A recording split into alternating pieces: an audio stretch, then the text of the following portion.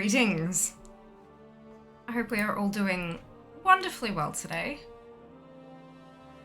I have been productive.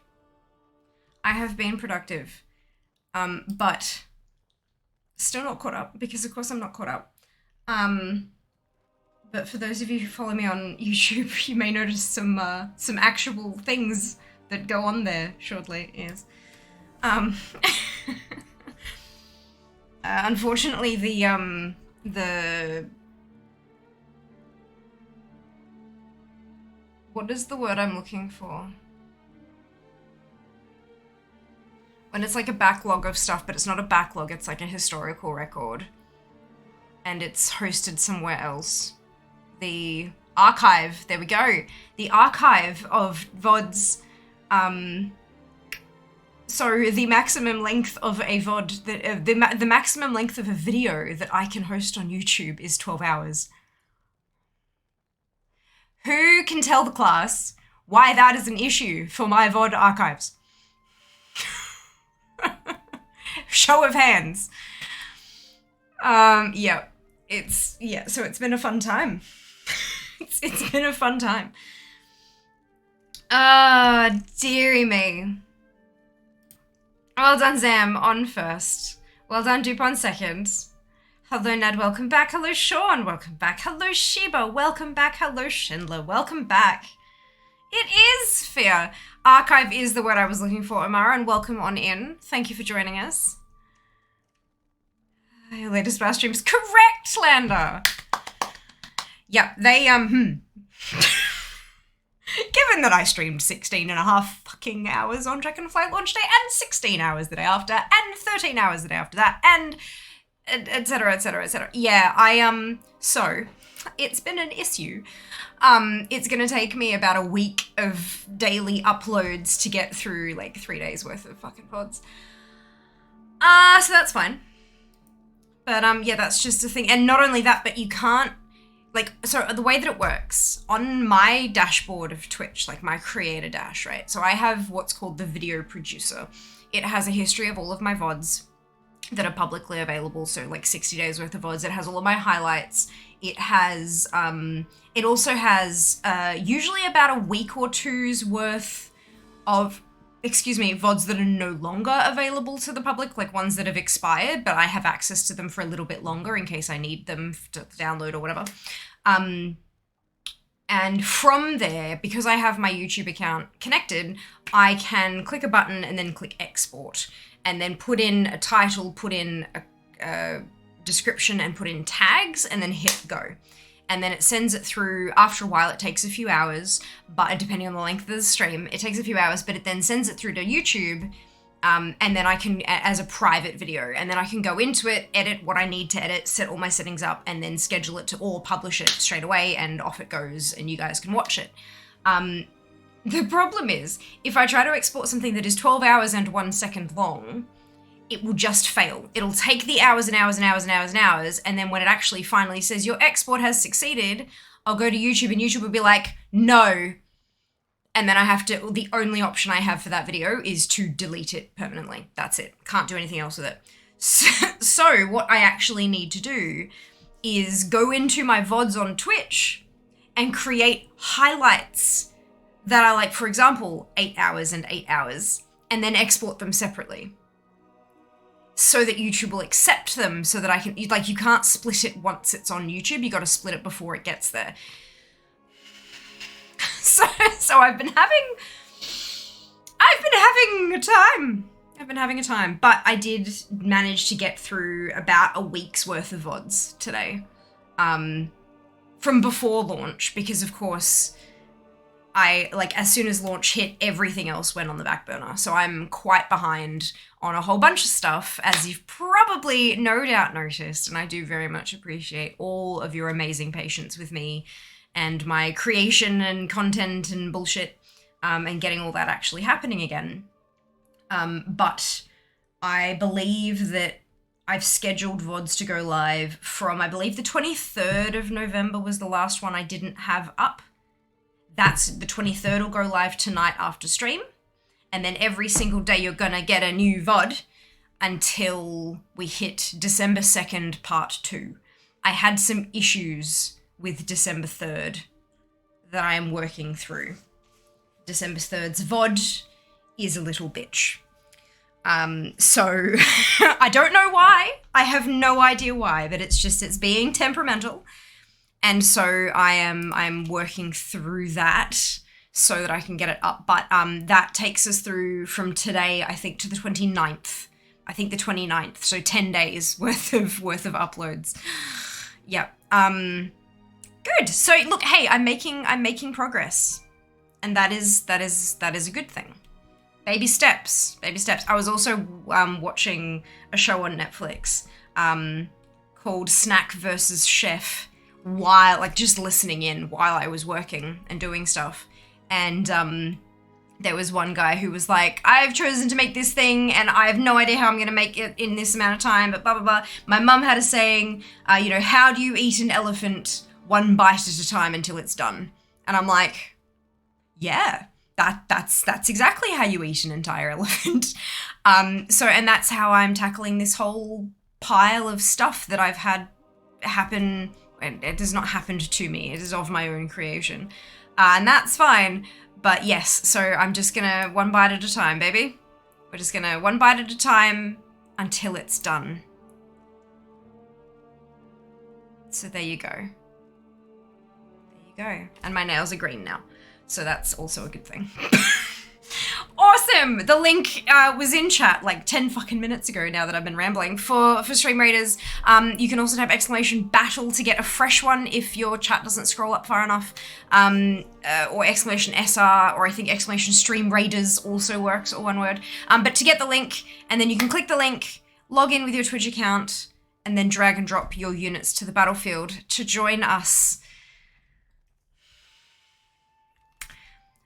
Something else I have been doing today is auto-running or auto-flying myself 3,000 yards beyond Metzen the reindeer every time I forget that I'm on autofly. And by autofly, I mean this, like hitting, well, mine's bound to numlock, but then it just goes in a straight line. However, today I have managed to make it through all of my hordes, and I think 5 maybe of my alliance tunes, which means I only have 20 to go and I've done all 60 today. And I don't want to just stop there and do Mount Fun Monday, so I'm going to finish them. And I am going to get a miniature Winter Veil tree, and I am going to get the illusion Flames of Ragnaros. And I'm never going to have to do any of this bullshit again. Good. Glad that's out there. We are manifesting. It's going to be fine. Good. I did get, because I needed 3 things. I got the toy. I think it's like the toy swords or something. The toy something. I don't know, but I got that earlier today on one of the first couple of alliance tunes. So 1 down, 2 to go. And one of the 2 to go is BOE. So if I'm desperate, I can do that, but I don't want to. Oh, hello. Mr. I don't have a spawn animation, apparently. Is this button gonna work? Let's find out. Oh, what just happened? No, this button is not going to work. Why would it do that?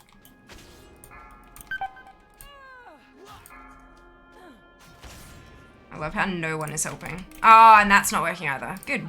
Okay, sure. That's fine.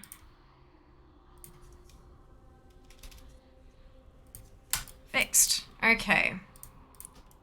I love that it's 1 minute of Resurrection Sickness now. I mean, a massive chunk of damage to your gear, but 1 minute of Res Sickness is delightful. I would much rather, I mean, then again, I have a decent amount of gold, but I would much rather spend the gold to repair my gear than have to wait around for 10 minutes not doing anything.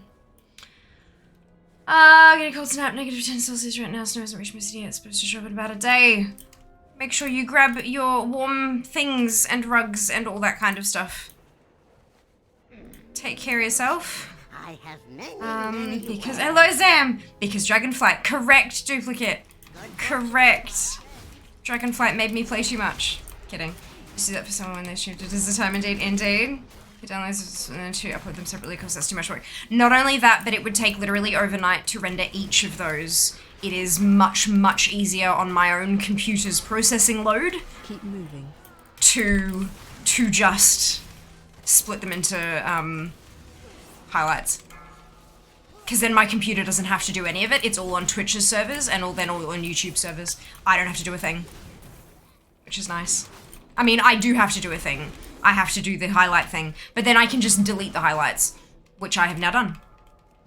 Because I believe I'm done with the over 12-hour streams. Because I actually, not super quickly, but it was only a few days. I think it was only like 4 days that I actually did over 12 hours. The rest of them I did like 11 hours and 57 minutes and stuff like that. So they can just be exported as per normal, which is great. So yeah, I believe I've made it through. It was the 29th, 30th, 1st and 2nd that were over 12 hours. The rest of them were equal to or less than, which is nice. Here for progress. Exactly. Oh, I'm dead again. Crap. Tap. Kind of animation, especially in this economy. I know, right? Goodness gracious. You can download them partly. Twitch Leecher allows that way you can skip the rendering part. Oh, can you? Interesting. I've never heard of Twitch Leecher before. Do I have to log in with my Twitch account details and give them access to all of my stuff to let them do that, which I'm not comfortable doing?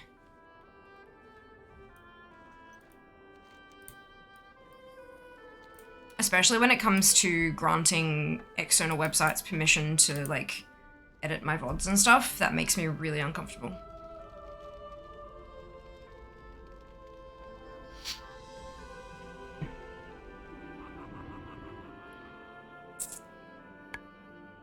Fewer people who have access to my data, the better. Especially when it comes to, you know, this kind of stuff. My big fear would be that I would have, like, some kind of sponsored stream that I'm contractually obliged to have up for 12 months, and then somehow I manage to have a website that deletes stuff and, you know, puts me in breach of a contract. Great to meet you. That would not be great. And I know they all say, you know, oh, we won't do anything without you actioning it, blah, blah, blah, but bullshit. Not always the case. Onward to the next one. Just a link to the VOD. That's interesting. That's very interesting. Cool. Cool.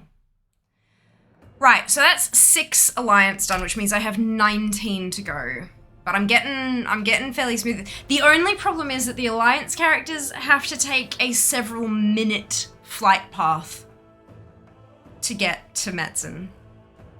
So that's a thing. Hello, Menopause. Welcome on in. Hope you're having a fantastic day today. Thank you for joining us. Can I also just say, I love your username. It's simultaneously adorable and terrifying all at the same time. Oh dear. To triathlon via pet portal. Possibly? Is there a pet portal in in Ironforge, though? That's the problem. Because as far as I knew, that was only in, like, expansion capital cities. It wasn't in the base ones. But I could be wrong. What Zygot? Zygot says to take the flight path. Which is why I've been taking it.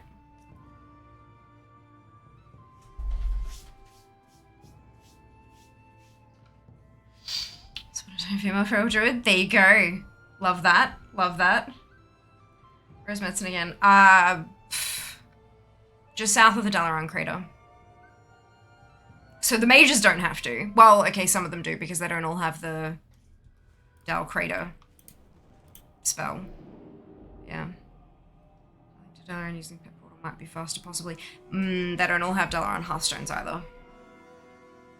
Because a lot of them didn't go through Legion. Because I went through Legion with my, Why is it... Oh. I'm like, why is it telling me to go to the symposium? Because I'm on the wrong guide. This one. Legion Dal have a crater port? No.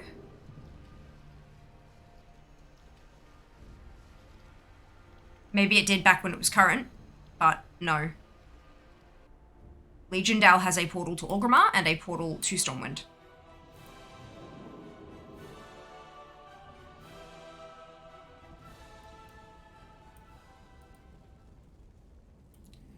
Yeah, they did. They did. So let me show you.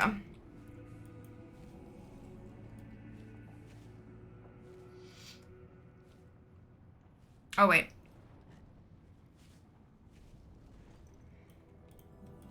You got This is my quick way back, See you soon. which has been incredibly and a very, very good time investment, may I say.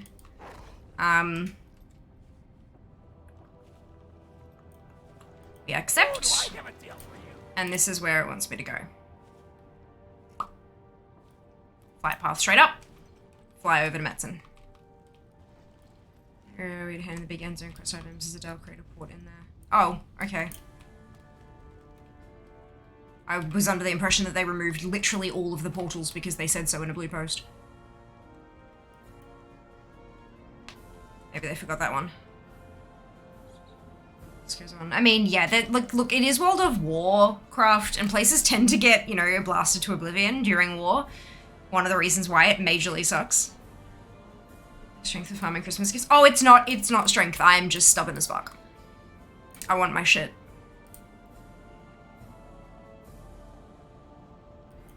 I wonder if it's not telling me to do it because I'll die because I don't have anything to slow my fall. Maybe that's why it's not telling me to use Dalaran Crater. Because I'll die and then I'll have to fly back to my corpse and then I'll have to blah blah blah blah blah blah. That might be why. Hi, how are you? Ah. Good. Half these tunes haven't done anything. So I don't have all of this stuff set up. What's on your Oh, mind? for goodness sake. Well, Thank you. Do you have the toy that slows fall? Probably. Look. Pfft.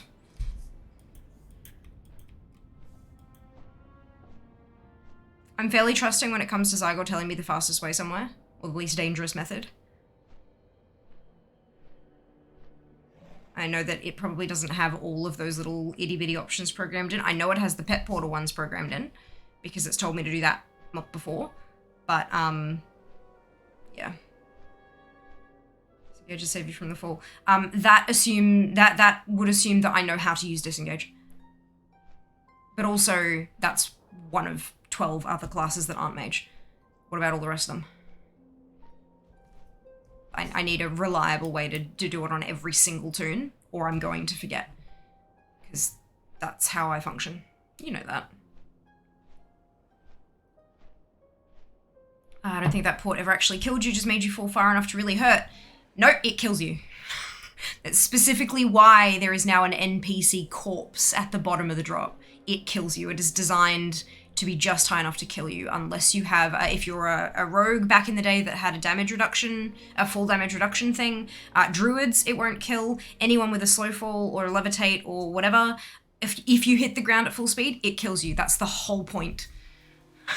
That is always, as a mage who has had this portal spell since its inception, who never actually used it to kill people, but watched multitudes of guildies do this, like play Portal Roulette intending to kill people, I promise you, it is designed to be lethal. Legion's port specifically, I don't remember dying to.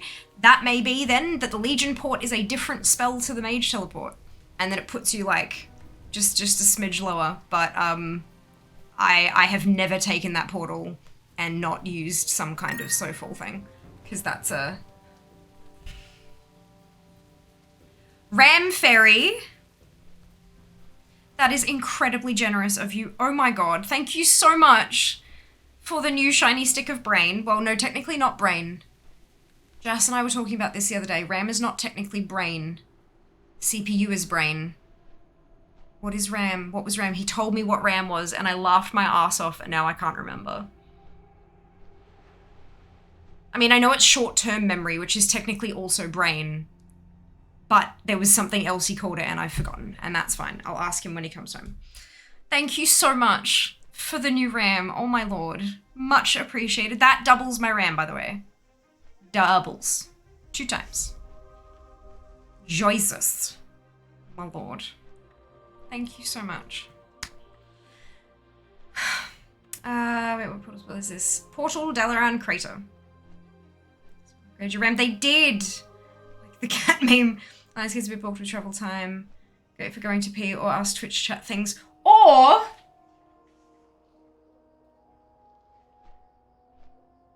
rat bobbins. Look at all of these... Fuck. I knew I was going to do it, and I thought I wouldn't, and then I did anyway.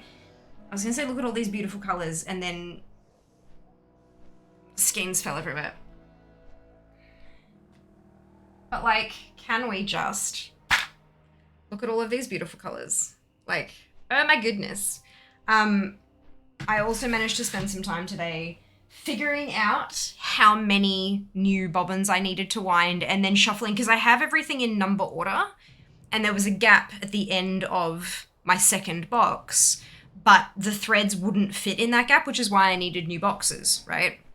Which I now have, thank you so much, Anon. So I went through and figured out how many new bobbins I need, and I've shuffled everything around so that, for example, I wonder if I can do this without throwing stuff at it. Nope, good. Shit, now what order did these go in? 738,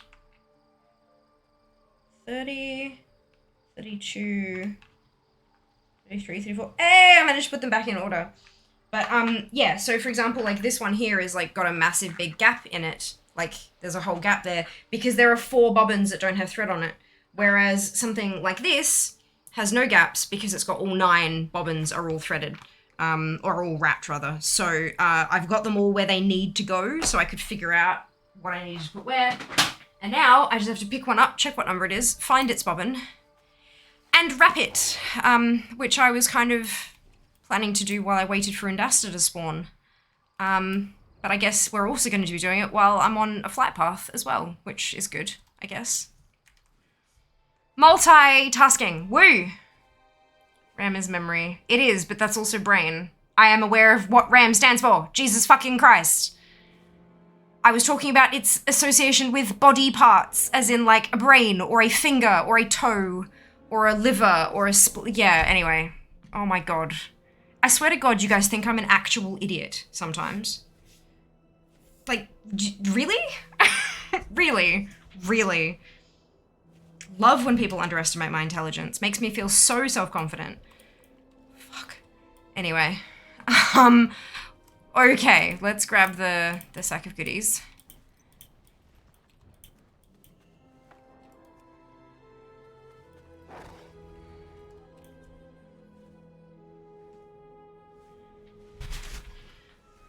Blizzard was obviously trolling when they allowed mages to teleport to Old Dalaran Crater. Clearly. Absolutely fell. 100%. Spins. Not quite. Not quite. It's not idiocy, it's entertainment. No! When you assume someone doesn't know something, especially when someone has been, you know, I got my first computer when I was 2, and I'm about to turn 33, and, like...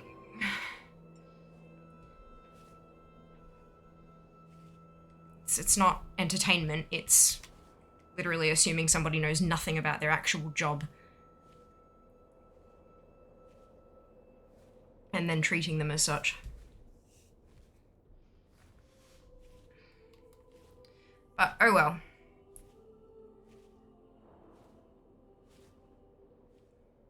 Y'all should be proud of me. I have only eaten 3 of the ginger thins that I got from IKEA yesterday. 3 cookies total out of a 600 gram box. They're not all gone. That's magnificent. I'm very proud of myself. This shit's tasty. Like that, like this will be number 4, but they're just so tasty. Oh, and they smell so good as well. Oh, dear God. Oh, I'm trying to make them last. Because I don't, like, IKEA is one hell of a trip. Not just, like, actually going through the store and all that kind of stuff, but actually traveling to and from the IKEA is a journey for me from where I live. So, it's something that cannot be done frequently. There are enough people. Let's go.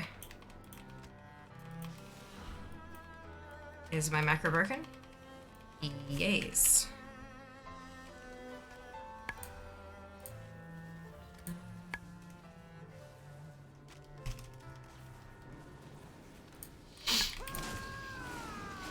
There we go. Fixed.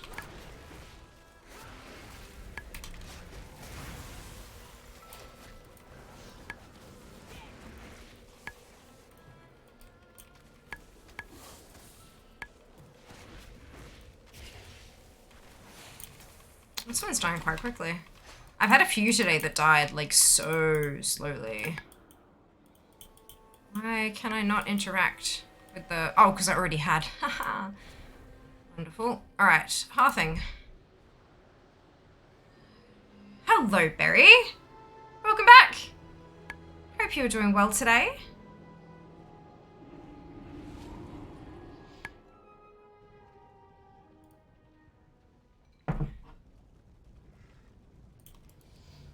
This is my third cup of tea.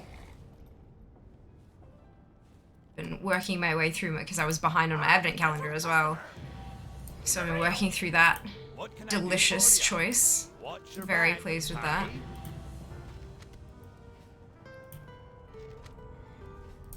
Next tune. Thank you for asking. Wonderful. And Forge is so cozy. I agree, and it's got probably a fair bit to do with the fact that literally everything is like lava. Which means that it would be quite warm. There would be patches of it that were freezing goddamn cold because everything's like underground and made of stone. And then there would be parts of it that are just sweltering. But like that middle area where the snow globe is or where the Christmas stuff is, it's like far enough away from the lava that it's not on fire and sweltering, but like not so far away that it would be ice cold like the rest of it. So it's like the perfect place to just sort of chill. But not like too chill. Yep, good. Oh, yay! That's awesome, Barry. Also, it does sound cozy, doesn't it, Zaz? It does.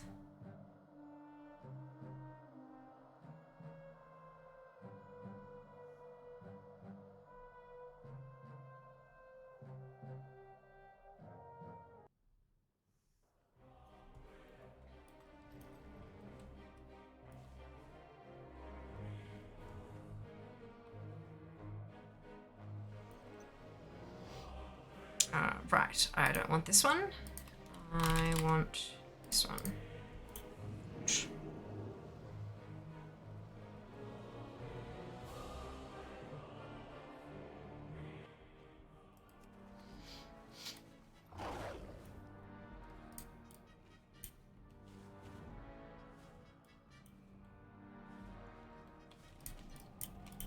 Zoom.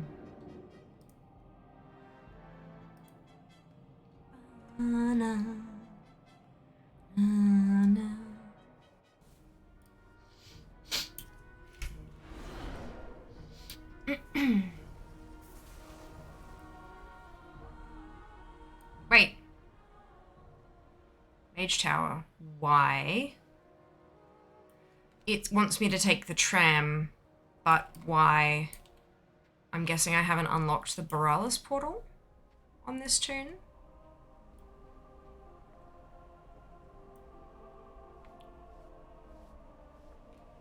Wait, there's...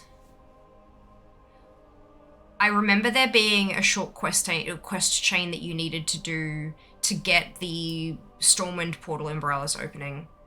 I'm guessing it doesn't, like, even if you were even if you were leveled well past it, I'm guessing that it won't send me to Ironforge either. No adventure achieved yet. Not quite, Sass, that's what I'm doing at the moment. I've got all the achievements and everything. It's the collectibles that I'm after. There is a dagger transmog, and there is an illusion, so like a enchant. What's it? EU or US? US/Oceanic. It's actually, the region is called Americas and Oceanic. And because I'm in Australia, I am therefore part of the Oceanic part of the world. Australia, New Zealand, that kind of thing. And so that's the region I'm in, because that's the region that was built for me. We have servers physically in Sydney that are part of the Americas and Oceanic region.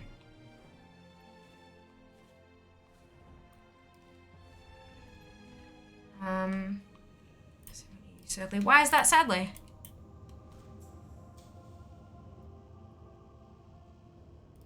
We have quite a few EU players in the community. Quite a diverse bunch, actually.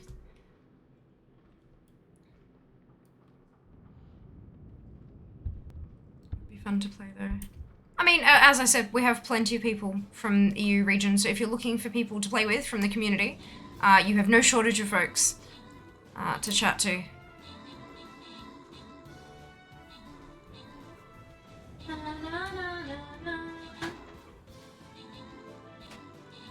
It's 8:28.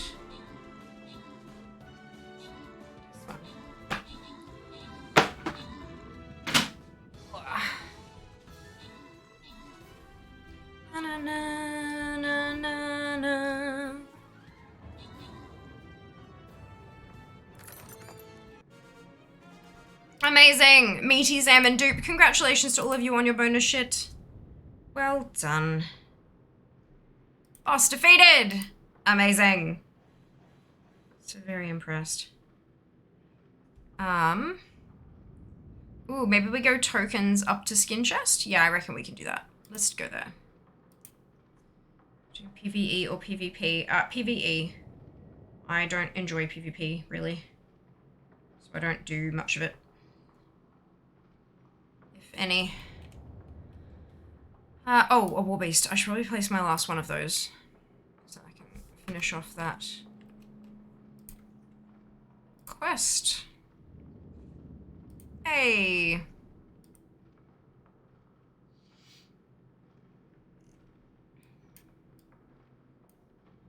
Amazing.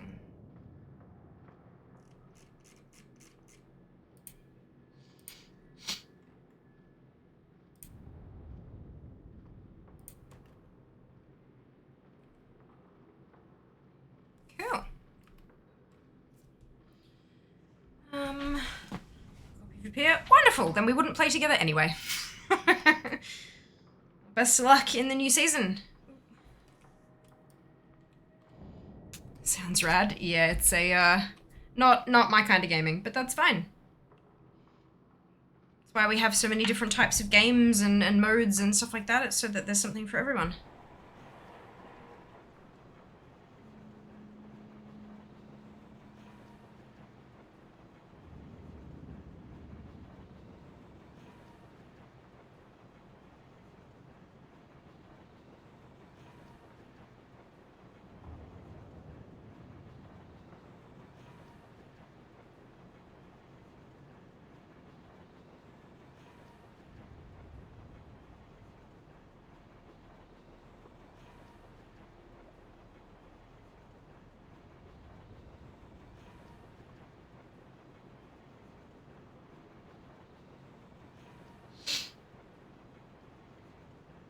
I wonder how many of these characters don't have the Borealis portals, because this is adding significant time to my... At least I only have to do it once. Once they have their Hearthstone set in Ironforge for the next 2 weeks, it'll be a touch quicker. Just a touch. It's on the side, isn't it? Yeah.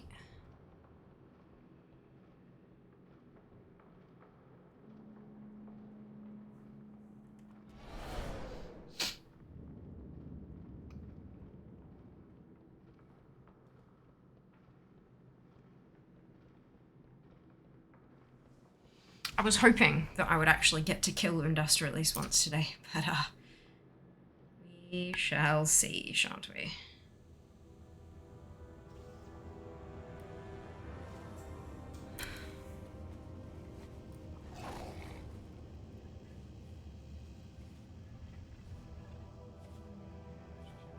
White borders. Vaguely, yes.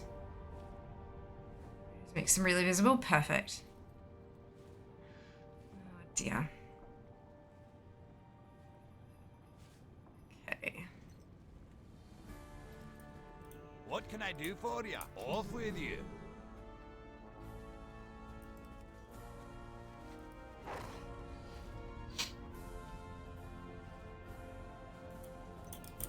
I got the best deals anywhere. Bring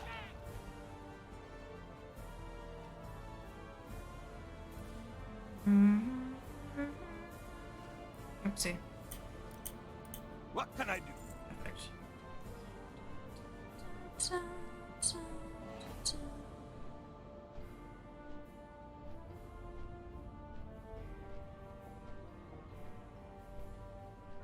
So what have you guys been up to today? The final week before Christmas.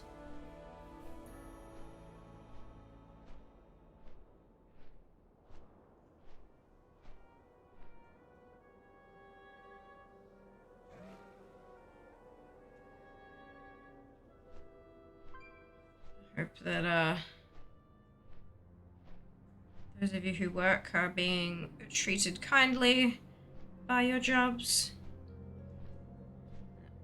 Things are easing up, or that there is a light at the end of the tunnel for those of you who work in retail. The end is near. Though if you work in retail, chances are you're probably at work at the moment and not here.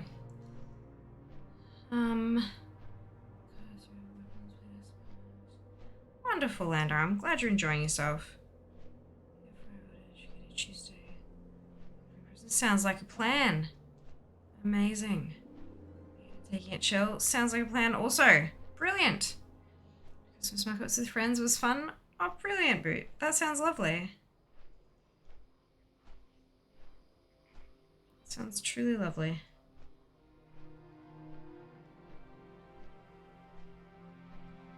I've definitely been getting the itch to craft stuff. I pulled out a coloring book hoping that that would like scratch the itch, but no luck. I want to make stuff. The problem with making stuff is that it takes time, and I end up pulling a whole bunch of shit out and then not putting it away because I don't have time. And so I've just kind of been trying to focus on whittling my to-do list down. She's getting there slowly but surely, but you know, that's it is what it is, isn't it? Hopes of finding an orc DK, no luck so far. At least I'm grinding on a no orc DKs. That's interesting. I would have thought that orcs would be fairly common. But I guess now that anything can be a DK, a whole lot of the orc DKs probably like race changed away.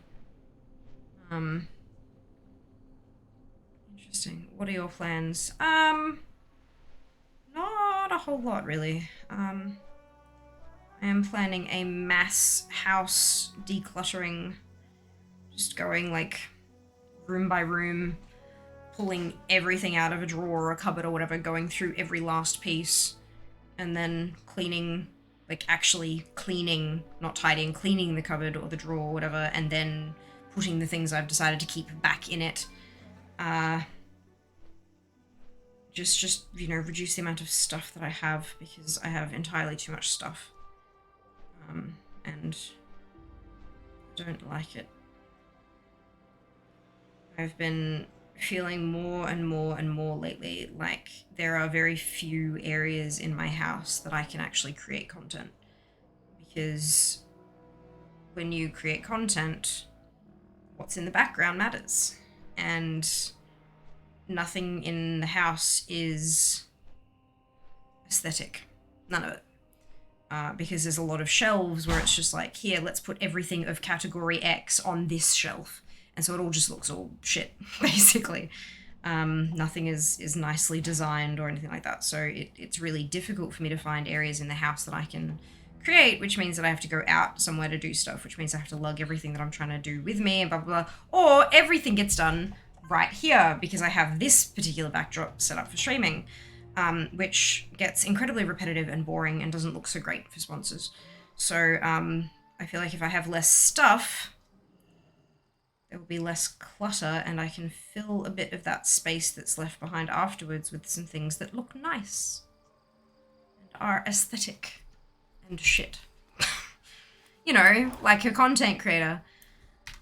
But yeah, look, that's a big project. Everything I have at the moment, everything I'm doing at the moment is just big project after big project after big fucking project. So I'm just kind of said at the start of stream, how do you eat an elephant? One bite at a time until it's done. So that's what I'm doing, one bite at a time. Just complete a task, and then complete the next task, and then complete the next task, etc. etc.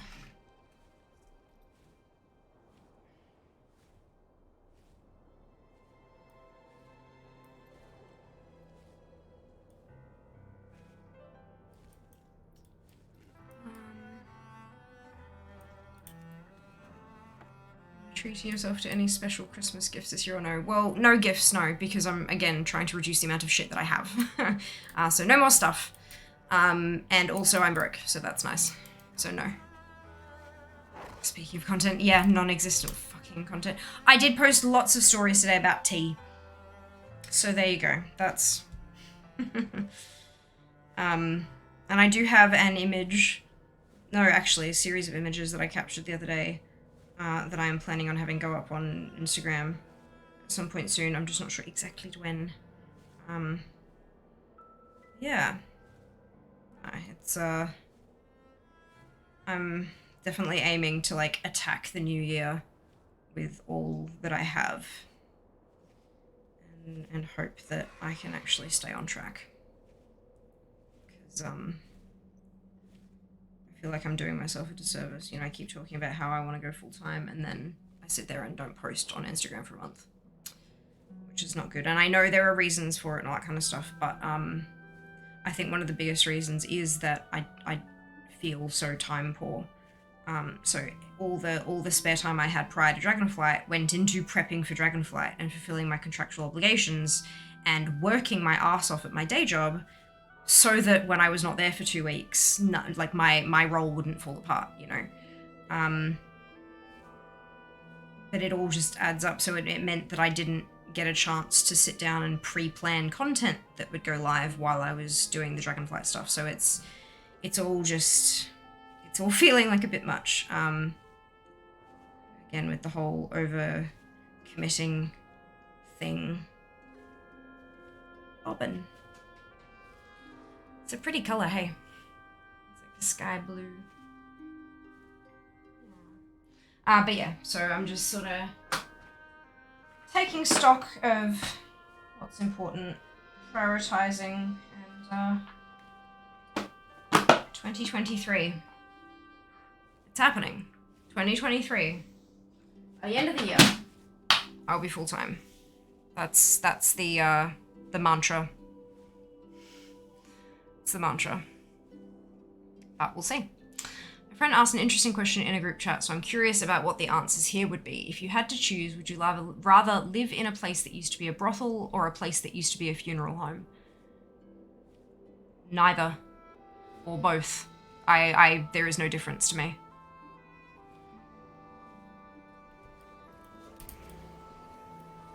Although, actually, no, that's not quite true. It would depend on the kinds of perfumes and stuff like that used by the sex workers, because smells, like, absorb into... There was a thing I read the other day, a bunch of, like, historians or whatnot visited a... not historian, I think that's probably too an exaggerating word, but people who were, like, doing research and interested in old stuff, went to an abandoned place of shops, mall, shopping center, depending on your... Yeah, okay. Went to an abandoned shopping center place, and it had been abandoned for a decade. There was no branding left on any of the stuff. All the products were gone.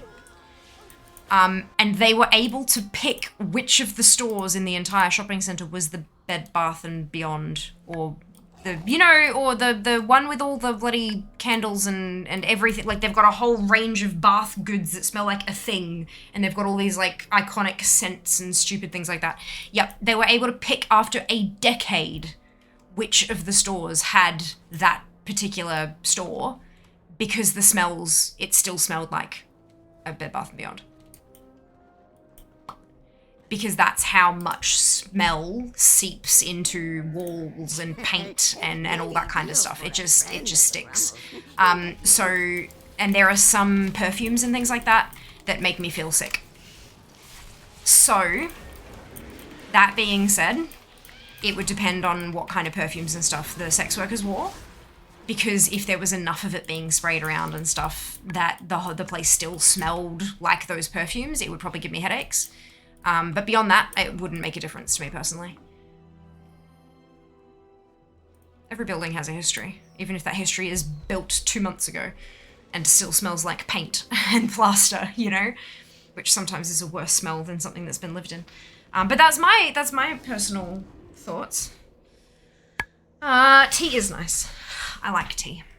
The one I just finished drinking was Pumping Pomegranate, which was delightful and delicious. And I also had a cup of gorgeous geisha today and a cup of Irish breakfast, which was really, really good. I don't think I've had that one before, and it was tasty, so I'm very happy with that. You got my attention. Always love discovering a new tea.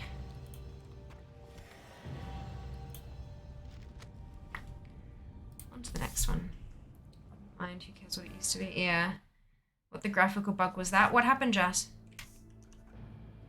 And I guess it depends on how recently am I going to have people asking for someone who moved out yesterday.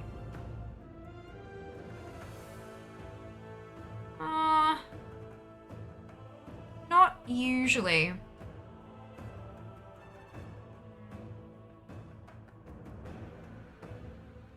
Fair point. I know I wouldn't have an issue with either, but my friend is very strongly against living in a place that used to be a morgue. So a funeral home is not the same as a morgue. Those are two very, very, very, very, very different places. So you might want to let your friend know about that. But that being said, there are some cultures out there that have incredibly strong feelings about death. And some of them are, you know, very, very positive, and, you know, they celebrate death, and it's part of moving on to the next place, which is better than this one, and all this kind of, and it's all, you know, and then other cultures are very, like, it's very venerated, like it must be shown the appropriate respect, and then there are other cultures who are deathly afraid of it. So yeah, no, I totally get that, and, you know, that's a valid thing, depending on cultural what's bobs and things like that. But yeah, morgue and funeral home, not the same. And only out in the absolute sticks would they ever be potentially, maybe, used for the same purpose.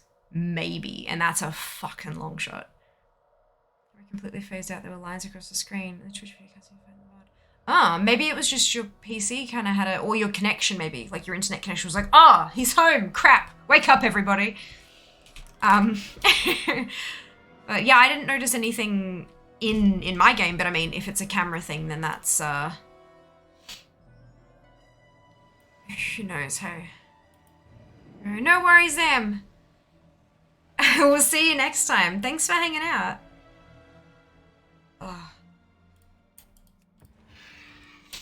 It's a really interesting question though, Sheeps, hey.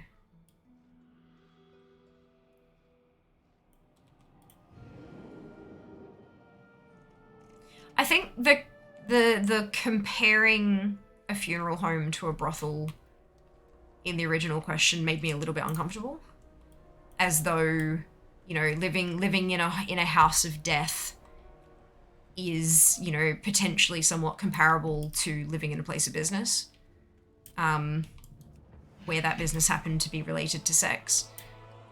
It almost feels like the original, and I'm not saying your friend, I'm saying the place that they got it from kind of thing. The original person who wrote the question had something against, because, you know, people think of death or a funeral home or whatever, and being amongst the dead and things like that, it's kind of a morbid sort of thought, and a lot of it's kind of, you know, the whole haunted house kind of what's it, and I am a little uncomfortable comparing that to a brothel.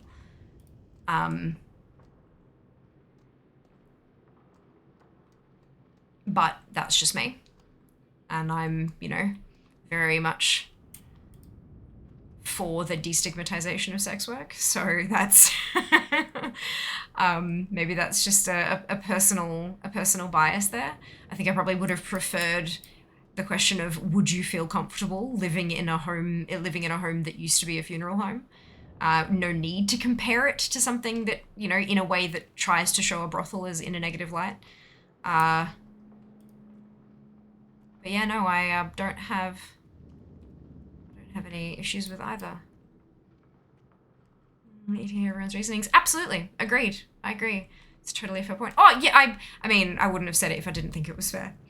But again, I wanted to very much stress that it was not at all me being offended by you or even by your friend. I'm assuming it, you know, those kind of things, you tend to find them on a website and you kind of like copy paste them to see what your friends say.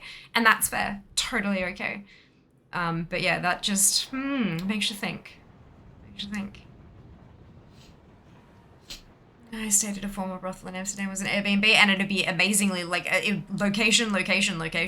Like staying somewhere that used to be a brothel, like as a hotel room or something. Hell yeah, it'd be central to fucking everything. It'd be incredible. Is Airbnb, but no, brothel. Come on, dupe. You knew. But yeah, it's and I mean, it's literally, like, the way that brothels are set up, like architecturally, right? Like that way, the way that brothels are set up, it is essentially an extreme short stay hotel, right? So it's set up to have a bunch of bathrooms, a bunch of bedrooms that all have bathrooms attached and for privacy concerns and all that kind of stuff. With a small reception area, you'd have an out the back area, like a meal room or a break room or whatever, that could then be used as a potential staff room or a common area for people if it's being used like a backpackers in future. Do you know what I mean? Like they're set up the same way, except that backpackers usually have like a communal bathroom at the end of the hall, which a brothel would have that added privacy. So yeah, why not? Why not?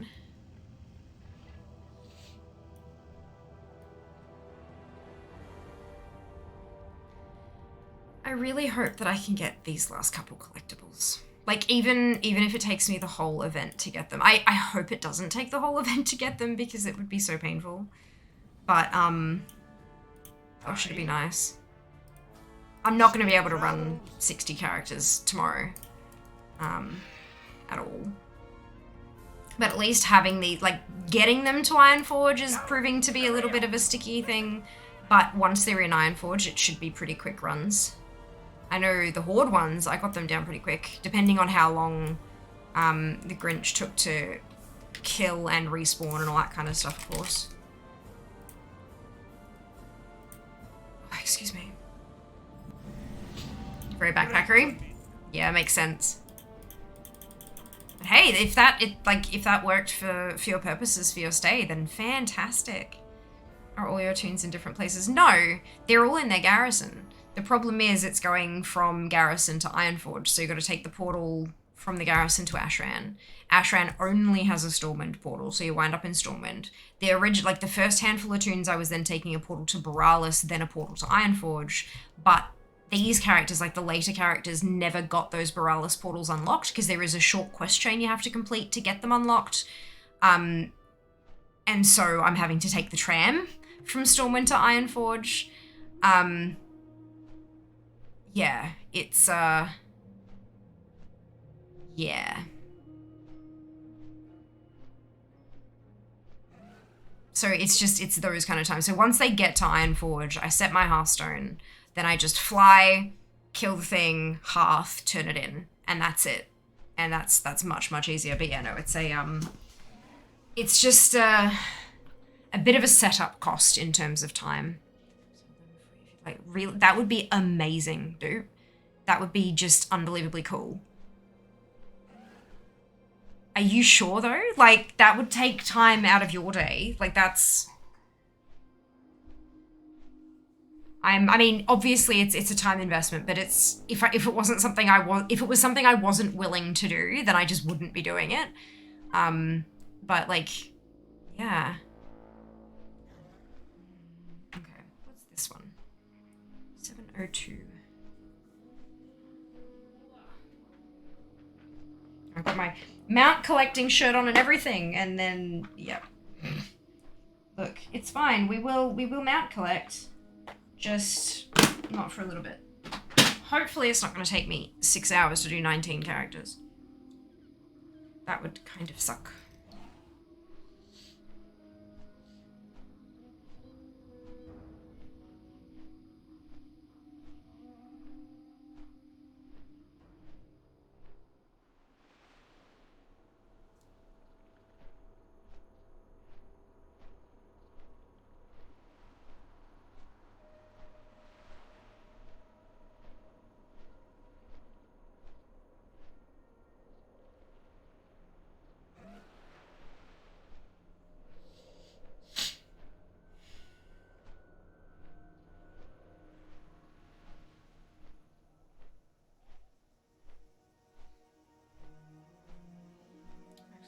So you skip the expert, but sure, do you just get the next? Ah, I could do that actually. That's a really good point.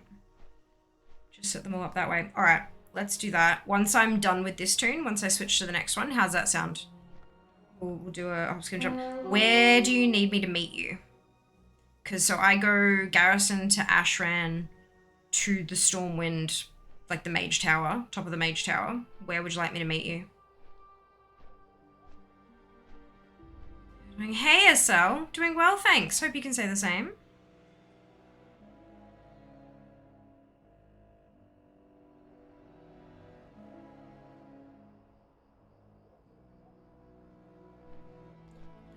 Oh my god, that'd be perfect. For sure. All right. Thank you so much. That is incredibly generous of you.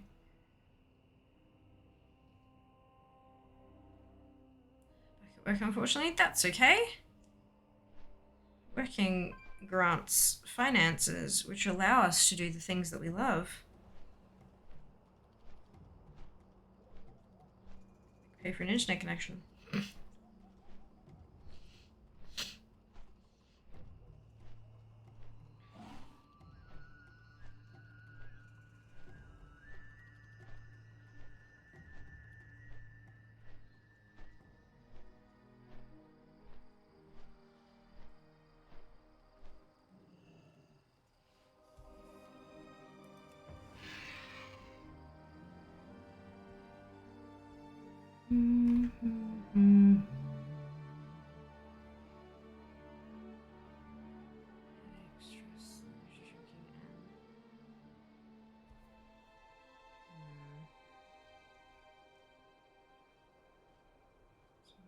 Yeah, just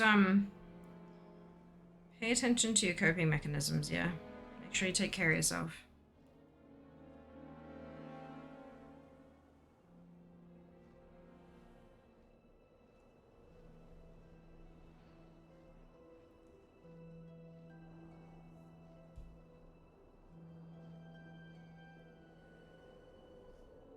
Closest thing to Garrison without phasing being an issue. That's a good question. It's like a handful of yards outside the garrison, but I'm also just super happy to meet you in Ashran if that's easier. Unless you have a garrison hearth and that's easier for you.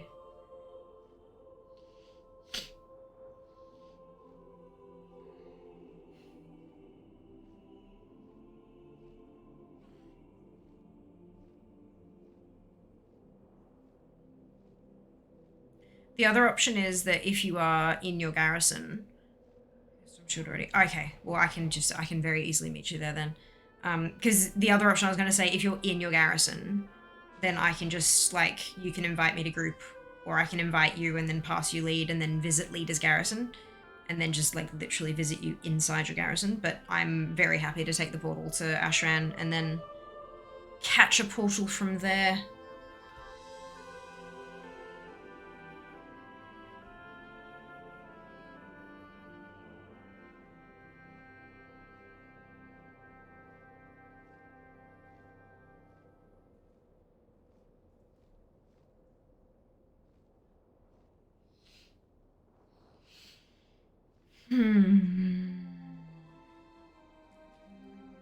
Ah, yeah, fair. Fair enough.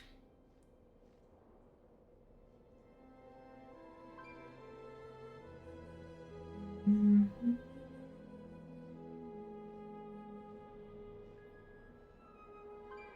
a while since I've needed to be in Ironforge.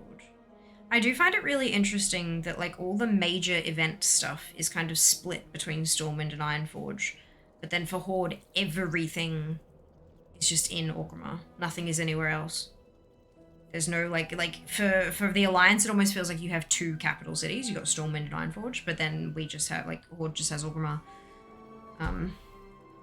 It's kind of interesting. I'm sure there's like lore reasons behind that and stuff. It might just be that Stormwind doesn't really have any nice big open spaces that they can put something like a snow globe. But it is quite interesting. Ironforge, yeah. And yeah, the snow globe, like they'd have to do it literally in Elwyn Forest, not in Stormwind. So yeah, of course. But yeah, but then Brewfest is in Durotar. Like, yeah. Would you have to go to Thunderbuff for DMF? Yeah, but that's not, what I meant is like in the capital. Darkmoon Fair is like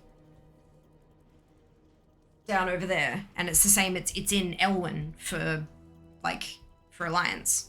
It's still not in Stormwind. It's all the way out at fucking Elwyn Forest.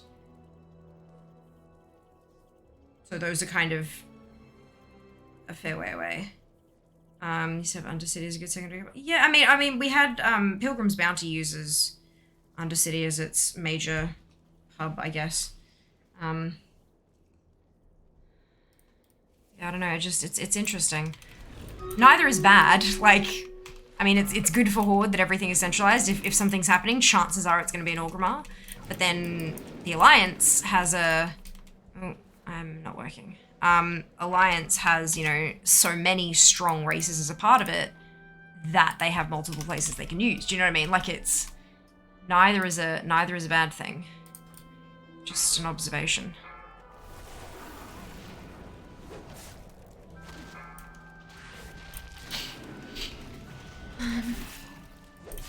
I did hear that battle go off as well.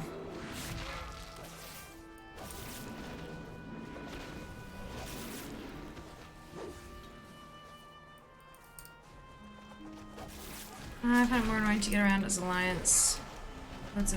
These Alliance trimmed IF just feels a lot so to me.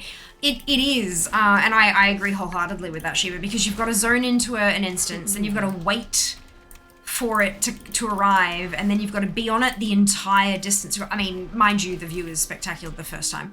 But you gotta, you know, be on it the entire way there. Then you gotta get off and go through another thingamajig. Whereas for the Horde, you hop on a Zeppelin, you wait, it does a pretty da-da-da-da-da, and then you get a load screen, and then you're at your destination. Like, it's just, it seems much simpler. And you can't mount either. Yeah, absolutely. Oh, come on. Nope, it's gone. It's fine, it's fine. Just use portals. It's what I do. It's what I do, usually. Okie dokie. Blah. There's no reason the trip has to be that long. Yeah, I agree. I mean, it's gorgeous. It is absolutely beautiful. But, like, it's the first time you go through. After that, it's like, why am I down here? You know? How are ya? See you soon.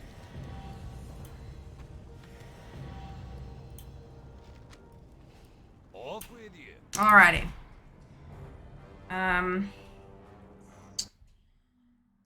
So it's going to be Purple Heart that I start on. So I'm going to just toon hop to get the ball to Ironforge and then double back and do the actual quests.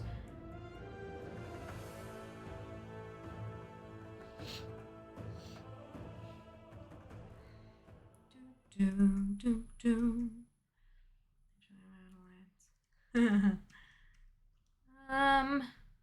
I the only one not seeing those emotes? I'm guessing it's probably just something going a little hinky with my chat. Oh, you didn't see them either? Interesting. Which is why I laugh. I thought so, but I didn't want to assume. Okay. No, either. Okay, so Desir is clearly broken. Sarah's broken his what's it? So hanging out for what it needs it. I mean, you know what only gives you one piece of gear, right? Like, it's not gonna like drastically change your entire setup or anything like that. It's just one piece of gear. All right, duplicate. What is your character name? So, okay, all right, just making sure.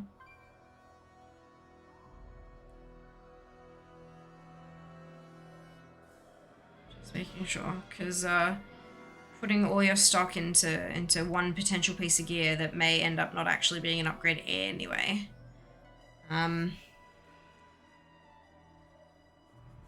Raxian and server, I need to be able to invite you to a group because I can't take your portal if I'm not in your group. What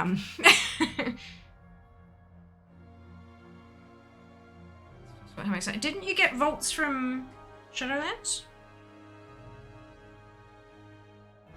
Growth. Right, okay, so that's got an apostrophe in it, not a gap.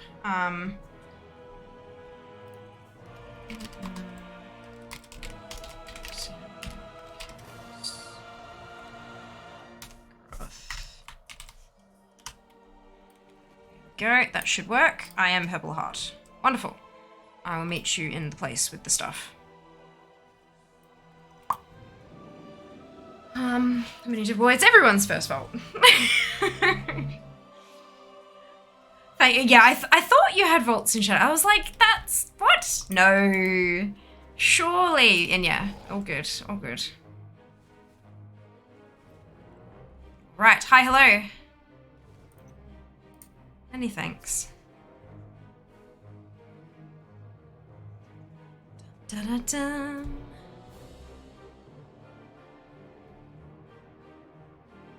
Yay! Thank you. And I'll switch tunes and be back very shortly. Luckily, I have my logout button. Nice and quick. And I think I have one piece of gear that is on par with the other as expected from my 3 spots. You can check that. You can check that. I mean, obviously, you can check your own gear. I'm sure you know that. But I'm pretty sure as long as it still works the same way it did in Shadowlands, if you visit the vault, you can like mouse over each one that you've completed, or even it might just tell you even without mousing over. But yeah, so it'll tell you what eye level piece you can expect in that slot, and then you can compare it that way. That's what I meant. Perfect.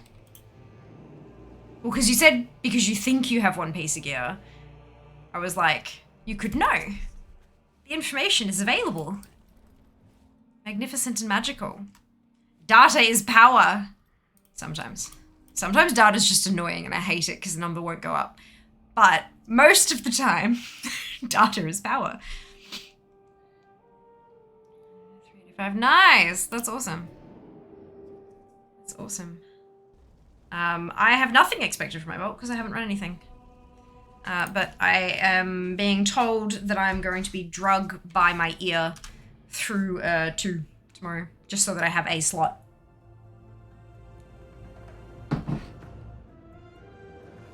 Ah, battle. Right, shit, sorry.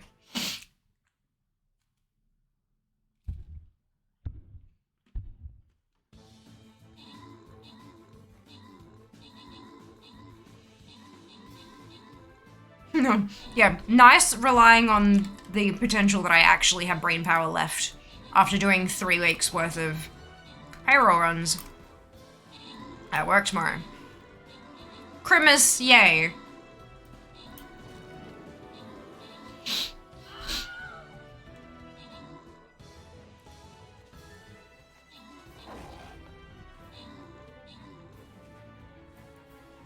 Oh, I just missed the last portal.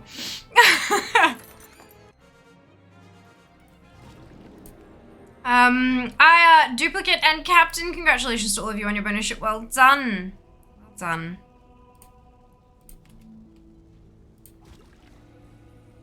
Just before there's a 1 minute cooldown. There is. The 1 minute is, it's on each individual portal though, right? So it's because that portal actually exists for a whole minute. You can't start casting it until the last one's gone away. Which makes sense.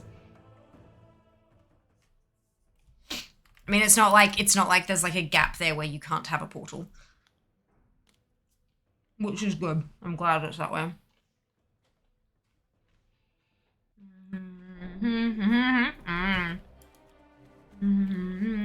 Party. As long as you are in a party with the person who made it, it will let you. Usually. Did you get to try out the new Vault Raid? No. Nor do I have any interest to. Not week 1. Not without a guild. There you are. I'm like, where did you go? You didn't phase in for a second there. No, I would not want to raid week 1 without a guild.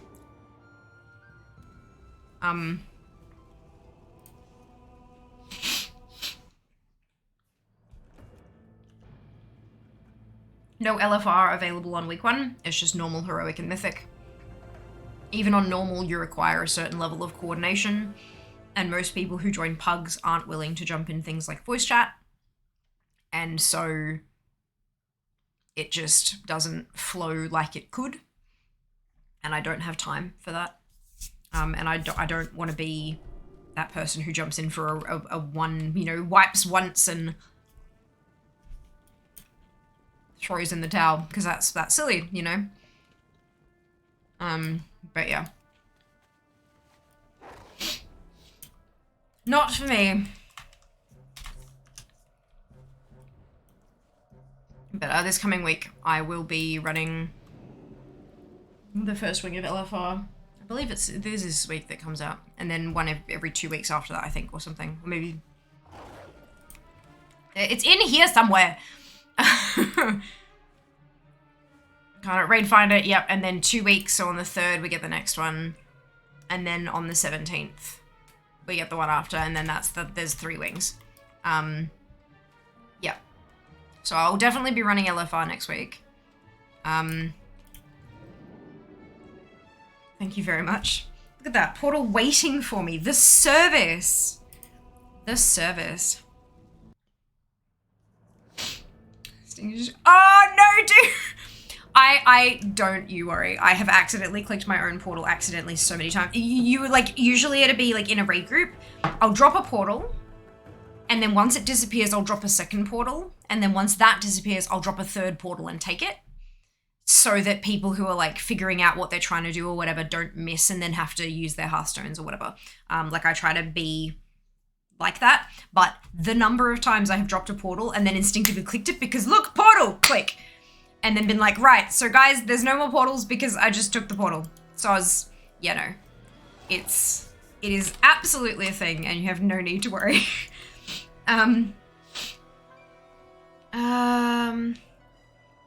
Should be this weekend. Yeah.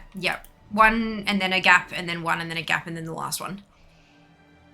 Which is usually how it works. I just wasn't sure if the holiday period was going to change the release schedule or anything. Thank you. So I thought I'd double check. But, excitement. Oh, this one's mage! Cool, I can just put myself. Lovely. Surprise! It's a mage. I will likely end up not running each LFR more than once. Simply because I don't tend to run them unless there's something I need from them. And because I do run Mythic Plus, usually I end up outgearing the LFR pretty quickly.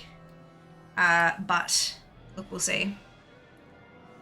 We'll see. It'll definitely be something like I will continue to sim them to see if there are upgrades, and then once there aren't any upgrades, I'll just stop and move on, kind of thing. But yeah, it's na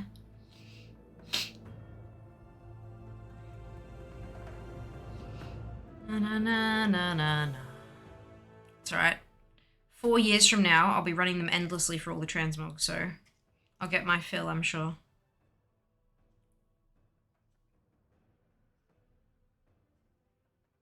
Maybe 4.5 to 5 years.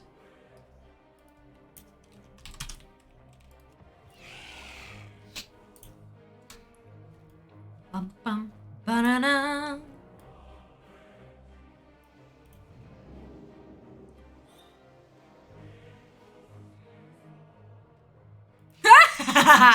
Amazing. The service. Oh, gold star service with a smile. Amazing. Has that incredible dupe? My lord, my lord. Banana na na na. Are Mindful and Kaz connected?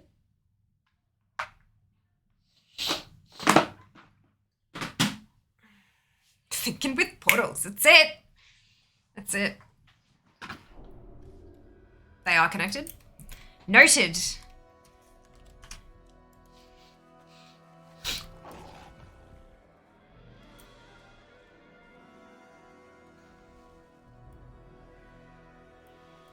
I am listening. My shoulders are just completely screwed.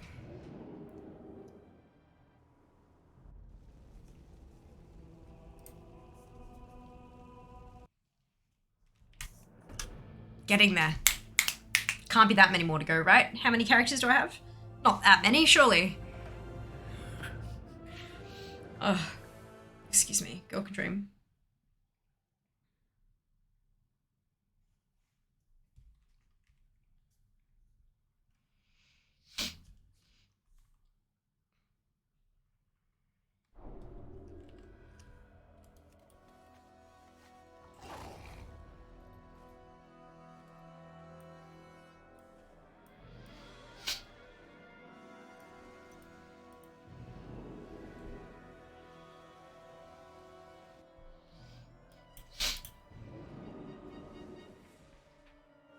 Has anyone else come through and been like, what the fuck, why is there a portal here? Shrine doesn't get much love these days, hey? Ah, we're getting close. Look, 6 to go. Amazing. Ma-na-na-na-na-na.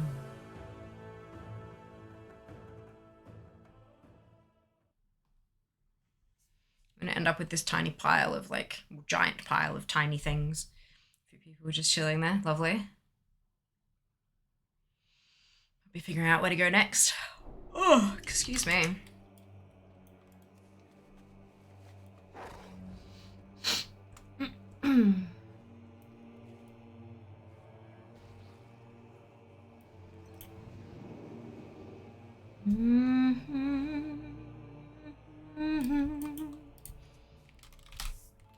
Hello.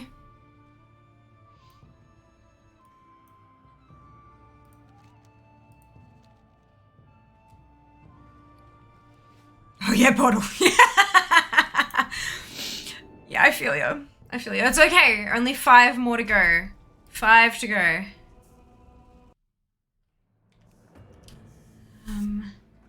Indeed looking forward to Raid Finder. I am both looking forward to and dreading it, I think. It'll be an experience. Week 1 of Raid Finder is always an experience. Always. 2 out of 10 service portal was late and arrived cold. Although, honestly, Sheebs, with the weather here currently, I would welcome a cold portal. You know, like gazpacho intended to be cold. My soup, yes. Who was it that suggested Strathholm? Possibly Zam?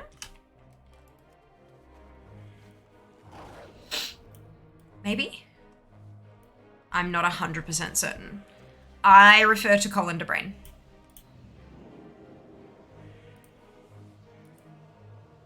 Dun dun dun dun dun dun. Why do you ask?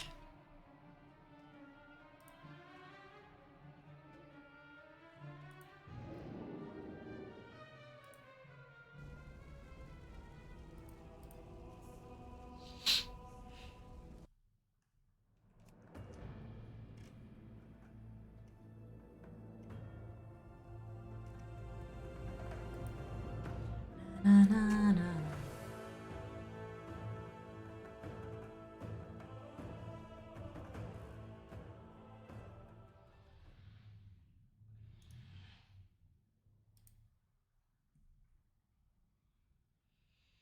Okay, time to focus. Both cats are killed up. No worries, sheeps.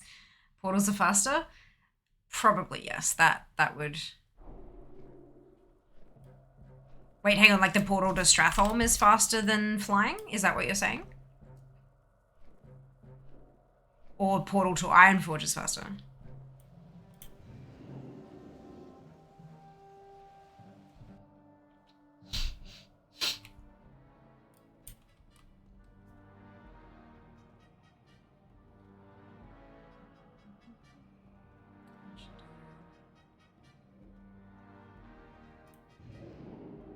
Yeah, my mages don't have, not all my mages have that port yet. I meant these portals, oh yes, absolutely, agreed.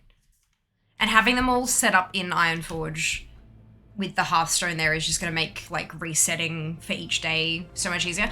What is the bet duplicate that we do all of this and then the very next character I do is gonna get both the illusion and the bloody dagger? That's how this works, right? We do all the stuff and it intentionally... Like, that's how that works, yes? Worth it? Hell yeah. Hell yeah.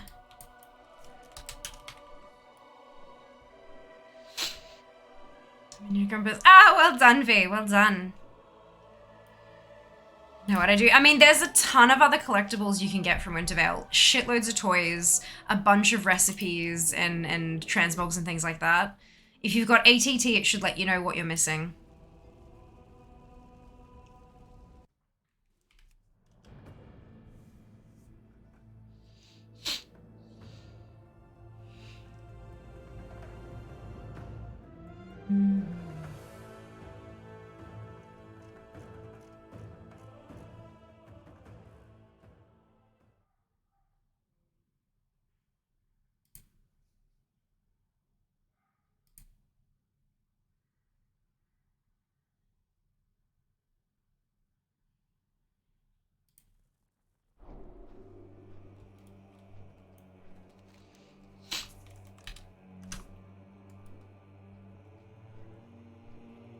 I need a lot of rank 3 vials. I mean, that... Yeah.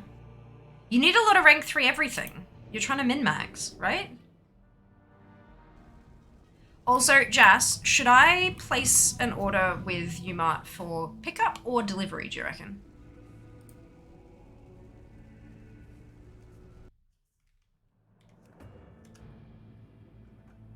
Vials, not files.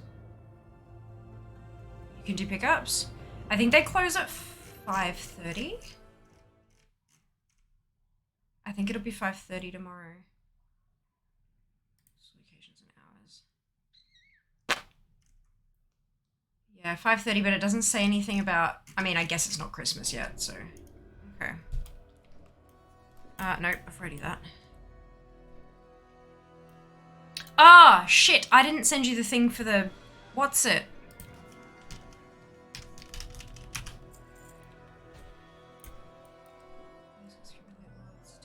Bojo with shooter. That's hilarious.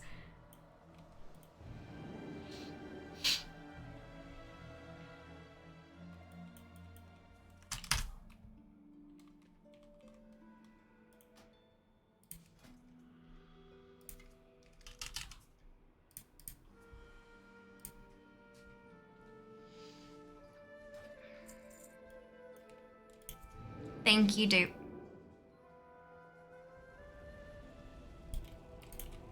The thing, what's it? Oh no, I know. No, the thing from the post. From the post office that I told you about yesterday.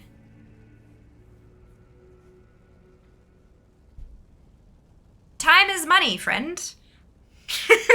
Thank you. Thank you for taking some time out to like really honestly shave so much time off what is already such a painful process. I really appreciate it. And like, I have like 1.3 mil in my Alliance bank at the moment. So don't like, it's fine. Like, it's one of those things that's not a whole lot to me maybe, but I know can make a difference. And yeah, it's a tip. Thank you. As a career mage, I know it's nice when people fucking tip, so. do that. I should. R3 increase my alchemy by 100 for a craft request. Oh no. Do you mean the glass that you put the file in? Is that what you're talking about?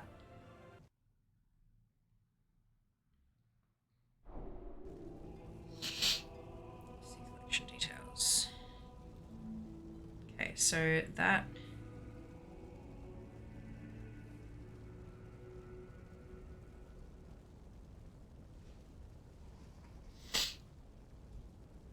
Let someone collect this item. Full name of person collecting. Jasireth.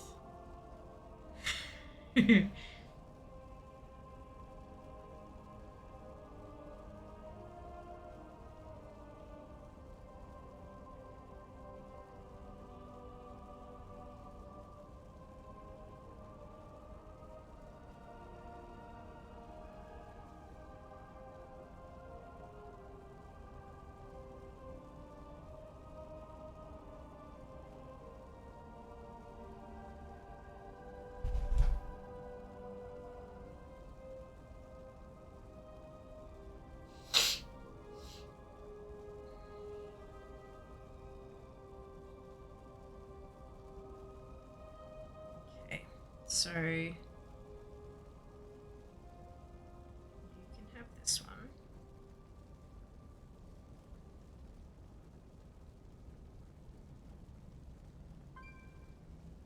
Good. All right. So now we collect the stuff. Now that all the tunes are mostly set up.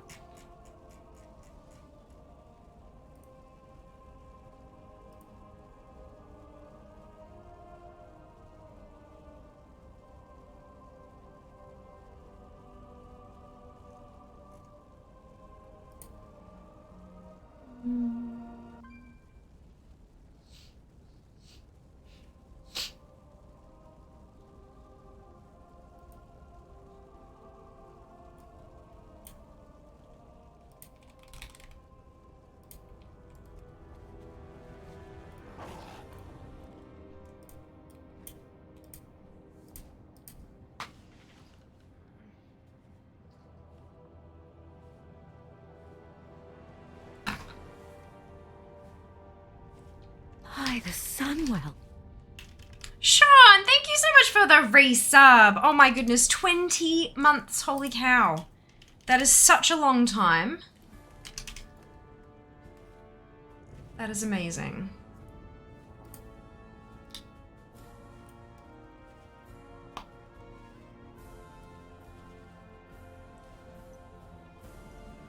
I've the finest wares in the land. Safe travels. Absolutely amazing.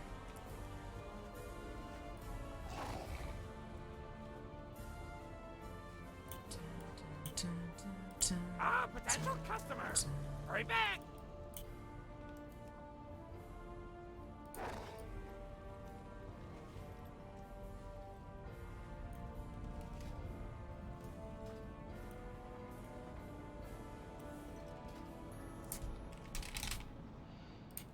These tunes have like nothing set up. Nothing at all.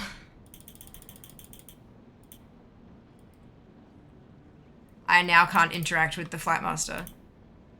Talk to me. Watch your back. Oh, Jesus. You have a great day now. I have to reload. Alright, good.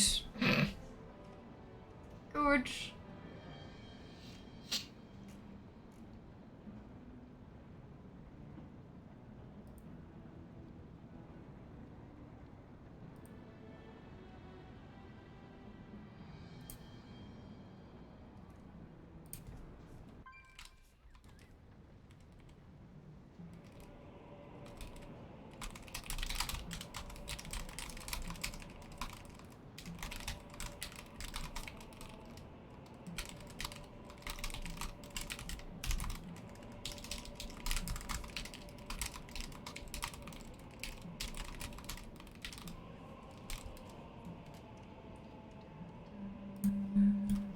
Okay, now can I?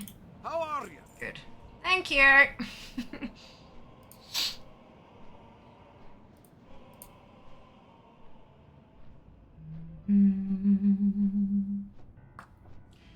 Okay.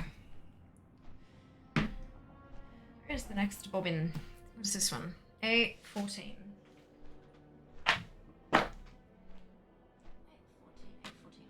There you are.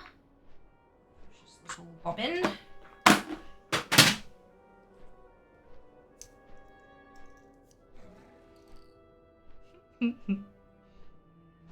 It is just so relaxing, actually, like, just wrapping, getting it all nice and neat and tidy and stuff. It just, there is such an element of chill to it. It's beautiful.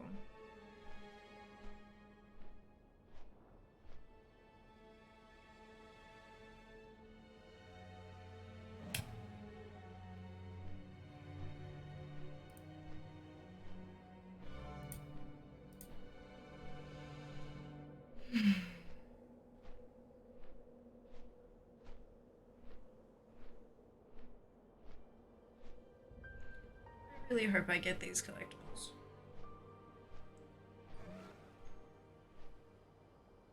They just feel so rare. Also, that's the green quality box, the Smoky Wood Pastures, thank you. That's a once-off per event.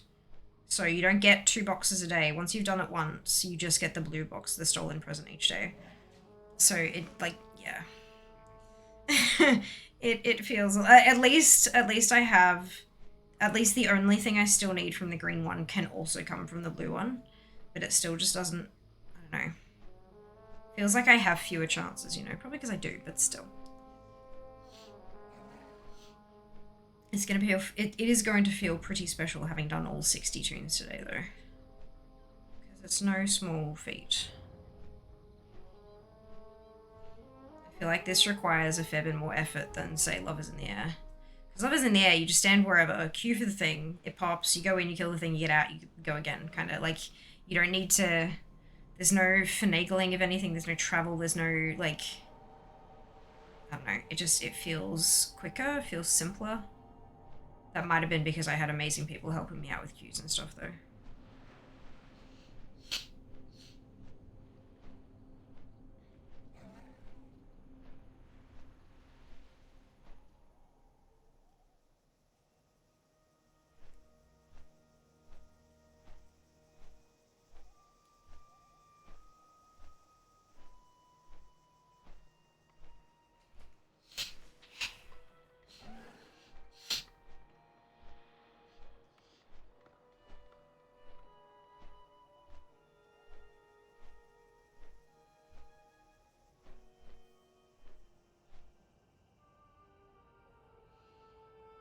At least the music is utterly beautiful.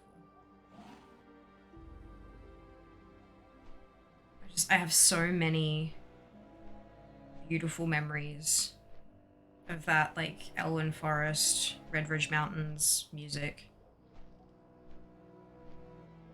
Some of my earliest memories of WoW.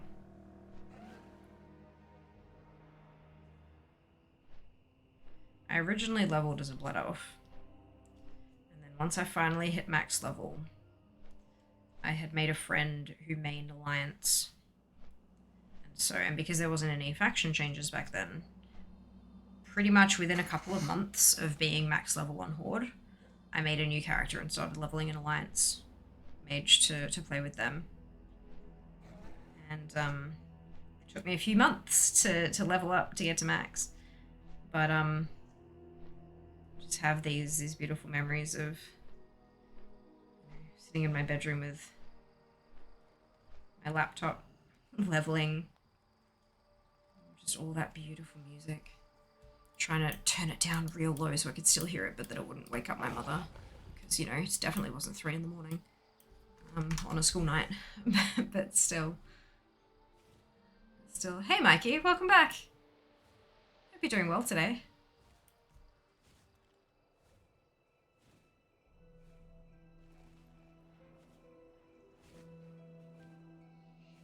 My first tune, Vanilla Night Elf Rogue. I didn't play Vanilla. I started right near the beginning of BC. My first tune was, well, my first character was Blood Elf Mage, and then the Alliance character I rolled was a Gnome Mage. But the first character I ever created was on my brother's account.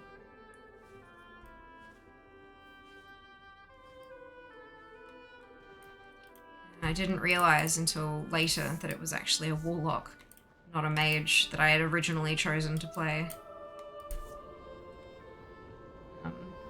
But I'd bought him the expansion. I bought him Burning Crusade, and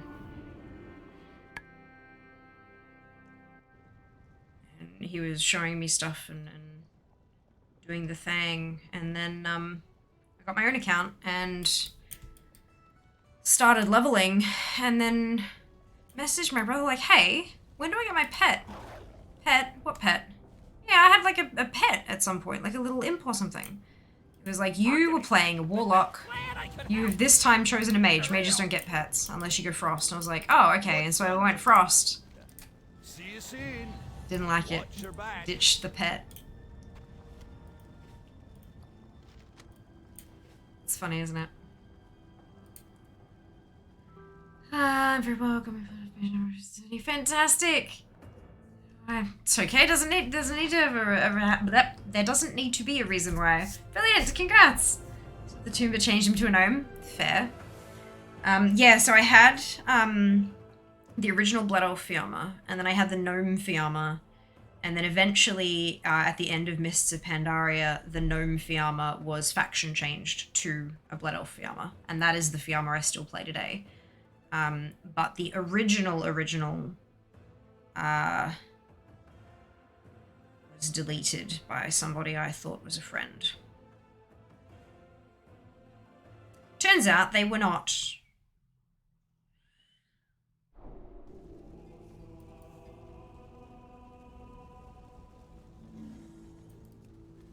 Deleted quite a few of my characters.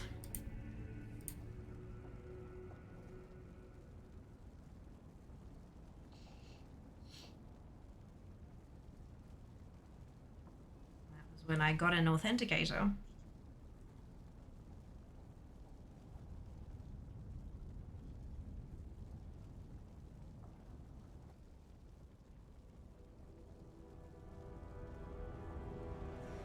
But that's okay.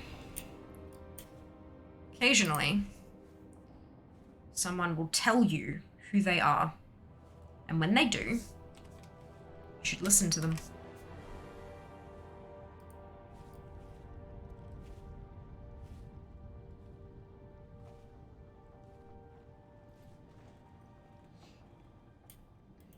What's on your mind? Yeah, it's a bit shit, but look, that's fine. You know, things happen. We learn from them. I learned that I needed an authenticator. I learned that having the same password and everything is not good. I learned that that person was not a friend. And I learned that I was too trusting and that I trusted people too quickly. And those are all lessons I carry with me until, like, you know, carry with me today. I don't think that's necessarily a bad thing. Sometimes it takes a mistake for us to truly understand what effects our choices can have. Sometimes it takes a bad choice for us to learn something. You can try to learn something, you can be told something time and time again, but sometimes you have to actually experience the consequences before it sticks. And that's the way humans are, you know? We have this strange thing in our heads where we're convinced it could never happen to me until it does. And unfortunately, sometimes it's just how we have to learn. As long as we actually learn. And yeah, when people tell you who they are, listen. Currently doing my own little challenge. Having one of each elf at max level. Void Elf Warrior sorted. Not sure if I should go with Nightborn Warlock or Nightborn Monk. Ooh, I have a Nightborn Monk. I don't have a Nightborn Warlock. I have a Nightborn Warrior. But I do believe I have a Nightborn Monk as well. One moment, please. Maybe I should blood to check. Can I? Dark Iron Dwarf. No, I don't have a Nightborn Monk. What was I thinking I had then? Is there a race filter in here? No, there's faction, but there's class. Is there? There doesn't seem to be a race filter. Oh well. I thought I had a Nightborn Monk. Clearly, I do not. My apologies. Did not mean to lie. Did I know that? We all do, Lander. We all do. It's not something to be sad about. It is the way that it is.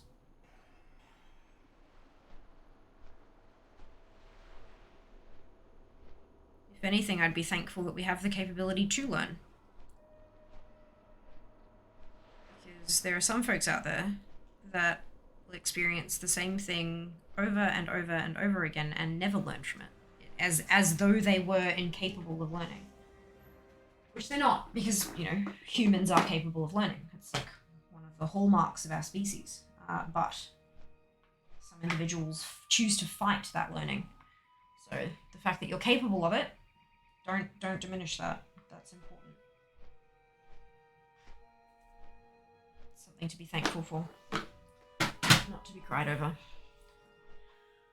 anything my wife would let me.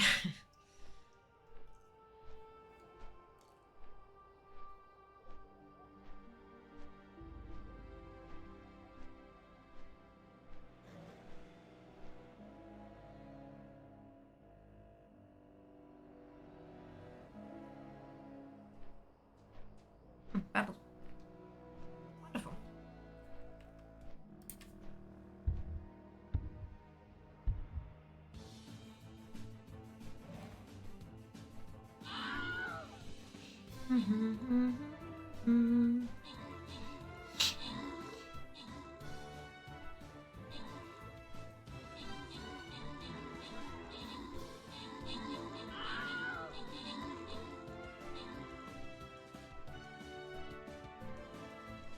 Do, do, do, do, do.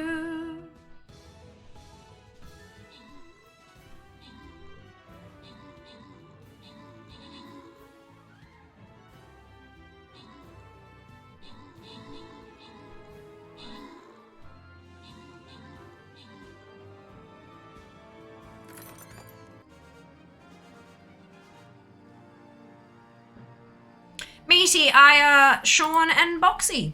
Congratulations to all of you on your bonus shit. Well done.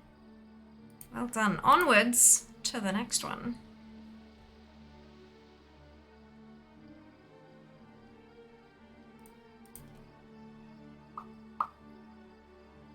Four assists from buffing.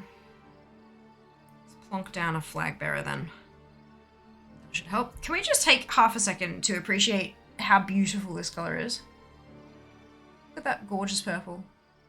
Cool. That's all.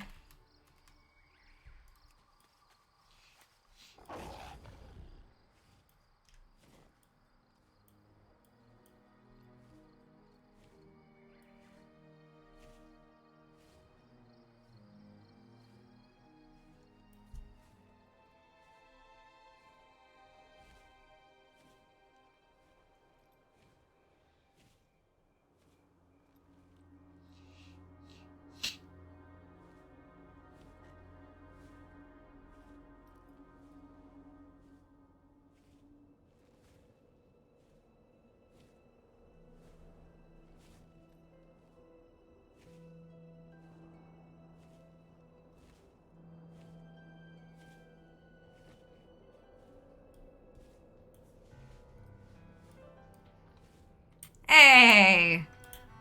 Amazing. Love that for me. Back we go.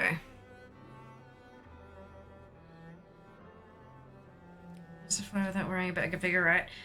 Look, sometimes. But honestly, I don't worry about vigor anyway. You spend all your vigor getting as high as possible, and then you tilt just slightly south of the horizon, just slightly below the horizon, and you can fly from one end of the continent to the other. No need to worry anyway. So yeah, I don't worry about vigor anyway, so it doesn't really make a difference.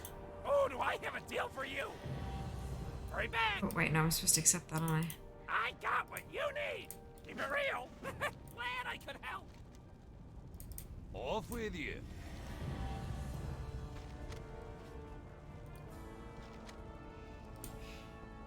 Next one. Hello, Paziki. I am well, thank you for hoping. I hope that you can say the same. Welcome back. Welcome back. Banana, banana.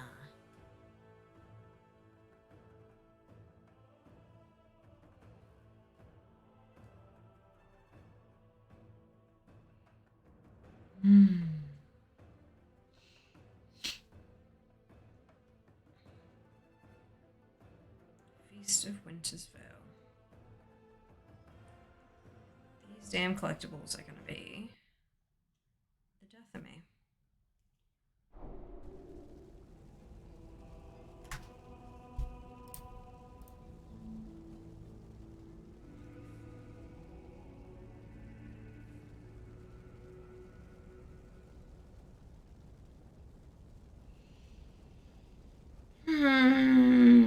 I would like for them very much to both just drop. It'd be really nice, really, really tasty.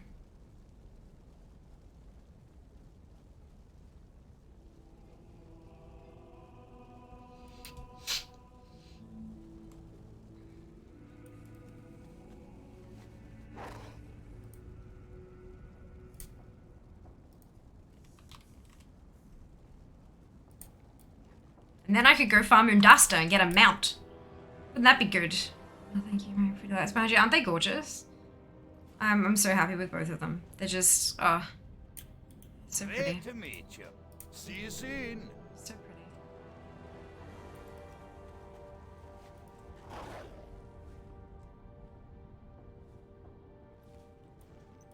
I got the best deal anywhere!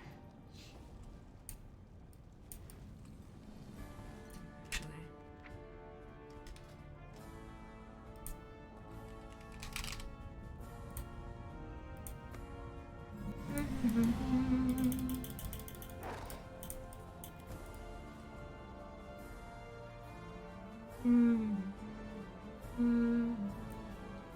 Here there. Off with you.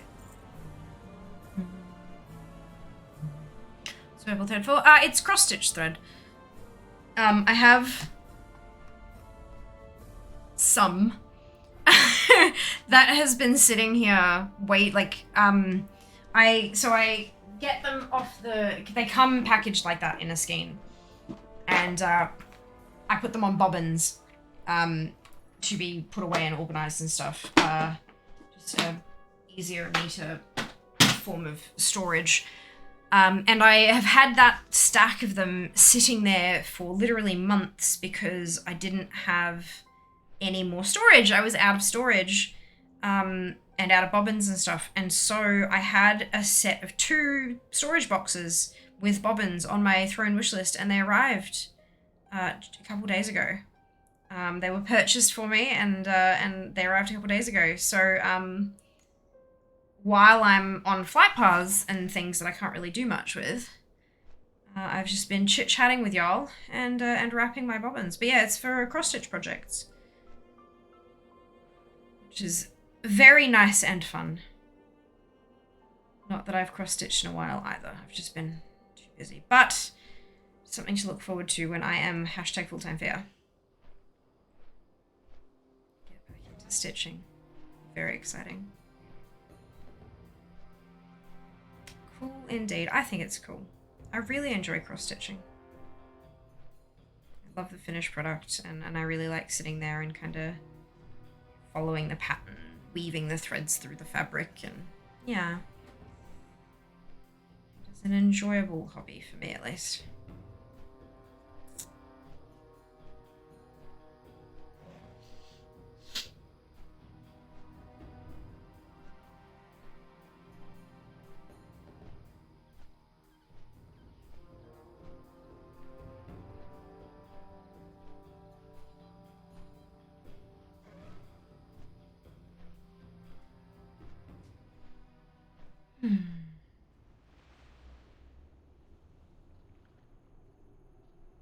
It's nice flying over all of these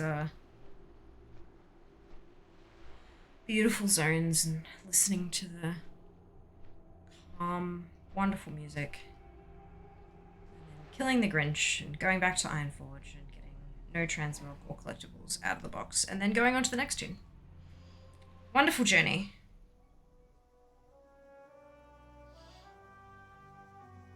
No kill Grinch, but Grinch stole medicine. We like medicine. Welcome back, Rump. Hope you're doing well today. Grinch friend. I don't think that's quite the case.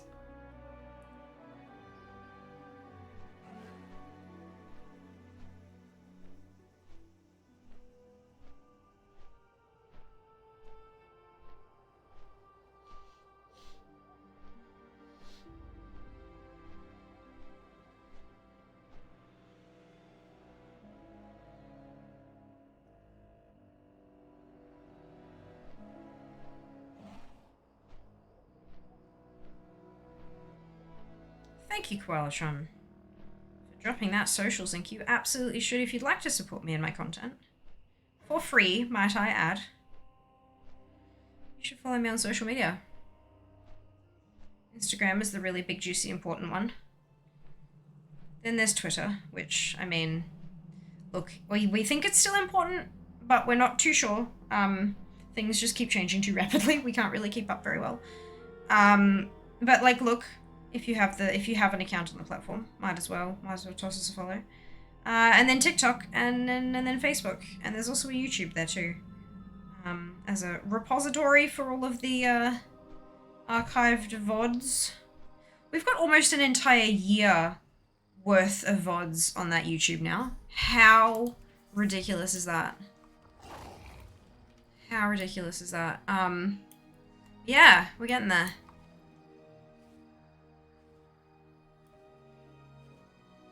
Yeah, those follows really do help. I know it seems silly, but those numbers are the first ones that potential sponsors see. Then, once you pass that threshold, then they start talking about engagement rates and all that kind of stuff.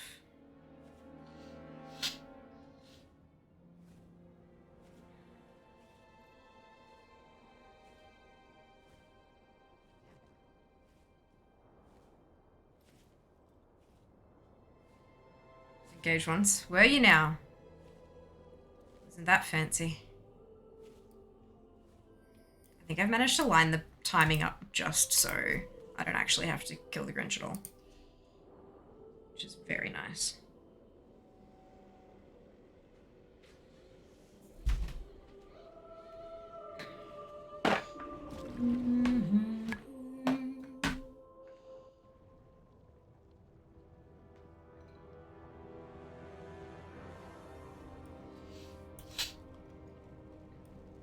A stretch. I will do that in just a moment. Thank you very much for that redemption. Yo, keep it real. Hurry back.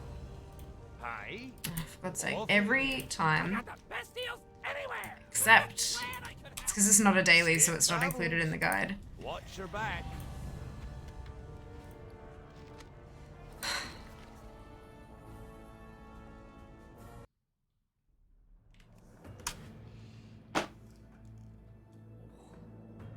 Shoulders have really been sore of late.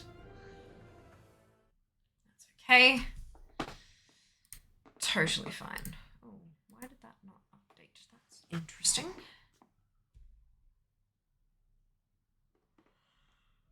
Oh. Excuse me. There we go. Ticked off. What color are you? 959. Ooh, that might be... It is. It's in the other box. What are you? 733.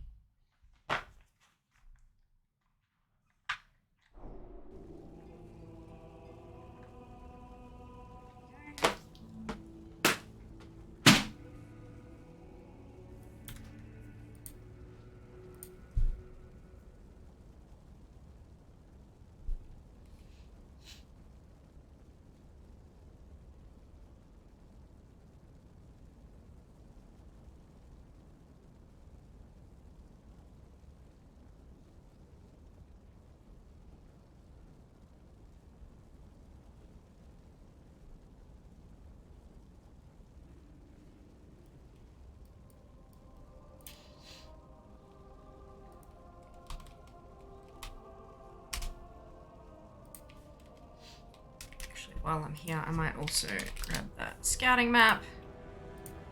Because I know I'm gonna need it. Oh, I've learned everything. Okay, interesting. Why has this one got all of them, but all the others haven't? Weird.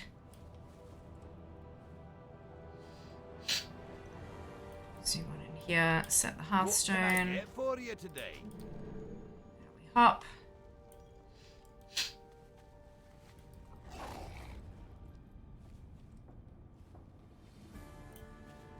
Time is money, friend.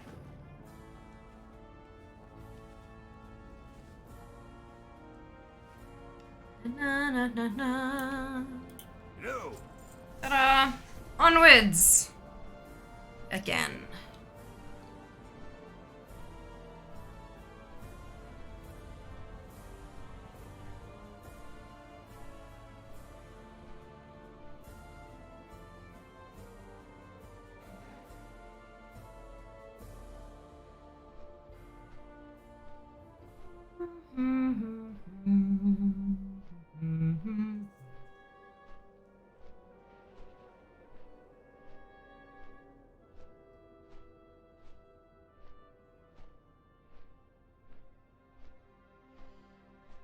And I am rather sleepy. I worked quite hard today. I think my brain is just kind of exhausted.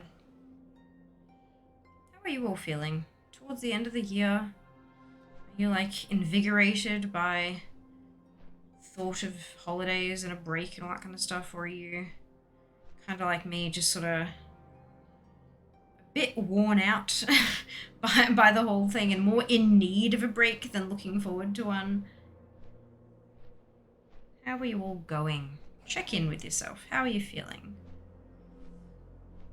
If you're feeling hungry or thirsty, might be a good time to grab yourself a snack or a drink. Or maybe it's like mealtime where you are. Maybe it's time for you to get yourself that meal. Or at least just stand up. Let your blood flow back into your legs a bit. Give yourself a stretch. Take care of yourself. It's important. Better you take care of yourself. The longer game sessions you'll be able to have, because your body will be in better condition for it. The less damage gaming sessions will do more appropriately.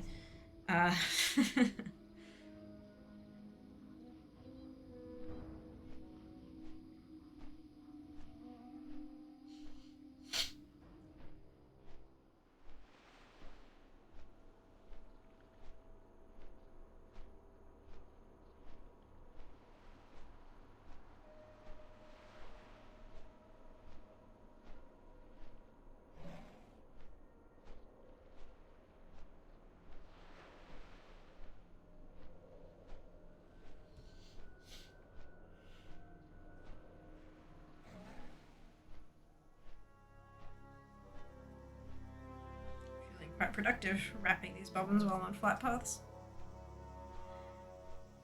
Multitasking fear, woo!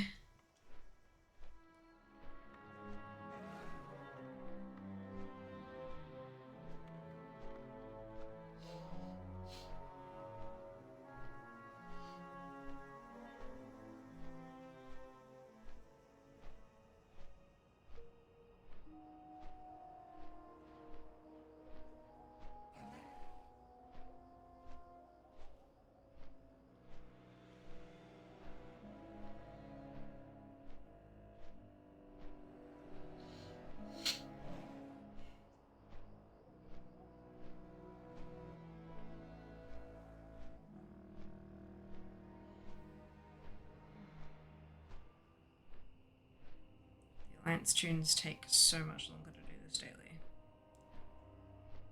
It's really, truly quite unfortunate.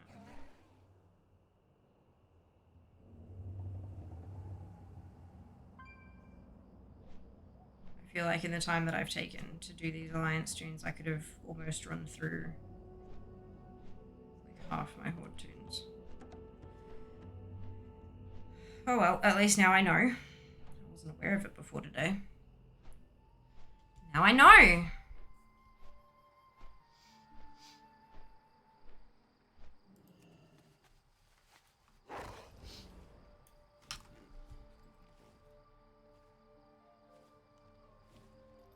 Yay for knowing. Knowing is half the battle, Highlander.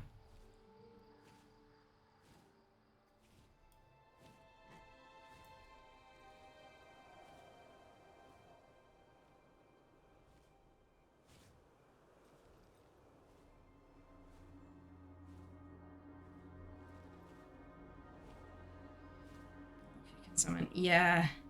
Well, a lock and a friend. Because, of course, you need an assist.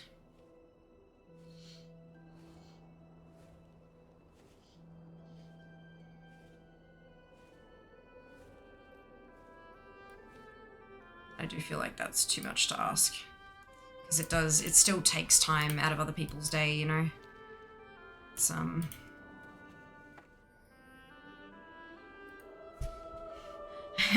Have you noticed this pattern where I have discomfort associated with asking people to do things for me? It's a whole thing. It's a whole thing.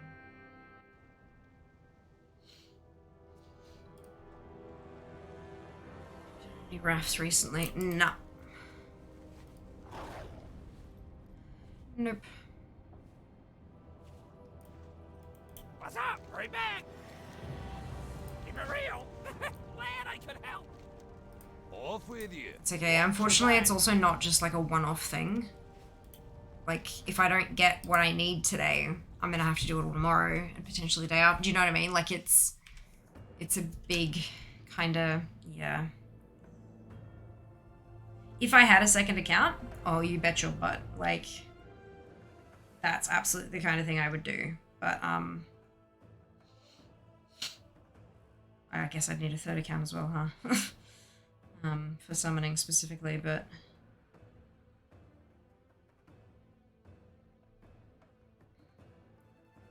yeah, that's absolutely the kind, like, I'd give myself ports, and I'd summon myself, and all that kind of stuff, but, yeah.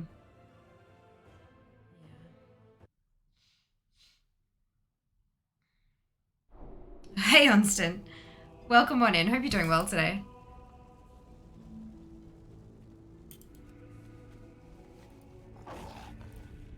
Right, I need to change profile.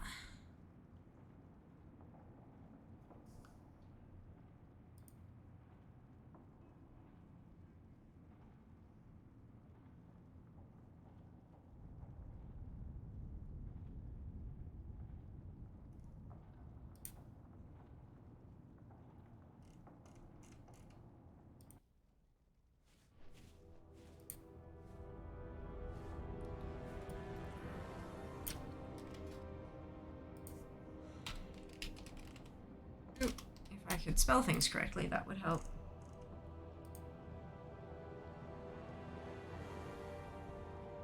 Oh, no, I think it said I had everything ready. Okay, good. Now we can change this. We're good to go.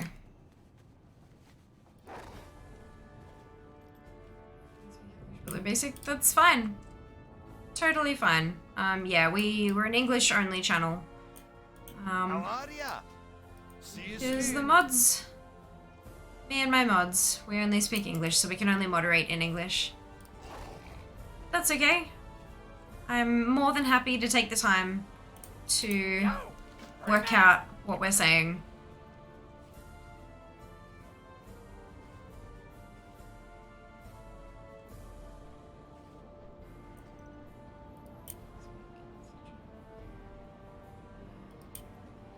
What can I do? Sure.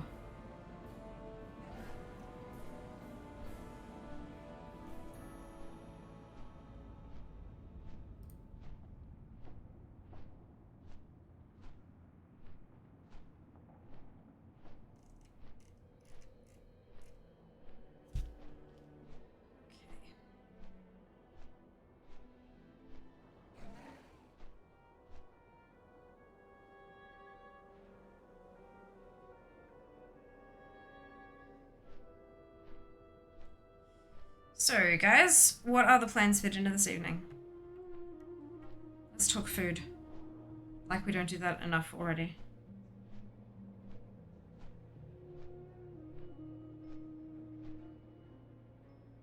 Beef. Yep. Dinner for the boys tonight. Sounds like a plan. I remember loving cold dinners when it was like hot days when I was a kid. Felt like a treat.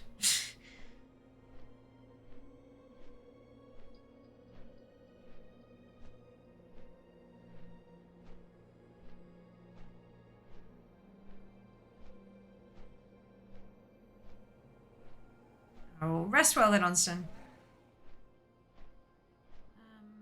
Cheers. Veggies and wraps. Oh, yum. That sounds good. Sounds good. Just leveling. Leveling's not edible. Homemade wood fire pizza. Delicious. What do you put on your homemade pizzas, Pico? What are your go-to toppings?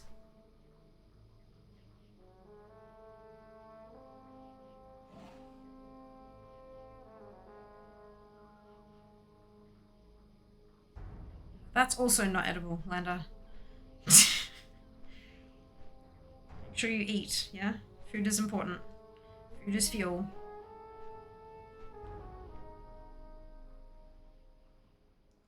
Am I feeling discomfort? Like when our bodies are uncomfortable because our bodies haven't been fed and things like that, it can make stuff like anxiety worse.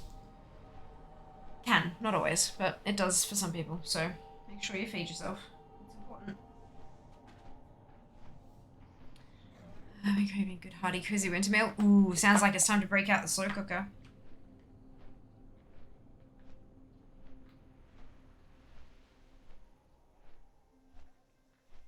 Hearty stew. Delicious and delightful.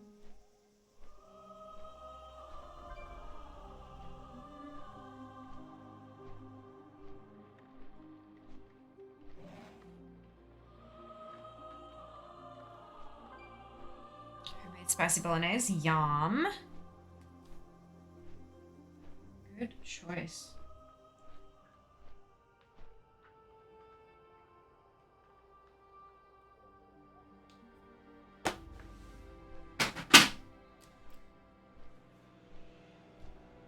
You'll have great taste in food, just by the way.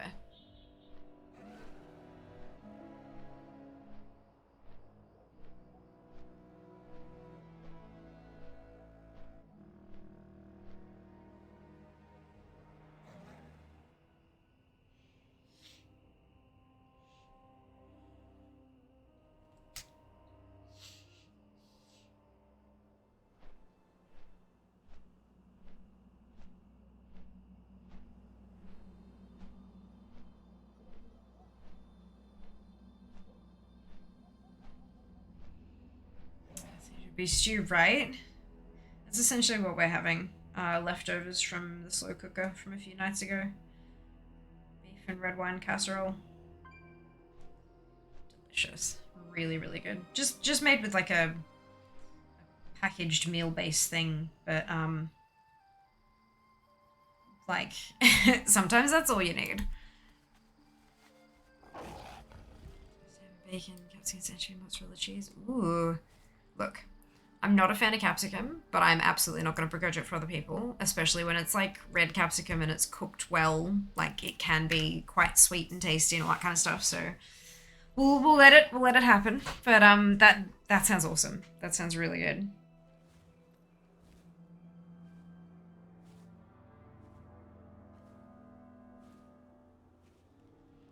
You use HelloFresh service? Absolutely not. Absolutely not. They even approached me with their, they've been doing a crap load of sponsorships lately, over the last kind of 6 months or so for a crap load of Australian content creators. And I declined because of the way they treat their workers. So, no. Not only that, but it's overpriced as fuck. But that's just my opinion. Yes, we do. We do, absolutely, Pico. But everything else on that sounds phenomenal. Phenomenal. And honestly, I'm like, although I dislike capsicum, I would still just like if that were presented to me, obviously I'm not eating your food. So this isn't even a thing, but I'd still try it. Every time, like if there's a food that I don't like and I get a meal that has that food in it, I give it a try just in case my tastes are changed. Like, you know, who knows, maybe I'll like it. Usually I still end up not liking it and I'll go through and pick the offending whatever it is out, but I still give it a crack because you never know. Who knows, maybe there's a way that it's prepared for which I actually enjoy it, stuff like that. Who needs HelloFresh when you have Hello Chats? Oh, Lord. Oh, dear.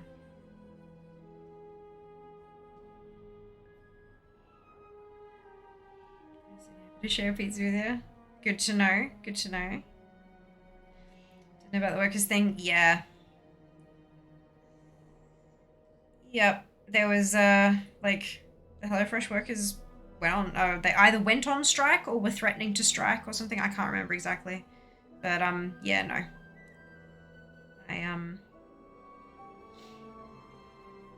I can't. I can't justify partnering with a company that does something that's just so against my own values. And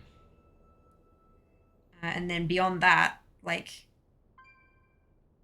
if it's not a sponsorship, if I'm paying for a goods or service myself, right? If it's an unnecessary thing, like there are some things that we need to do, right? Like, you need to get groceries. You need to have. There are things that you need to have a functioning life in today's society, and so sometimes it can be really difficult to find an option, for example, for groceries that isn't headed up by a broken, corrupt but if it's something that's completely optional, like a meal kit delivery service, it's like nobody needs a meal kit delivery service. You can function entirely perfectly well without it, right? So I'm definitely not going to go out of my way for an optional thing that also goes against my personal beliefs and values and stuff. But that is just me, and I would never ever judge somebody else for having a subscription to those kind of things. Of course, as always with anything, I encourage people to look into what they're buying, what they're paying for, and make sure it's right for them. But I always say about that stuff with even the affiliate programs or sponsorships that I've taken. Sometimes a particular product that I'm plugging isn't suitable for a certain person, and that's fine. Nothing wrong with that at all. But even if it's a product that, is not being plugged, you should still look into things, make sure it's right for you. And if it is, then fantastic. And if it's not, I'm sure there are alternatives. Because they usually are. It's a good idea. Usually more than one person will have it on offer.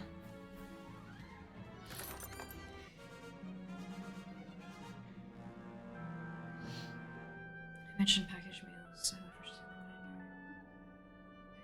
No, I mentioned a packaged meal base.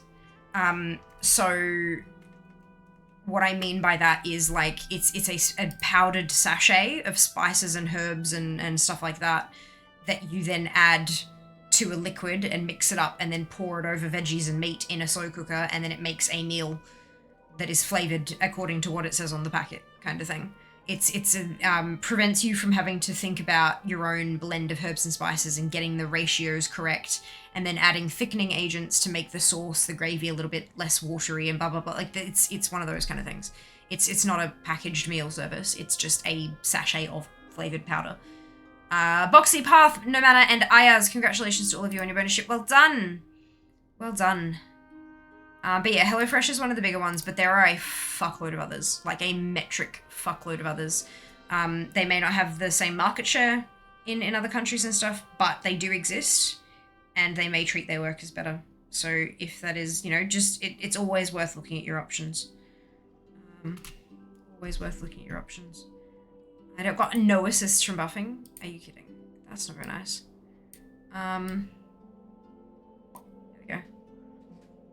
Spoon of shitters, yas! I like the small cube to make a broth. Yes, but more complicated than that. It's not just a stock cube. It has other stuff in it that like I said, will help like thicken the sauce and stuff like that. Broth doesn't do that. Broth just dissolves into water and is a liquid. Oh shit, what is... Ah, it's the shrink heart thing. Bloody hell. Ah, well. That debuff is a killer, literally. It's the one that if you stand still, it kills you eventually. It stacks up until you die. Yeah, it's a meal base. It's a powdered meal base is what I'm referring to. If you Google that phrase, you should be able to find something similar to what I'm talking about. At least close.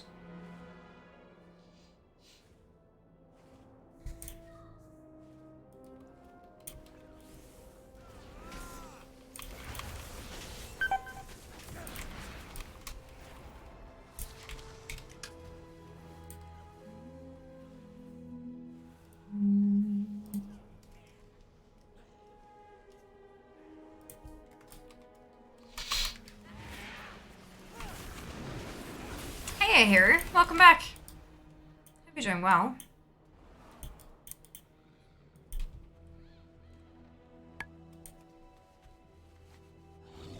I've seen things that would scare you shellless. How's it going? Yeah, it's going. It's going. I would very much like these final 2 collectibles from Winter's Veil to just drop in so I can be done with it. But apart from that, yeah, it's going well. How about yourself? Hope you're doing. I hope you can say the same. Gosh, excuse me. Oh goodness.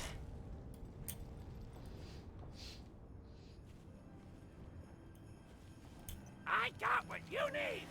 Hurry back. Keep it real. Safe travels.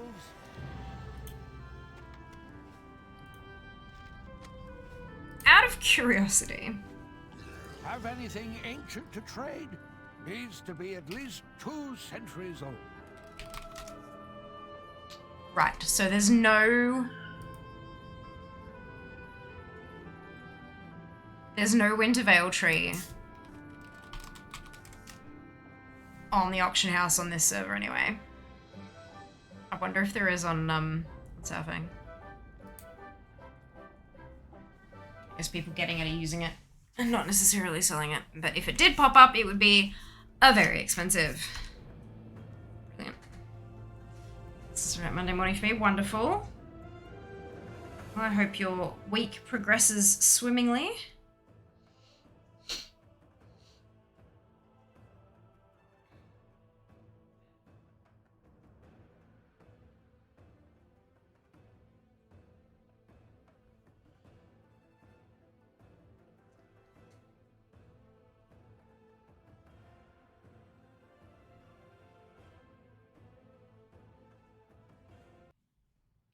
Da-dum, da-da-dum. Okay, we turn the add-on profile on.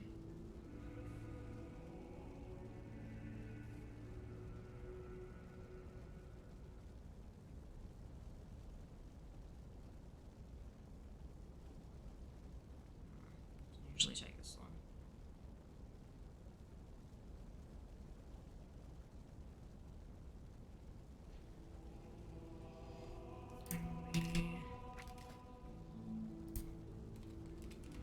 Scouting map.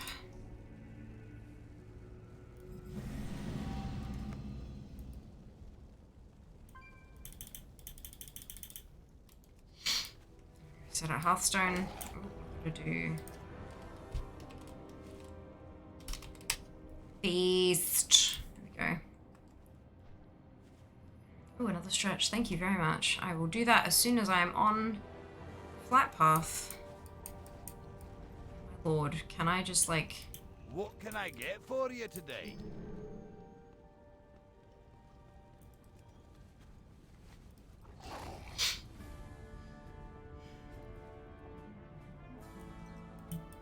Oh, do I have a deal for you? Teleport to Eastern Plaguelands.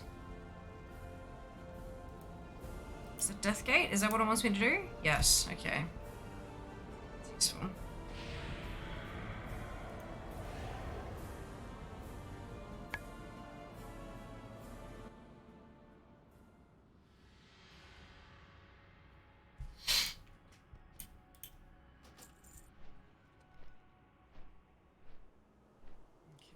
I got a short bit of this to go, so I'll finish wrapping that and then I'll do the big stretch with my hands free.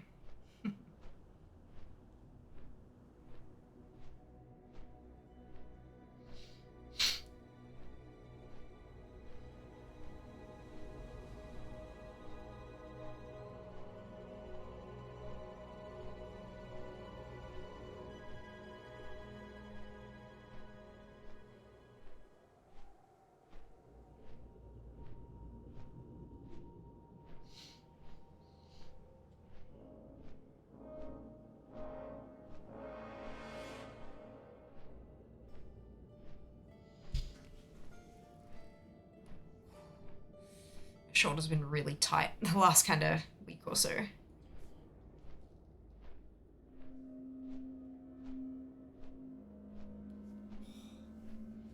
stretching in a way that's kind of giving me the slightest of headaches when I stretch, which is a weird feeling. Weird feeling.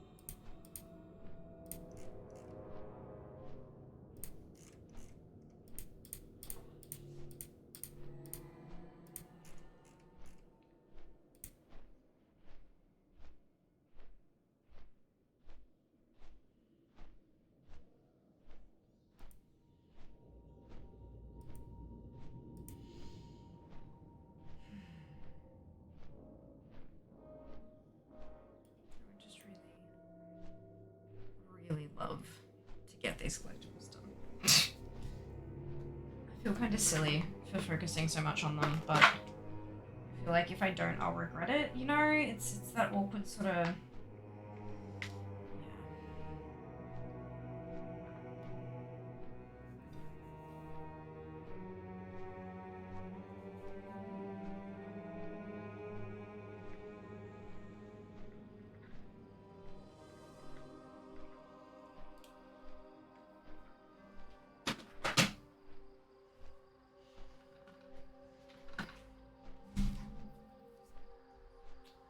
Almost at Chillwind.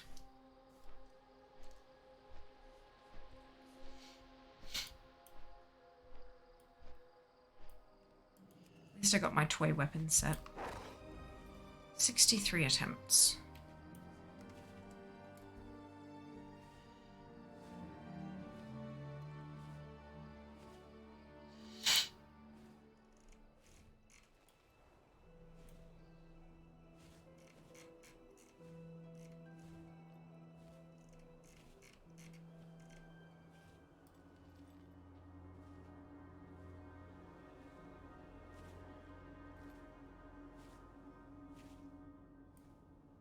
Maybe it's under this one. Oh no. Interesting that like Dragonflight still isn't on here, unless everything that was on here I've got already.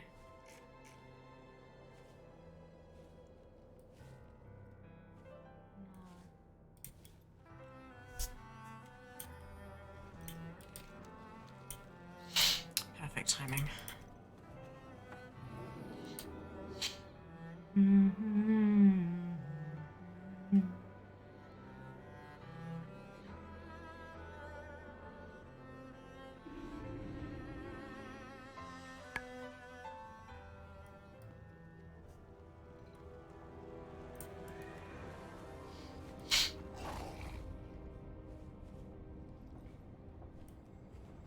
Talk to me. Glad I could help. Hurry back. Keep it real. What's on your mind? See you soon.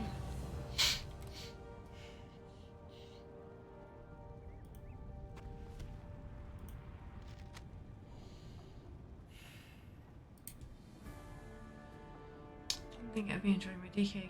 Feels like Wrath and Catter again. Oh, that's good. Well, I'm glad you're enjoying it. That's fantastic news.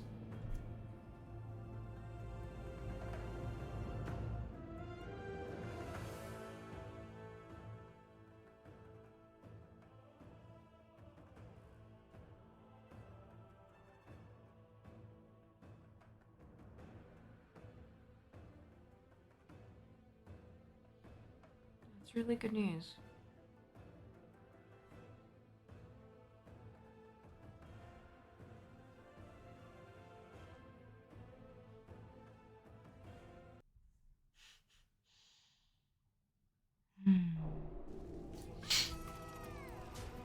Hello! Hey Sam, welcome back. Congratulations on surviving the outside. Well done.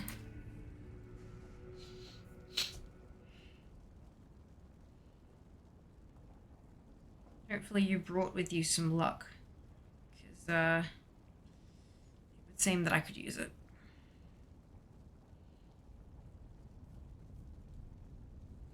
Found a faster path than Strathorn.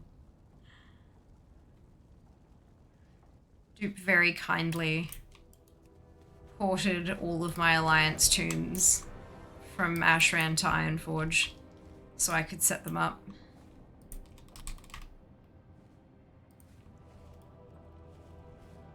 But I do believe that the Stratholm port was supposed to be faster to up north, rather than the flat path, but we'll see.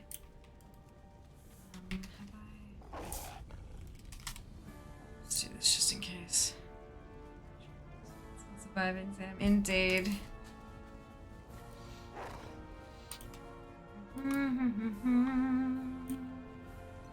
Ah, potential customer.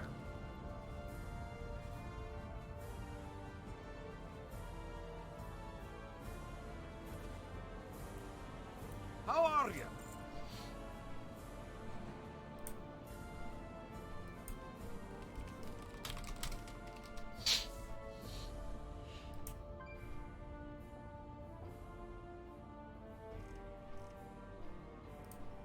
Excuse me.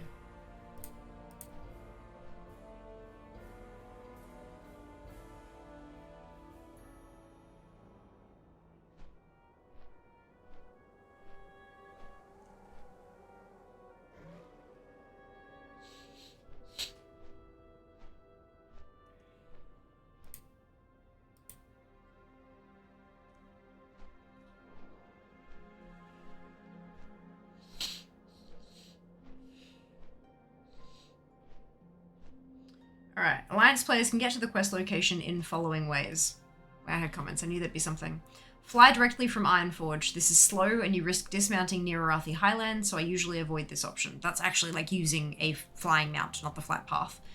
Direct portal from Legion Dalaran to Old Dalaran location in Hillsbrad Foothills was very handy in 7.x, but starting from 8.0, it is open only if you are on relevant quest. Use it if you can access it, just make sure you use some kind of slowfall as you will appear in midair. Mages can use Ancient Teleport Dalaran or Ancient Teleport Dalaran, Horde or Alliance versions, to get to Old Dalaran location too. Also remember to use some slowfall or use teleport when on flying mount. When Alliance controls Arathi Highlands, you can use Portal in Borealis to get there. If you completed Stratholm Pet Dungeon, Manapoof can teleport you to its entrance in ETL. It's similar distance as from Ironforge, but you do not risk dismounting during flight. Closest Hearthstone location is Wildhammer Keep in Hinterlands at Airy Peak. I recommend going there when you complete this quest for the first time and set your Hearthstone, so you could get there faster next time. Dark Iron Dwarves can use their mole machine to get to Airy Peak, but personally I recommend to use it for trip back to Ironforge. So literally... yeah.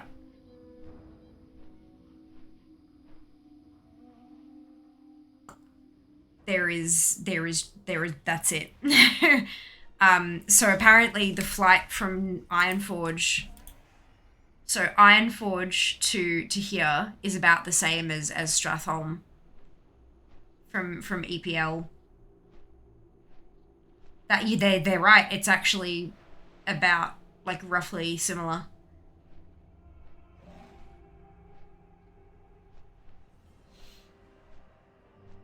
And I am taking a flight path rather than flying directly, because there is a patch where you can get dismounted from fatigue.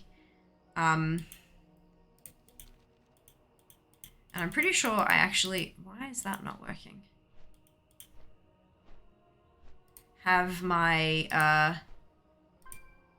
Oh, my waypoint arrow is set to comfort. Noted. Let's switch it to speed and see what happens. Maybe it'll tell me to fly straight.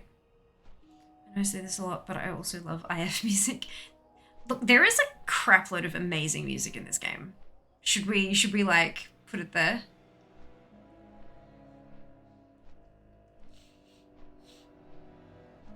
Druids can also use Dreamway to Hinterlands.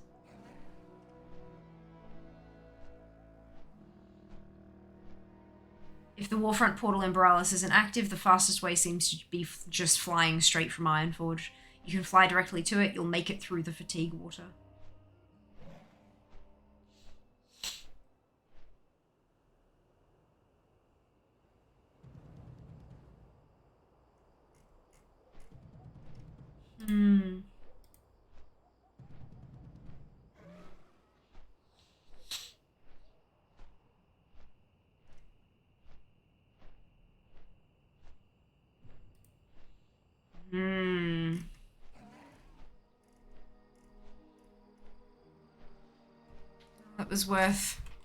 It was worth checking. Because, I mean, we can discuss it endlessly, but if someone's actually done the math, then that's always going to work better, hey? Hi! Dear me.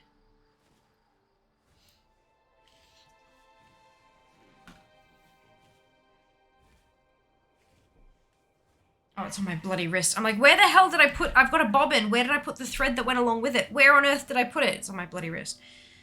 I'm very good at this. Very, very good at this.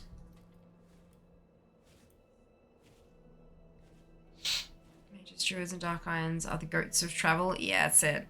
Or, you know, engineers in general. Jack, if Jack were here, he'd be like, engineers, wormholes.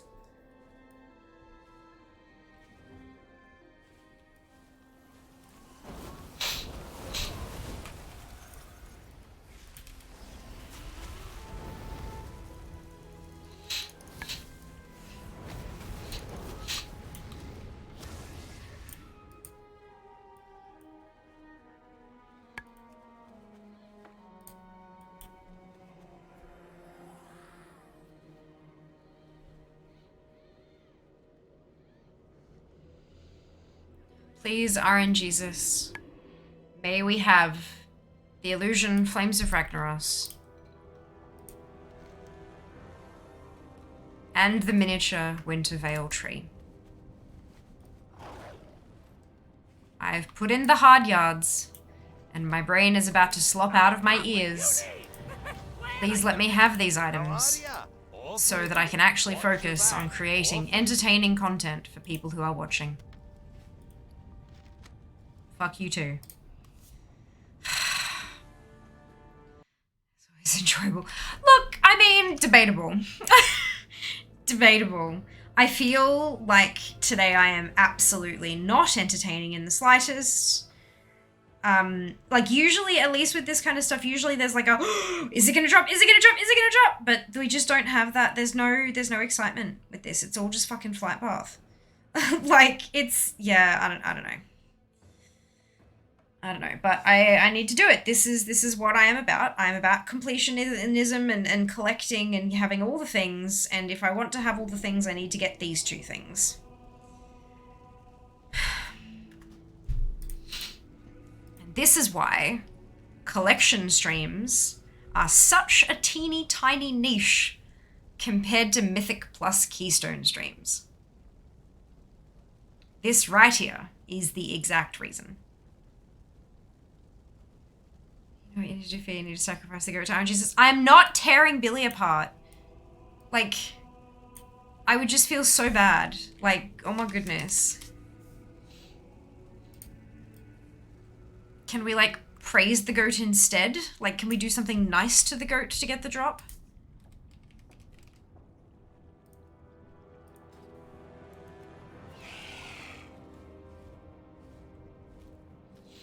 I have ideas for the goat. I am now concerned. What, pray tell, are your ideas for the goat? What's on your mind? Let's see if this tells my druid to use the hinterlands. What's it? You can cook him nice. He's a plushie. Oh, do I have a deal for He won't you? cook, Right he'll back. melt. Can I not teleport on this one? Saying leave Ironforge through the gate. What about teleport Moonglade or whatever? Oh, it goes to Moonglade, not to... Prepare. Dacky! Much appreciated. Thank you so much for the raid. I hope you're doing well today.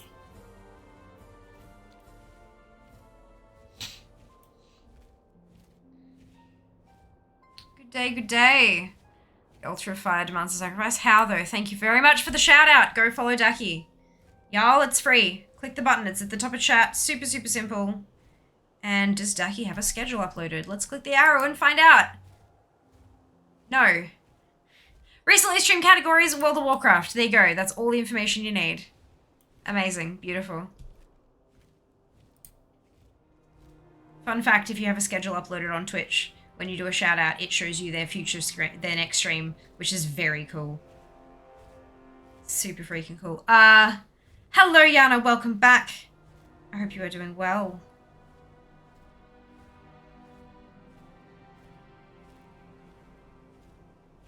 Raiders indeed. Jump 4 times, / praise 2 times. Blow kiss 5 times. Backflip if you can. And don't forget to kneel before looting. Alright, give me a second. I need to, like, get a snip of this. If it doesn't drop, I'm gonna yell at you. I'm kidding. But, like... Alright. There you go. I have a snip of it. Why am I going to Arathia Highlands here exactly? Like, what is... Alright, it's maybe just trying to get me to avoid the fatigue waters. Well, too, I'm upset by the fact that these items are not dropping from Winter's Veil, but we're getting there. We're doing the work on all 60 goddamn characters, and we're just hoping for the best. Didn't accept the what are you? No, good lord. It's off the Predator gods not up to me if they like you or not. Yeah, no, they hate me. Maybe if I do the ritual enough times, maybe they will grow to like me. Consider Murloc onesie for luck.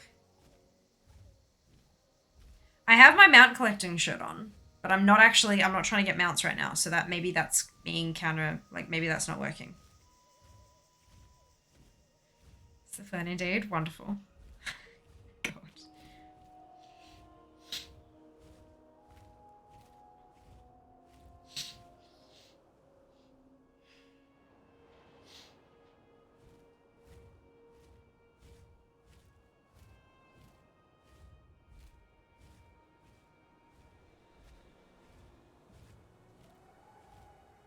Ginny, if something drops when I do this, like...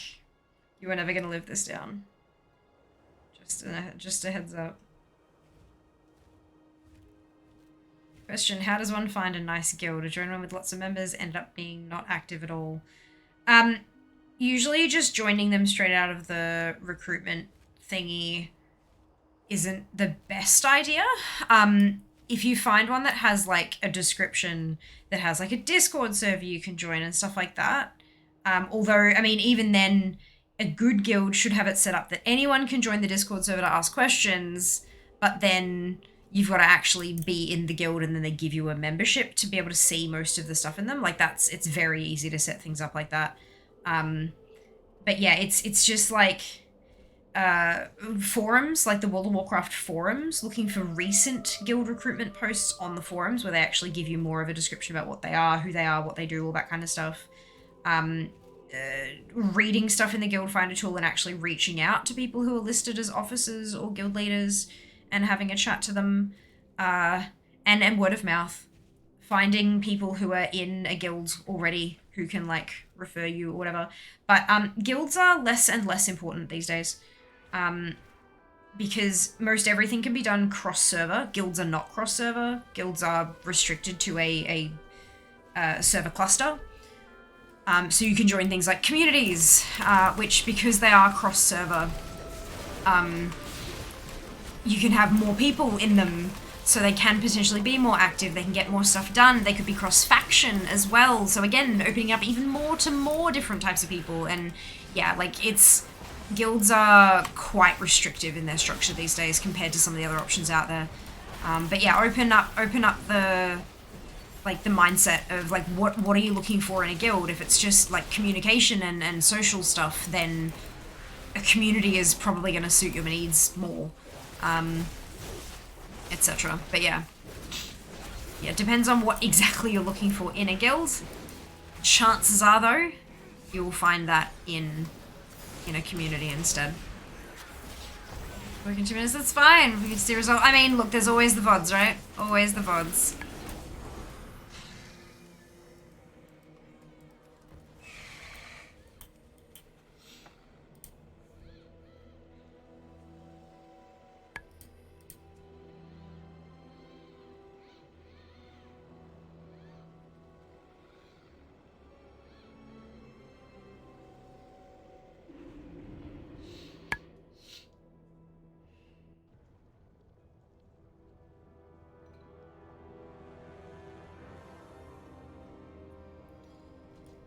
All right.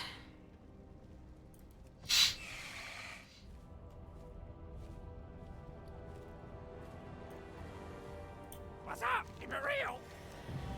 Glad I could help. Yo, keep it real. Glad I could help. Okay, so See you soon. according to Ginny, jump 4 times. 1, 2, 3, 4. Slash praise twice. I'm gonna praise Great Father Winter because I feel like that's the most appropriate. Blow kiss slash kiss. 12 5 times.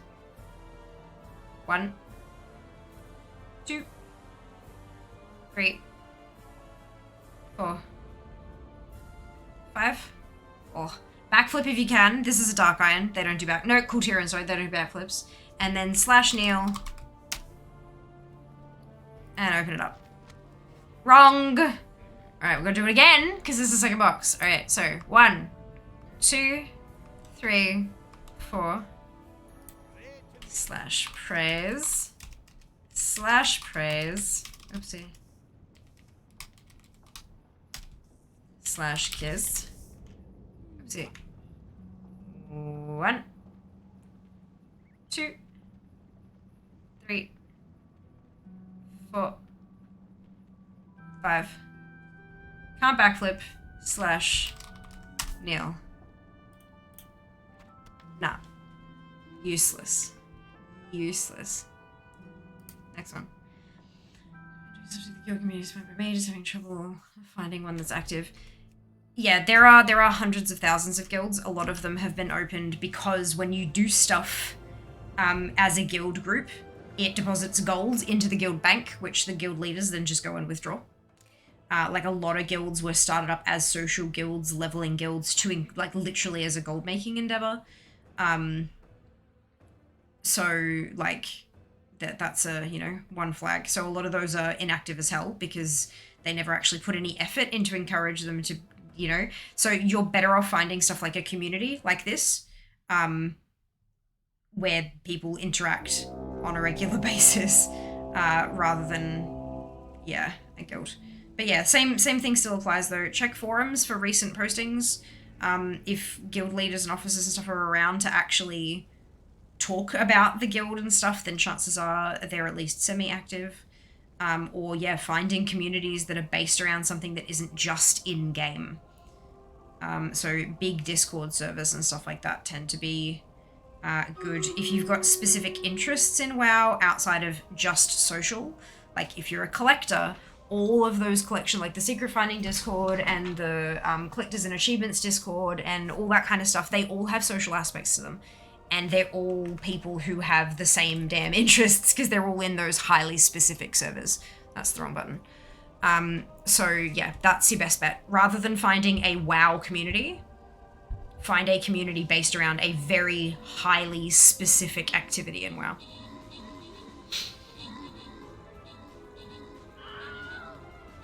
Have a great day, of course. You too, Ginny, of course. I'm just dizzy now.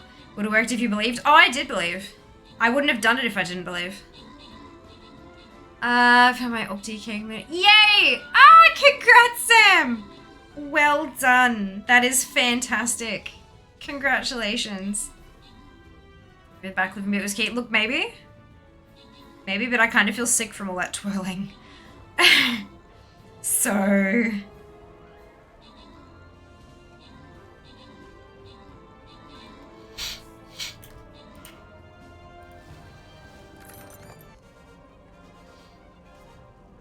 Zem, No Mana, Aya, and Silver Molly, congratulations to all of you on your bonus ship. Well done. Oh. Gosh, excuse me. Oop, sorry, that noise was me. That was me, that was me. Soz.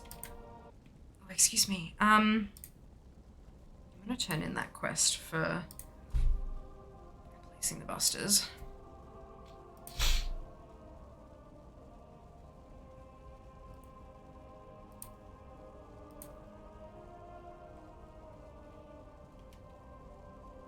Assists from buffing.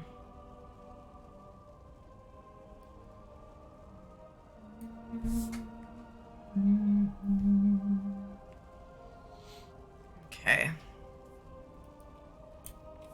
Oh, and then I need to change this to faced. And then I need to use this.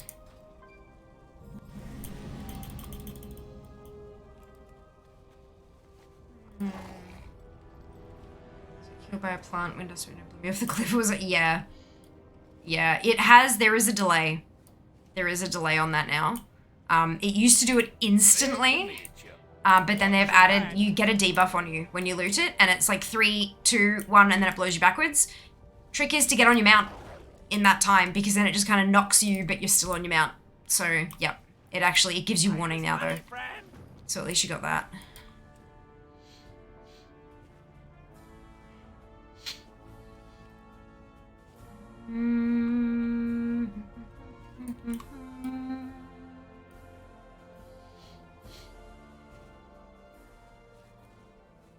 Oh, I don't need the scouting maps anymore because I'm not using the flat paths. Okay, cool. I can take that step out then.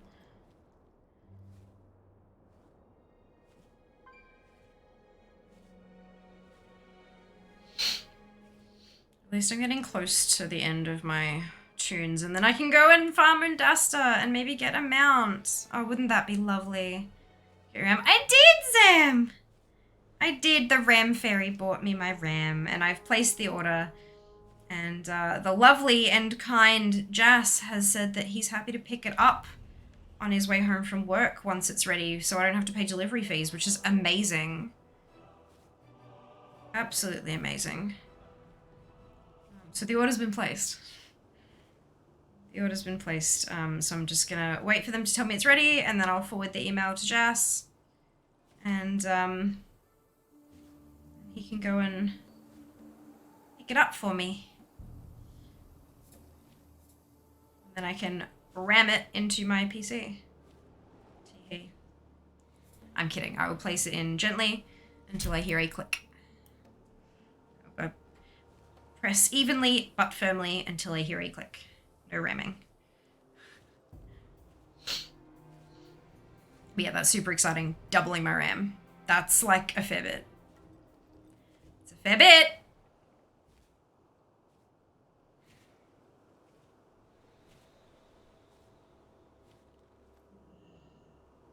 Uh-oh. Why did I get dismounted there? At least it's over water. It could be worse.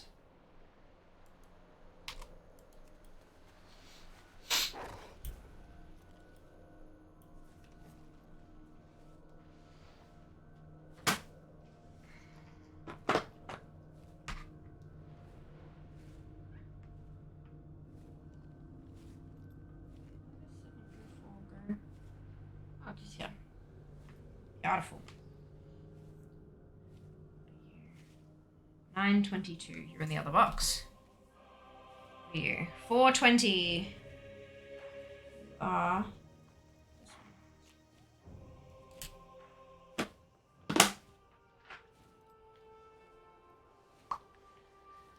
Maybe if was allies in your horde, so they bombed you, but I am alliance.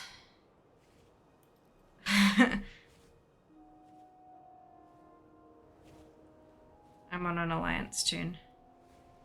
There was people talking on the Wowhead comments about how you can get dismounted near Arathi. Maybe it's because of the warfront that's there now. Maybe that was what was happening. I'm not too certain, but I'm also not too bothered.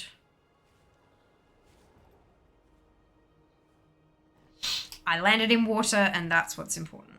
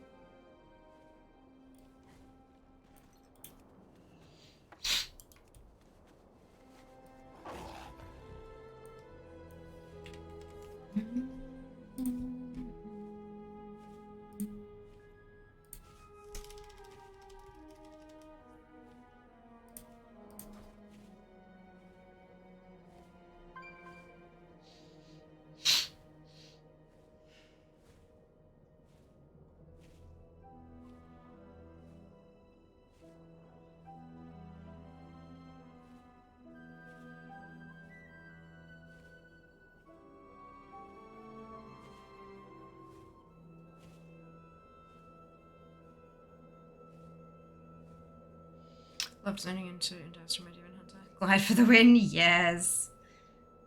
Awesome.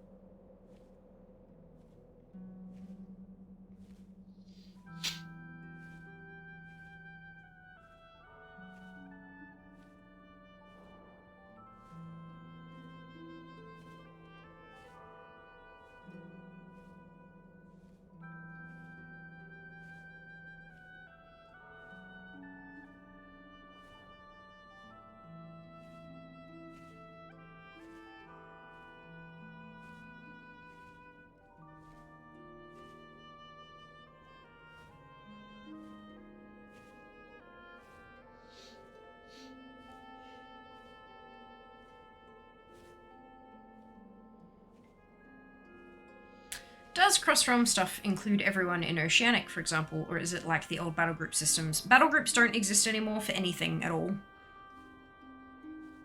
Cross-realm stuff doesn't just include all the Oceanic, it includes everyone in the whole region. Which is why you'll find yourself in, oh, no, not necessarily. Like, yeah, if you're queuing for something, like if you jumped in an LFR, anyone who you can be put in an LFR with, any of those servers, you can do cross-faction realm with. It's there, yeah. Battle groups no longer exist and haven't for quite a while now. You're a cross-realm.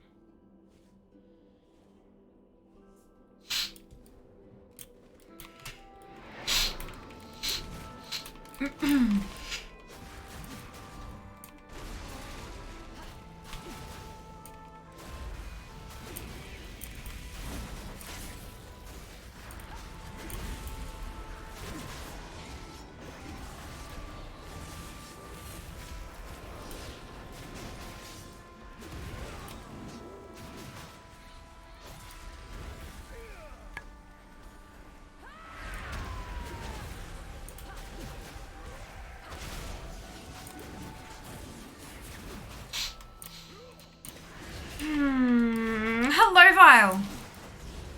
I am trying to get the last 2 collectibles from Wintervale. And they're driving me batty, unfortunately. What are you up to today? So everyone in a region like Europe would queue together. That's awesome, actually. Correct, and it's been that way for years. It's been that way for years and years and years.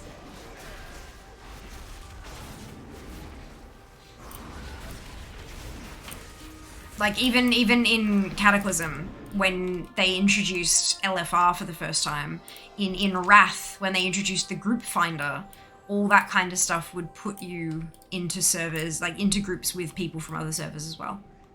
It's all the same stuff. I'm trying to gear up a Resto Druid. Amazing. Best of luck.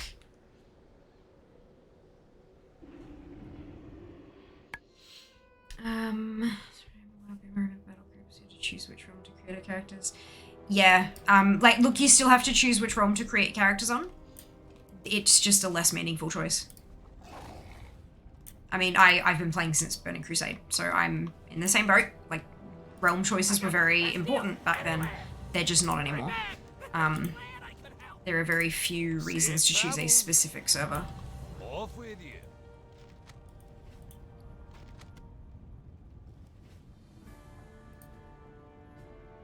But I would not describe myself as a WoW boomer. That's just... We've been playing for a long time.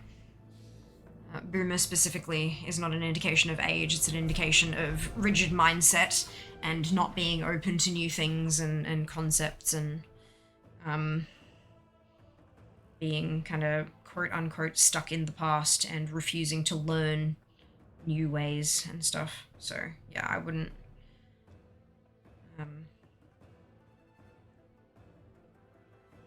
pretty sure very, very, very few members of our community would be considered boomers. Just because by the time they hear one of my rants, they'd probably be out of here if if they were of those mindsets.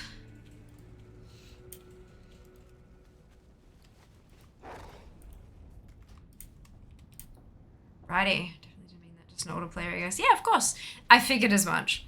I just, didn't want you to insult yourself, because you don't deserve that, you know?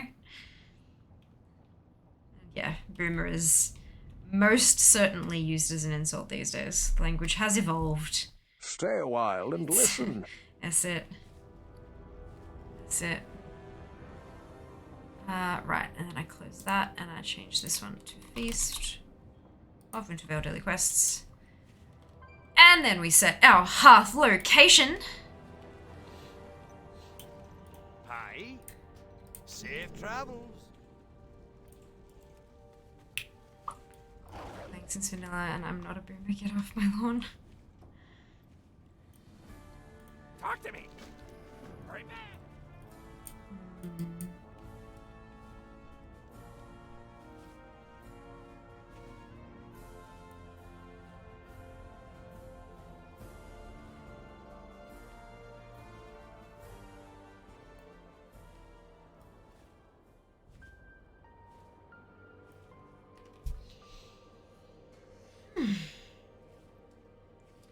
And off we fly again.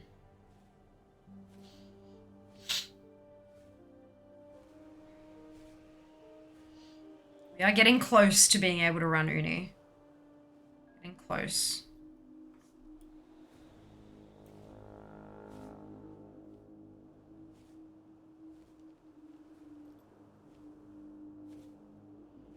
How many attempts do I have on Odusta now? 365. I wonder what the new drop chance actually is, because Rarity still like, when was Rarity last updated? I feel like it's been a while. Considering that it doesn't have... Oh, WoW Up has an update. Good. I'm gonna press that button and wait then. Nah, far from it. But you're welcome.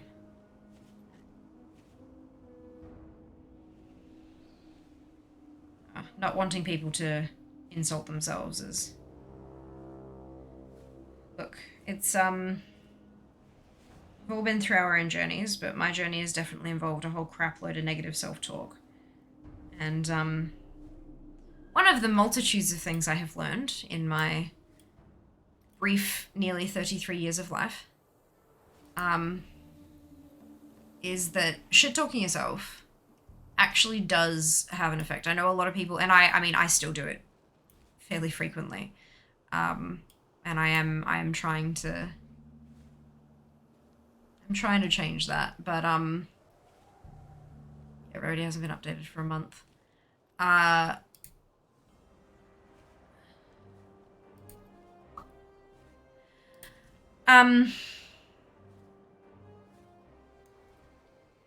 But yeah, like it's that whole power of the mind bullshit, right? The more you say something, the more power you give it, the more truthful it can become. So if you consistently say you're bad at something, or you consistently say you are bad, or you consistently say that this is gonna go wrong, or whatever, the more likely it is to become that way, because subconsciously you are taking those actions to set that path in motion. So I don't like seeing people insult themselves, because it can do some real damage sometimes, depending on the person, of course, but it can potentially do real damage. On the other hand of that, it really fucking pisses me off when people constantly put themselves down. Oh, I'm so terrible at this. Oh, I can't believe, I'm so bad. I'm gonna drag everybody down. I'm so sorry. I'm so bad at this. Because they're fishing for no, you're not. You're fine. They're fishing for that reassurance. That pisses me off. It's, you know, one of those few things, like, I reckon I'm pretty patient with a lot of things, but that's just one of those things that I have just no patience for. Or like you sit there and you go, interesting. Or you're reading your phone. And then like there's someone near you and you're like, what's interesting? Oh, well, I just read this thing. No, fuck off. If you find something interesting enough that you're going to comment aloud on it, just tell the person. Don't fish for them to engage you. Just engage them. Good Lord. Ask Jazz. It annoys the hell out of me. Yeah, that kind of stuff, just, I don't, but whatever.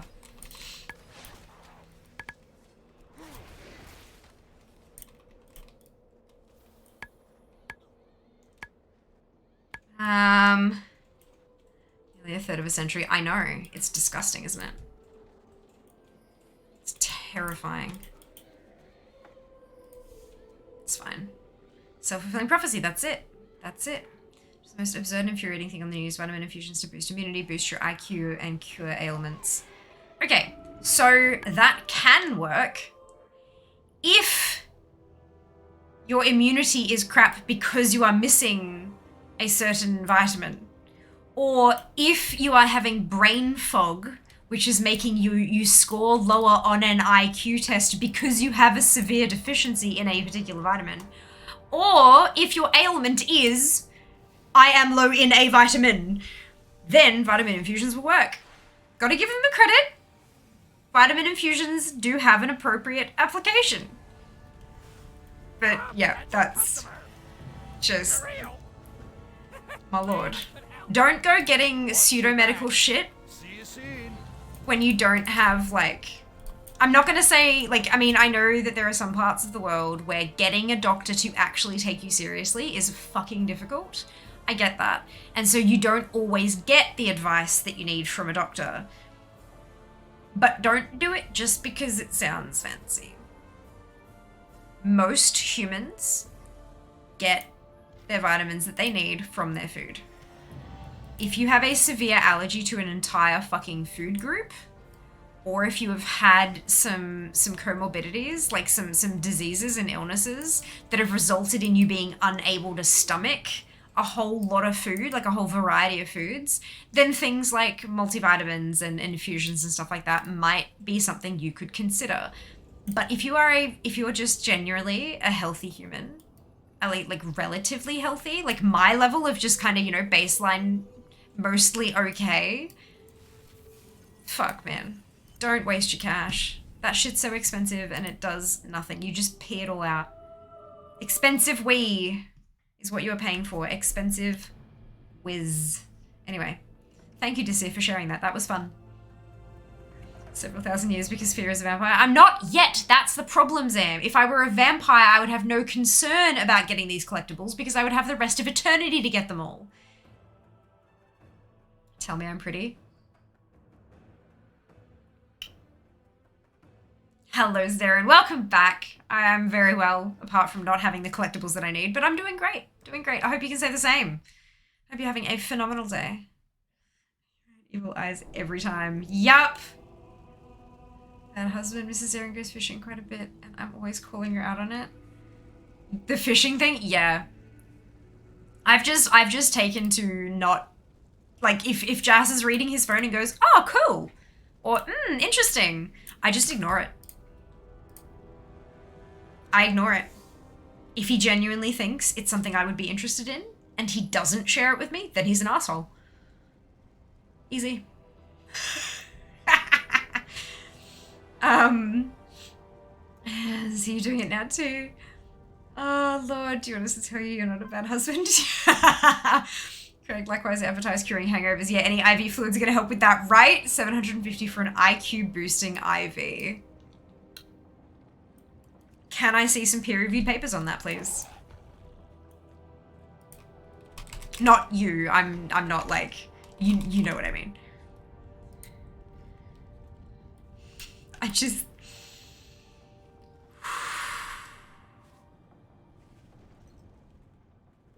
Honestly though, honestly, if someone is fucking stupid enough to think that an IV drip can make them smarter, then maybe they deserve to lose the $750 they have burning a hole in their pocket. And maybe the hard-working people who have to actually stab them and monitor them and put up with their bullshit while they're administering this drip deserve the cash. More than the people who have it to burn anyway. These kind of treatments, they're the great equalizers.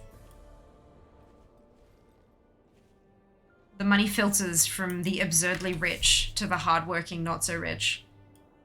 I don't want to say poor because they're not necessarily, like, not all of them are going to be poor, right? But not as rich, not so rich that they can afford a $750 drip. Look. Ain't that putting a positive spin on things? I'm good at that sometimes. Something I'm getting better at every goddamn day.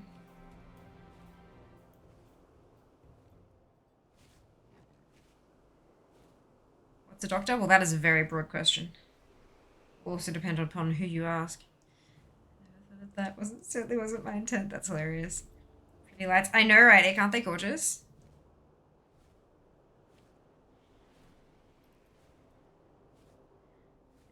I legitimately like feel so much smarter. I just... How... You know what it is, right? There will be peer-reviewed studies. No, okay, maybe not peer-reviewed. There will be a study that specifically shows a person, they've done an IQ test, then they get this IQ infusion, and then they take the test again, and they score they score significantly higher, and it's because they're not fucking dehydrated, and they can think clearly because there's no brain fog because of the hydration they have received. And so that's what they'll put in the pamphlet about the IQ drip. They'll put the one singular study where 3 people tested higher because they were hydrated. Speaking of hydrates, I've had like none today. I'm surprised. I'm shocked. I have a whole water bottle here and everything. Q700 hydrates! Anyway.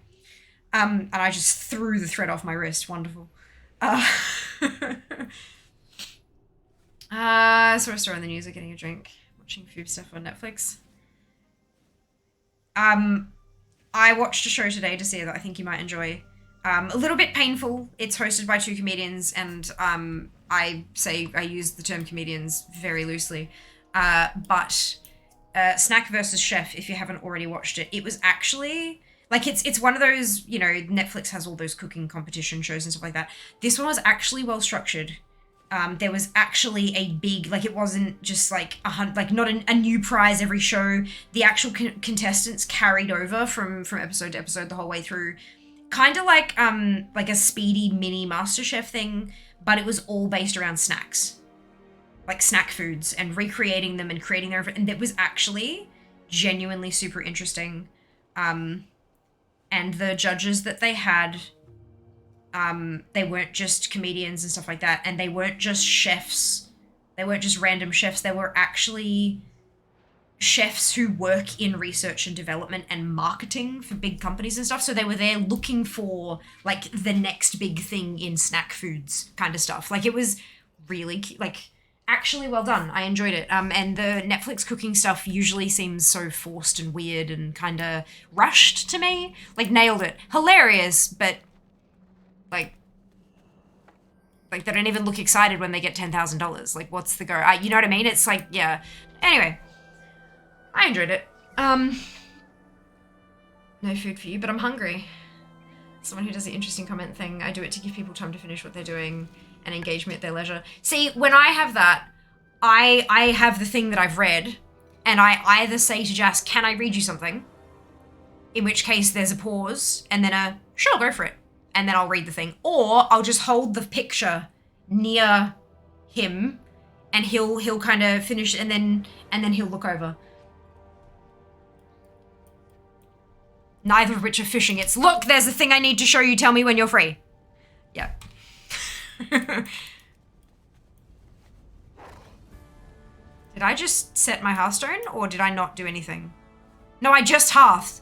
Oh my lord. Okay, yep, now I'm turning this in. Yo, keep it real. Hurry back. You got my attention. Clearly I need that IQ improving IV drip. Clearly.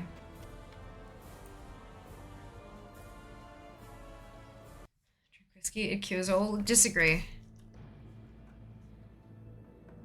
God, can you imagine the shit there's no stuff to do with people paying for it? That's why I'm like, yes, they deserve that money. Give them the money. I was a nurse for 13 years. People suck. Yeah, my mum's a nurse. Well, technically was a nurse. I don't think she does any actual nursing anymore. But she like did the whole step down kind of, yeah. How's your gratitude journal going? I'm so grateful for so many things, Sam. So grateful for so many things. Some days it's harder to find things than others because it's like there are two sections to it, right? The first thing is, what are you grateful for today? And what are you grateful for in your life, right? So the idea is that the life thing is bigger things, like I'm grateful for my family, I'm grateful for my job, blah, blah, that kind of like big overarching thing that affects every single day. And then the what I'm grateful for today is supposed to be something like, this little thing happened today and I'm really thankful that it did. I'm grateful that it did, right? But every single goddamn day is the same for me.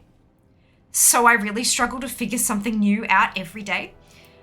So there have been quite a few days that I have been grateful for bubble tea. But no, it's good. And it means that when something different does happen, when there is a break from routine, it's something that really sticks out and I recognize it a lot easier, which is good. As far as medical things go, I lost money because I thought someone was pulling my leg when they told me that sometimes they can do a fecal transplant to help make someone else's health better. I bet $100 the person was making it up. They weren't. Yeah, so they take poop from a healthy person and they dehydrate it into essential, well, they filter it and they like wash it and all that kind of stuff. Some of the things that I did in uni, because you've got to like dilute it a whole lot so you can see if there's any like parasites and stuff and whatnot, because that's where a lot of them come out. But basically, yeah, they filter it down until they've got like the healthy flora, the healthy gut flora. And then they dehydrate that, pack it into a suppository, up it goes. And the idea is that if you are a person who has really bad gut flora, like your diet or your medical condition has resulted in your regular gut flora being completely out of whack or non-existent anymore, it's like, you know when there's like a lake and all the fish die and they clean up the lake and then they seed the lake, they take fish from somewhere else and pop them in the lake to kind of repopulate the lake with that type of fish. Same deal. Take the gut flora from somebody healthy and implant it into the person who's having a really unhealthy gut, and hopefully that flora will flourish and they can start having a healthy gut again, which can make a huge difference to health. Like a huge, massive, unbelievable difference to your health is gut health, and obviously diet and stuff like that, but it starts with gut health, and then your diet can affect that. So like, yeah, how interesting is that? It's a thing. And there's a whole lot of research. It fucking works. It fucking works. How cool is that? I know it sounds gross, but like, it's not like you're literally like, it's not poop. It's the dried down bacteria from somebody else's gut, basically. Funky, huh?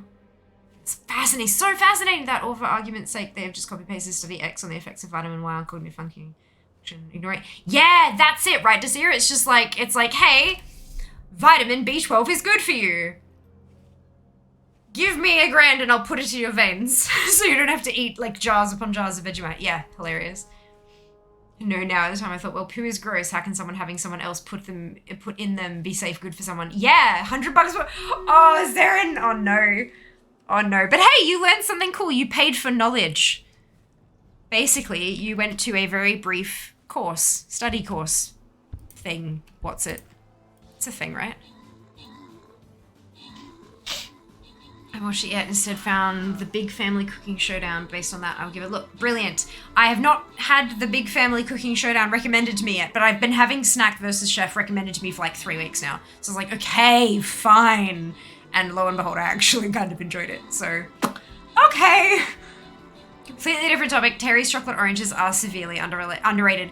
I believe I've had one when I was younger. I haven't had one in years. But I remember my mum really loving them.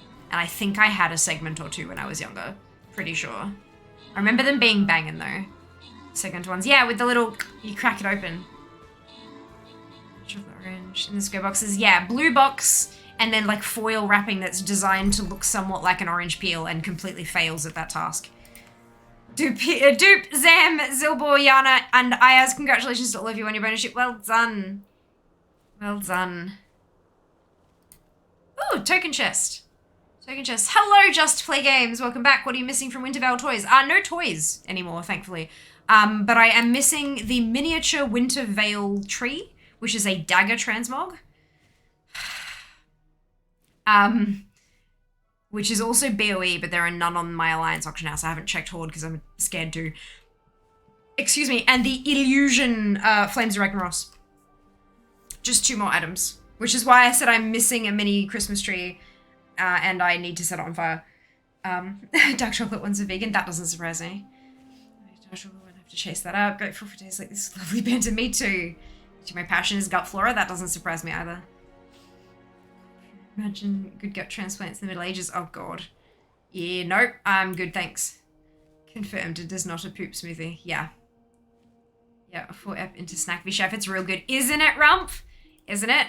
I was like... The final was awesome. The final was really awesome. Hello, Zika. Well back. Well back? What the fuck? Welcome back. Chaos free day. Well, what does that tell you about my day? Another name for a fecal transfer. Oh, no.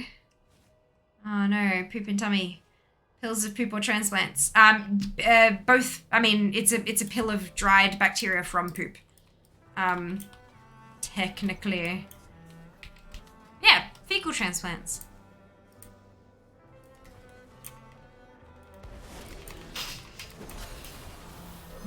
Well, back to you too, thank you. I've done this daily too many times, yeah. I need to sleep. Or just get my transmog. Not transmog. Yes, transmog. Get my transmog and illusion and walk the goddamn hell away. I've got 4 more tunes after this one though. And then I can go do Indasta for a few hours. Or it'll drop first go and then I will never get the Winter Veil stuff. Ever. Because that's how luck works. Is this your main? No. This is alt number 56. Had to count. If I've got 4 left to go, this will be alt number 56. Welcome in, Bon. Hope you're doing well today. Thank you for joining us. That was the footstool moving across the tiles in the kitchen. Okay, what's your main? Mage. What's yours? Let's consider naming any future alts by number. I can't, my account is full. No more alts for fear. Keep it real. What can I do for you? Safe travels. Gimme. Ah. Next one. The poop transplant is one of the strange things I learned that I keep especially years ago. The other is hairy hand case. I'm not sure anybody wants to know. For now, second account time. Nope. We've discussed this. No second account until full-time fair can afford to pay for a whole last second account.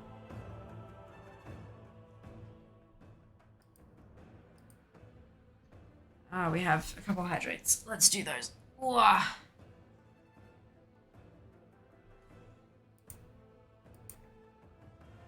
And I have a stretch.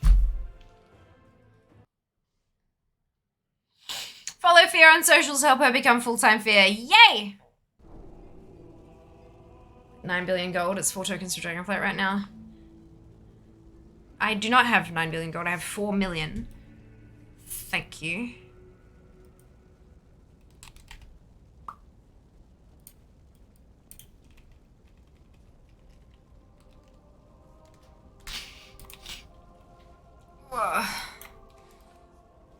I don't want to spend the gold. It's there in case something very large and expensive comes up. Session promised to make restore a man's hand through plastic reconstructive, 100% normal. Skin grafts from the chest, you got a hairy hand, malpractice suit.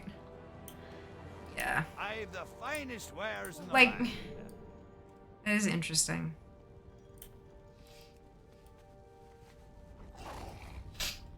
But I mean, was it a completely, like, why is, what... I don't understand why hair on a hand would make it not functional, you know? Like, that's just... Why? Does it want me to go garrison? Oh.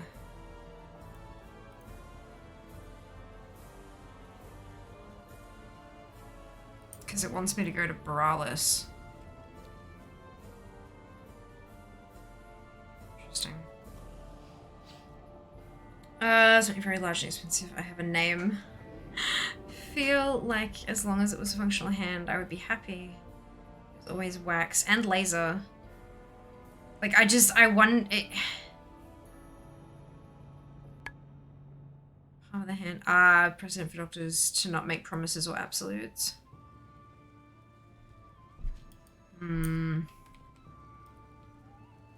That is interesting.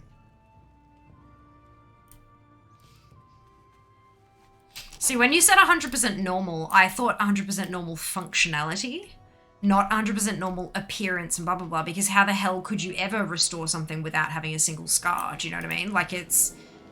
yeah, fair. Okay. I mean, not fair. That's still really fucking silly. But yeah, that's... interesting. Very interesting, yeah.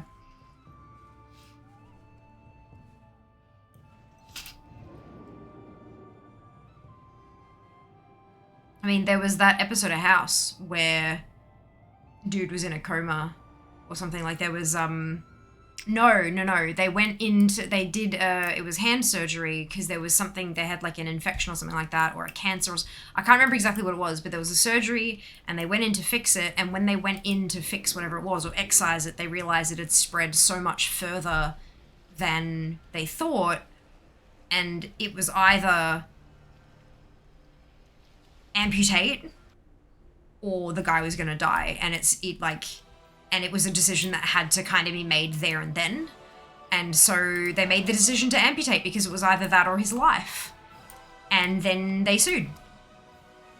The guy sued because taking away his hands took away his livelihood. and he couldn't work anymore. He knew he had no other way of working, no other way of earning an income because he had no education, no other anything like that. So is he out of the islands portal? And so he sued for them saving his life, and that was the argument from the doctors, was we saved your life. If we didn't amputate, you would have died.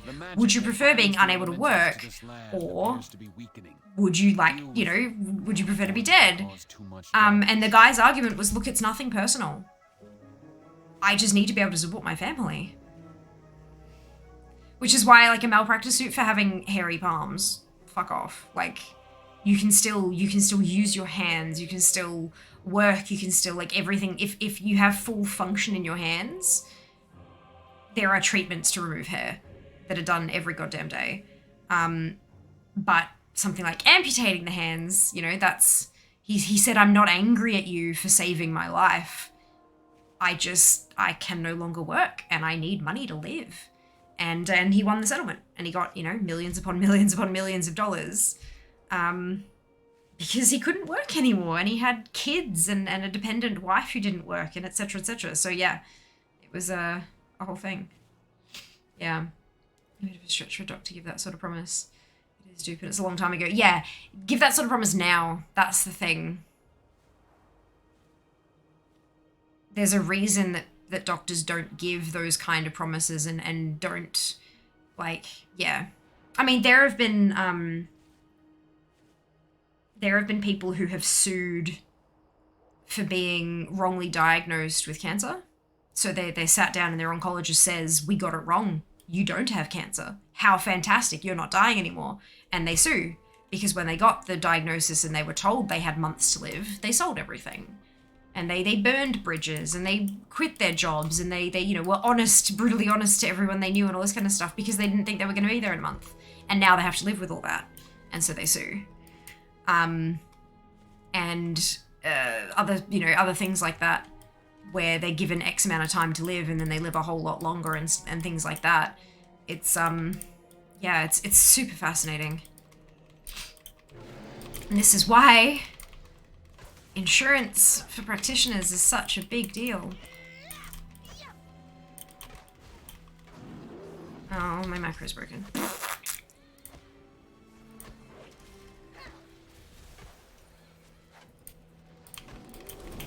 Much better. It will save his life. Yeah, that's it. Stuff like that is so interesting. Morbidity versus action is also why, if they're doing brain surgery, in cases of musicians being awake and playing their instruments and they allow them work tomorrow, they work. Yeah, well, that's that. It's because if they touch something, and the music goes wonky, then they can back off. But if they cut something and then wake them up later, they're fucked. Too late. Often, even not musicians and stuff like that, very often during open brain surgery, the person will be awake. They'll knock them out while they cut the hole open, and then they'll wake them up and have them do math or read passages or whatever it happens to be to make sure that they're not touching anything. Because the problem and the amazing thing about the brain, but also the problem when it comes to neurosurgery, is the brain is plastic as fuck. And what that means is, if you get brain damage, however minor, if you get a knock on one side of your head and it disrupts something, that center of the brain will move. There are stories of people having injuries, like brain injuries, that cause them to be unable to speak, and then slowly over time they will regain the ability to speak, even though the talking bit, like, the normal talking bit of their brain is completely obliterated. They will still learn to speak again. Sometimes, not always, but sometimes they can still learn to speak again because the speech center will just fucking move. It'll go on a camping trip permanently to somewhere else. And so they need to make, like, just because in most people this is the bit that makes you talk, it might not be in this person that they're touching. And so they have to make damn sure that what they're doing is in the right area and that they're not messing with anything that's operating normally. It's so fascinating. Like, the human body is a fucking miracle. You got my attention. An absolute goddamn miracle. It's also stupid as fuck. It's such a mess and totally all over the shop, but it is a goddamn miracle that it even works in the first place.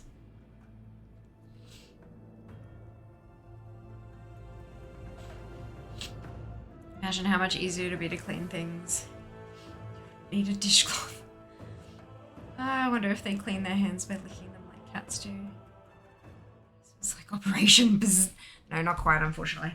Great news, the brain surgery went well. Now, tell us, 2 + 2, Europe. Oh dear, call the lawyer. Yeah, that's it. That's true, I got a concussion from rugby, was memory failed for close to 6 months. Holy cow, Lyle. Holy cow. Some people who have lost their sight utilize the visual cortex to process sound. Yeah, isn't it like, so they can end up seeing sound. Like, literally pretty much like echolocation and stuff like that. It's so fascinating.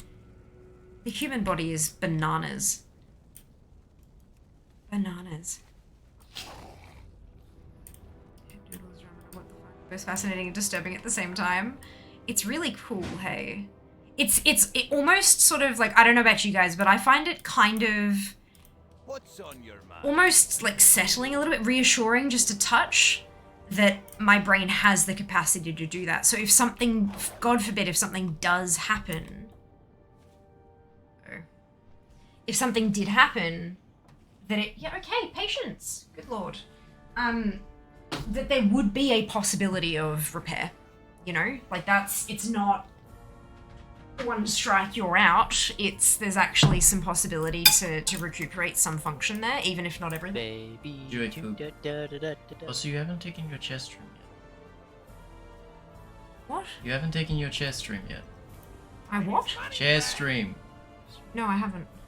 Why? Hurry back! Oh, okay. Yeah, okay. I was planning on doing it when I'd finished all of the Winter Veil stuff, but hi, hello. I've still got another 3 tunes to go. That's what we do here, we do indeed. Hello, Daz, welcome back.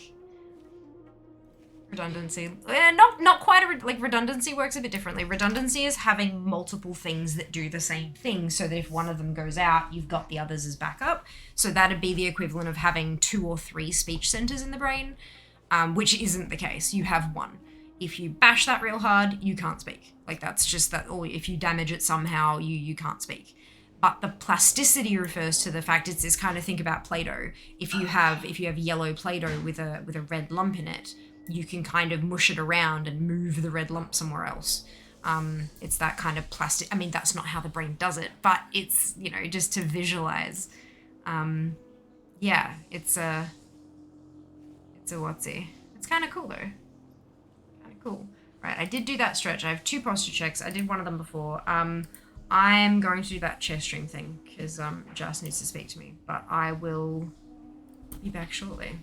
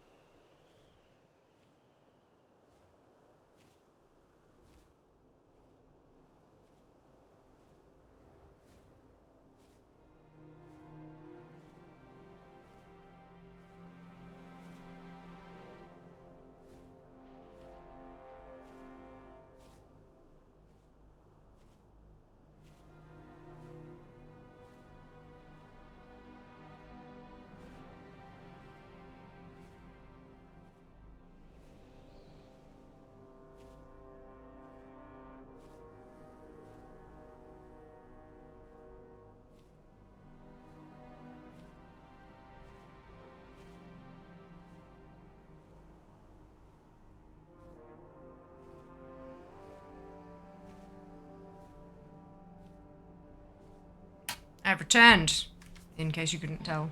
Hello. Where am I? Yay, orange Play-Doh, that's it. That's it.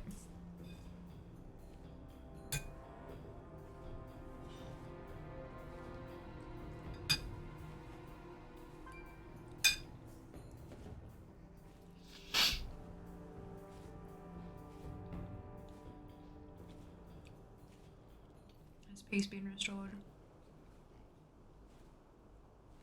Peace will be restored when I get my goddamn collectibles. Thank you, Pazuki, much appreciated. Oh, this is really tasty.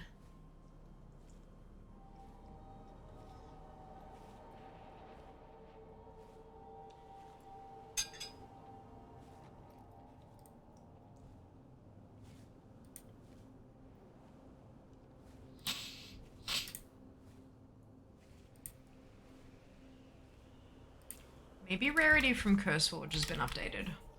And the rarity I have installed just hasn't. Nope, it still both says 1 month ago.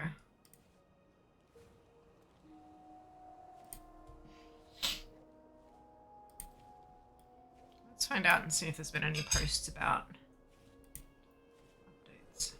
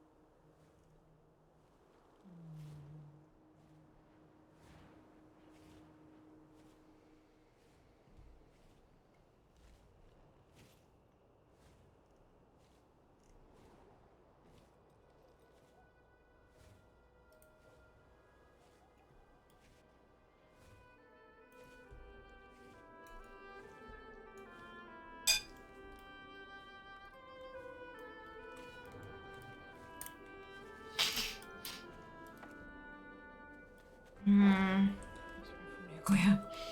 Do that silly thing where you split your lip and it puffs up. Ooh, youch. Marble and milk.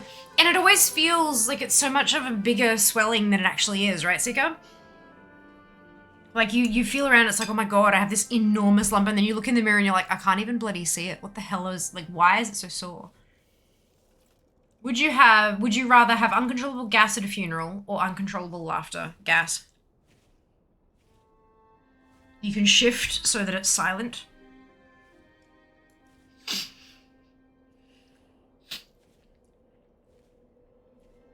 And you can stand near the back so that, like,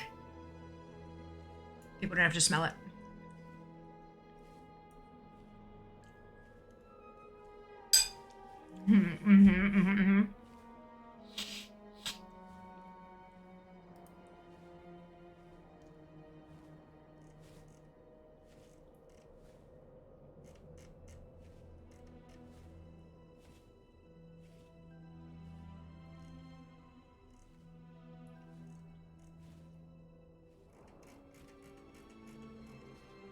I've been trouble things. Me and my 14,000 sense of humor. Gas equals laughter.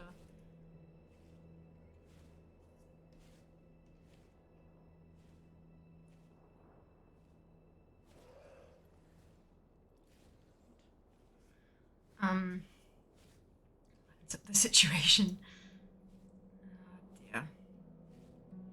Front and gas the room. Oh, Jesus.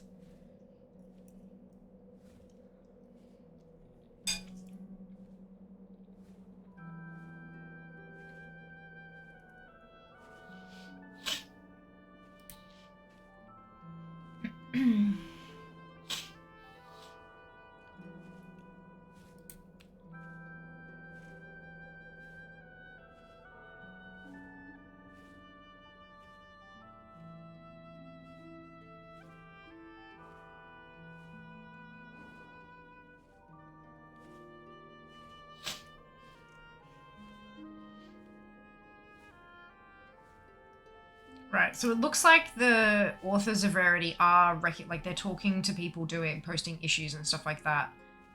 But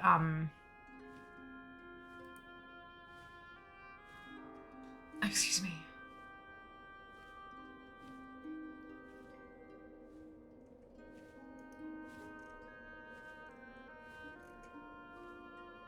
There just hasn't been an update for like almost a month. No, is a month now, actually. It is a month. Interesting. Okay, sure.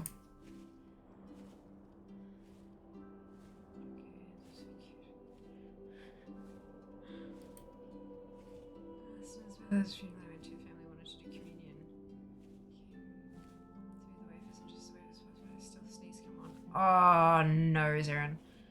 Oh no. Oh no. Hello, Psycho. Welcome on in. Thank you for joining us. Hope you're doing well today. Make sure the funeral has candles to burn the smell away. Oh, the number of candles you'd need would make it a bloody fire risk. Oh dear. Oh dear. That's hilarious.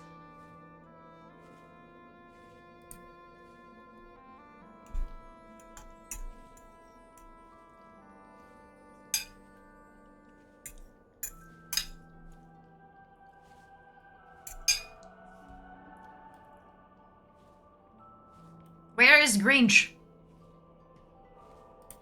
Taking too long.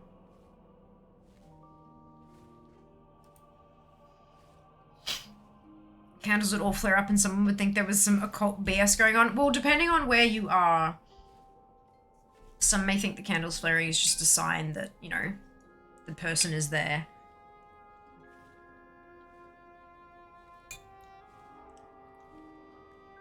It's a problem with such vague signs.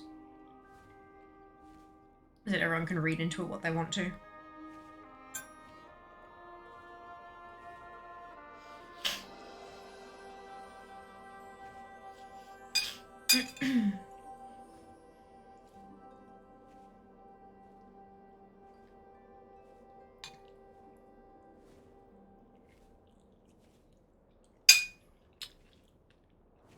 Yamawama, the only place you can get the perpetual purple firework to drop is Raised to World First streams. No other World of Warcraft streams are eligible for that drop. It is only Raised to World First streams. If any other streamer is telling you that you can earn it with them, they are lying to you. I have drops permanently turned on my channel, so if I'm eligible for something, it will show up. Permanently enabled, since it was added as a feature. If it's not showing up, it means I'm not eligible. Only Raised to World First streamers are eligible. You'll be able to tell because it'll pop up at the top of chat with your thing saying you can earn drops here. Otherwise, you can type !drops in chat, and there's a link there that'll send you to the Blizzard post that lists all of the streamers who have it enabled.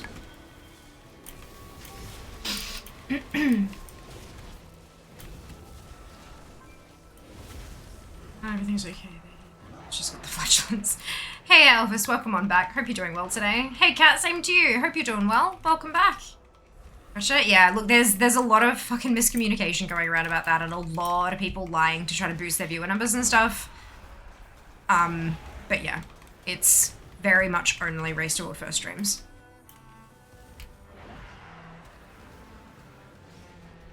Oh, excuse me. But hey, at least now everyone knows. It's only a couple hours too. You only gotta watch 2 hours. Super easy to do. You can do it while it's muted. I earned mine with a muted stream. Yeah, super, super easy. Wonderful to hear. AFK'd Raised to World First stream on day one while it works. I can watch stream as well. Yeah, that's it. I mean, well, you can watch multiple streams and still get credit in the one that's active for the drop, to be very clear here. Like, Yama, for example, could go open one of the RWF streams now and stay here and watch us and still get credit towards that one because they're only watching one stream for the drop, and that's the other one. So, yeah. But yeah, no, the drop went live at 9 AM on a particular day, and so I watched from 9 to 11, and bam. Got it. But I mean, I didn't even watch. I had it muted and alt-tabbed, and I was, yeah, still got credit. So yeah, at least it's flexible. Oh my god, it's fucking, oh,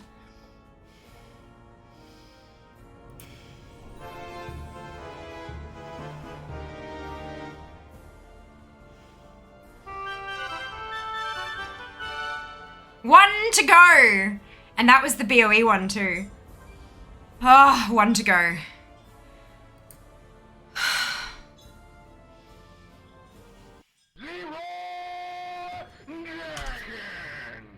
Two tunes to go for today.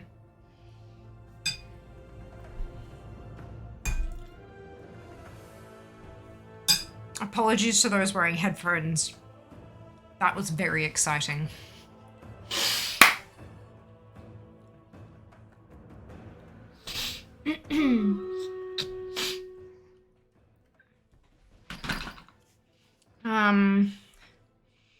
I need to make some sticky rice mango for dessert. Never just one box of mangoes. Delicious. Amazing. One by looking at Echoes. That's one of my favorite desserts. Didn't know that's how it works. So the way that it works is you can have a bajillion streams open and still be earning drops as long as you have a drops enabled channel open. If you have 3 channels open that are eligible for drops, like the same drop, you will not earn progress 3 times as fast.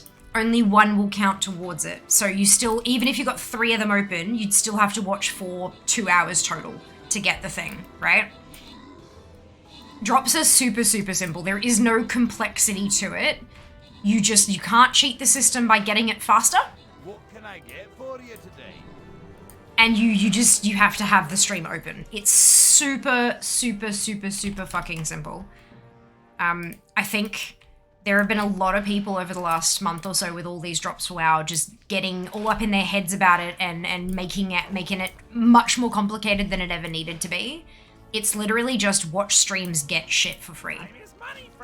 That's it. It's all there is to it. Only catches are, you can't make it go faster. Why am I taking this tram to Stormwind? What? Oh, the Borealis thing again. Okay.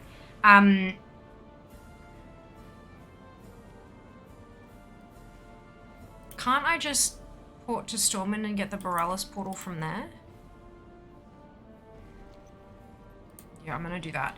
Yeah, you can't speed it up, and the channel has to have drops enabled. And you can tell because you get the bar at the top. If there is a drop that you are earning towards, hey! If there's a drop you are earning towards, thank you very much, the bar will appear at the top, and you can expand that down and click the thing to check your progress. But it's all very, very, very simple. People just don't read. It really boils down to that. Almost every single question that I have been asked about drops and stuff, the only reason I know the answer is because I read the article. Like, I read Blizzard's post about it in its entirety. And then when you click into the drops thing and it has the tracking thing and there's a button that says learn more about drops, and that goes to a Twitch FAQ page about drops in general and how they function. And I read that one. And every piece of information that I have about drops that people have asked me over the last month, all of it has come from those 2 places. If you read shit, you get knowledge. Super, like, how good's that for a trade-off? Read shit, get knowledge. Nice and easy. Where did you get it? I got the miniature miniature Wintervale tree, the dagger transmog. So now I just need the illusion, and we're done. But I still need the illusion, and I only have 2 tunes to go. So, you know. Someone clip that. We have 4 clips, so I presume everybody clipped that. As usual, I'm so excited. That's wonderful. 1 item to go. And it's an illusion. What are you hiding? Flames of Ragnaros. We did the battle, didn't we? We did. Okay. Zam, Rhett, and V, congratulations to all of you on your bonus ship. Well done. We'll just make a stream for that job. We got quite hooked on the race. That's not so intense. Makes me misreading. Fair, fair. Deal with them before they can cause too Appreciate much drinks. damage. Got rhubarb. You know, yeah, rhubarb and apple crumble. Or rhubarb crumble. Depending. Why am I still not getting any assists from buffing? Which makes sense as a misunderstanding that only 1 stream would be used for anything, i.e. you could have 2 open, and the 1 open would be counted as viewed towards drops or whatever. Oh, no. Yeah, no. So many people would be very, very angry about that. And it's just, it'd be so much more difficult for Twitch to actually make that deduction.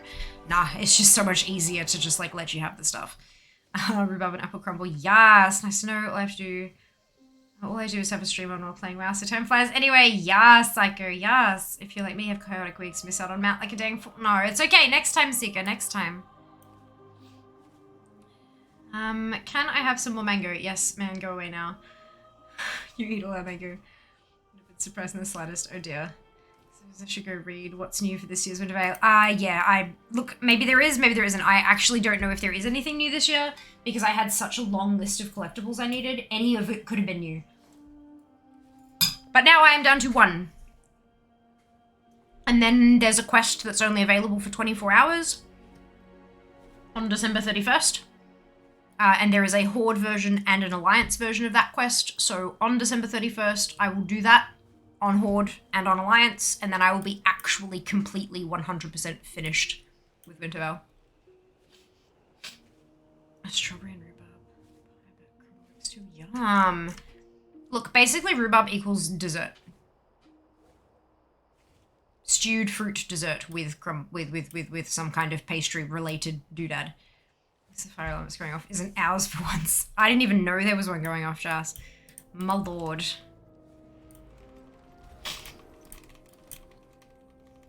Cool, so that's broken.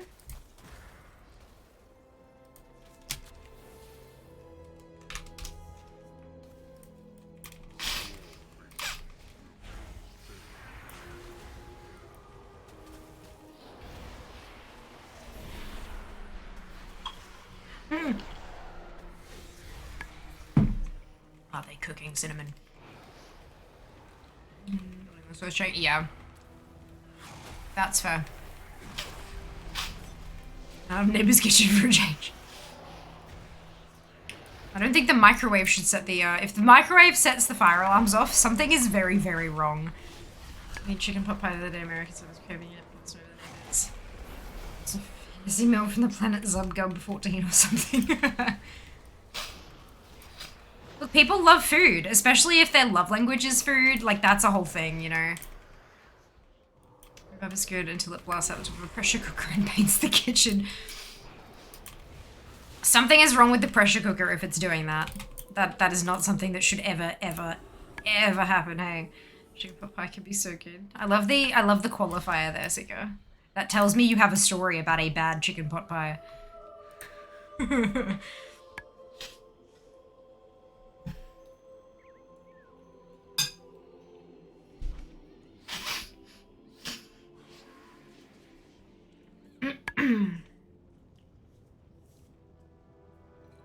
You know what I really love that I haven't had? I've only ever had it once. I had a co-worker at a job a few jobs back who spent a year on exchange in university in the US and learned how to make pumpkin pie. And I love pumpkin, and I mean I'm Australian, so I eat pumpkin as a vegetable, like as a roast pumpkin, like on the side or whatever. But my lord, that shit was delicious. If I could find canned pumpkin, I would make the shit out of that stuff. But because we have such ready access to fresh pumpkin, we don't tend to get canned pumpkin. And I'm aware that I can make pumpkin puree, like, no shit, I'm aware of that. But that's effort. No, I don't have time to do that. Like, I might have time to make a pie. I do not have time to roast and cook down and puree and season and blah, blah, blah, blah, blah, blah, blah, a couple of pumpkins. I just don't have time for that. So if I could get my hands on canned pumpkin, good lord, I would love to make some pumpkin pie and just like, oh, it was so good. Oh, excuse me.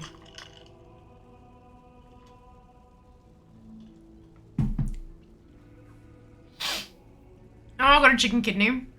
Look, organ meats are not bad, but having them without warning, yeah. If they're used properly and like cooked properly and seasoned well and all that kind of stuff, offal is delicious. Like absolutely delightful. But you need to, like, yeah. Also, knowing that it's coming is helpful to adjust to, like, what is this strange taste? Like, this tastes different. What is it? And related thoughts. Like, the texture is very different, all that kind of stuff. But yeah, organ meats are fantastic, and if you can, a fantastic way to add a bunch, like a crap ton of extra nutrients to your meals. One thing is liver.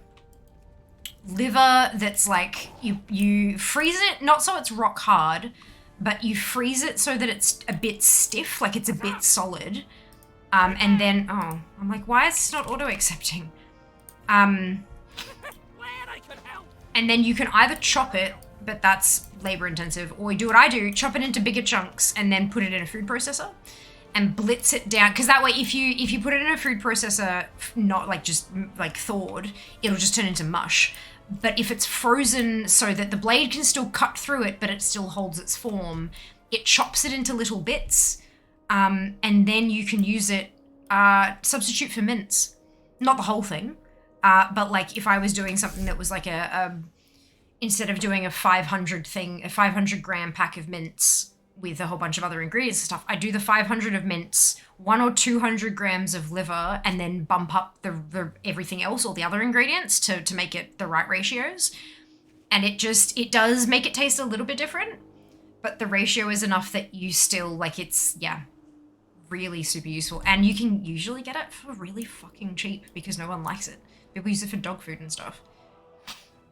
But yeah, it's very much like you kind of gotta, it's an acquired taste for a lot of it. Apparently queuing for 10 as a BDK isn't a good idea. I think when they heard the word pie, they were expecting something like an Aussie meat pie, so they were just a bit thrown off. Oh no. Oh no. Excuse me, that obviously stripped a whole chook and some giblets still inside. Yeah. So crumpets with lashings of butter. Yum. Couldn't find it locally. Yeah, it's practically impossible to find in Australia. I'm sure there are some very small specialty places, but you'll probably pay an arm and a leg for it because it's like imported or some bullshit. Different kind of pumpkin. Not always. A lot of the, because I, you know, the food bloggers and stuff who post their family pumpkin pie recipe that's so special, it's been handed down by generations and it's identical to literally everybody else.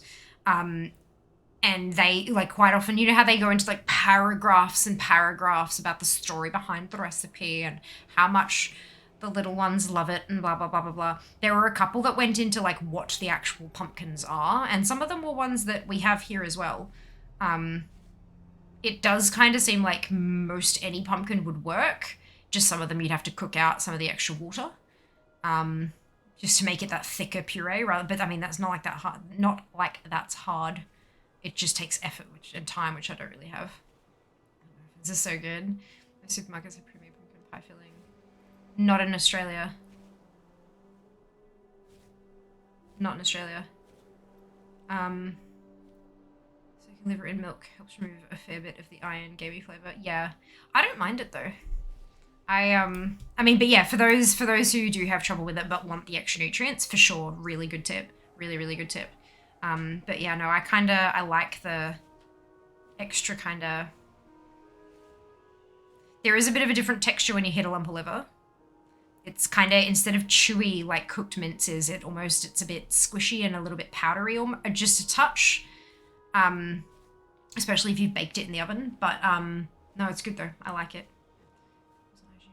Reckon they stock it. Where?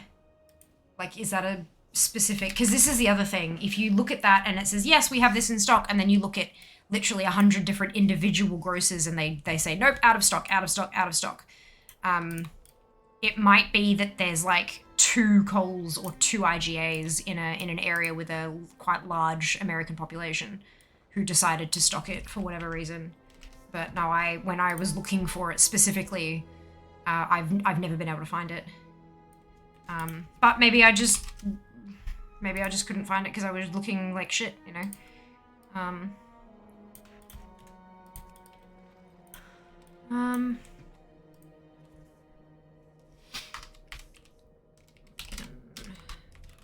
Filling. Shopping. Woolworths says pumpkin chunks. That's not the same thing and you know it. My Deal has a 425 gram tin for $22.49. Cherry pie filling is not the same. Whole Halloween warty goblin pumpkin is also not the same thing.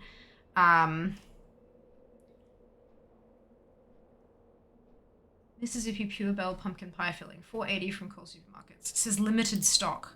Where? View product details. No, not on visit site.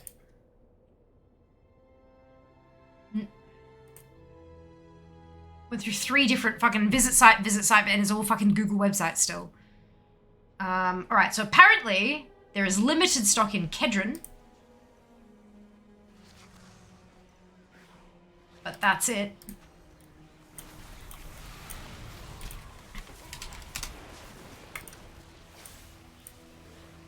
It's still making the macros wrong.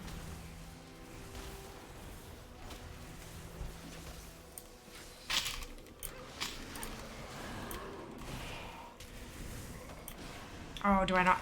Uh-oh. Uh-oh. Oh, crap.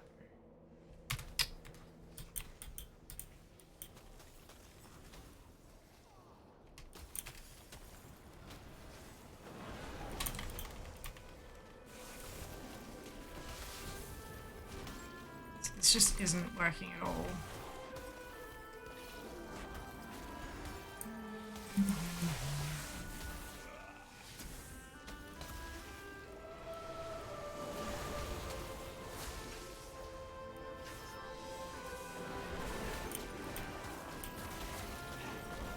Still not working. I'll have to figure out what's going on here. I must have just a substantially different loadout to the...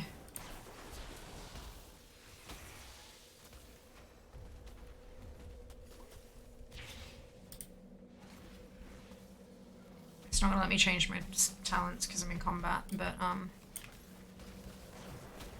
and that's okay. Oh, whoops.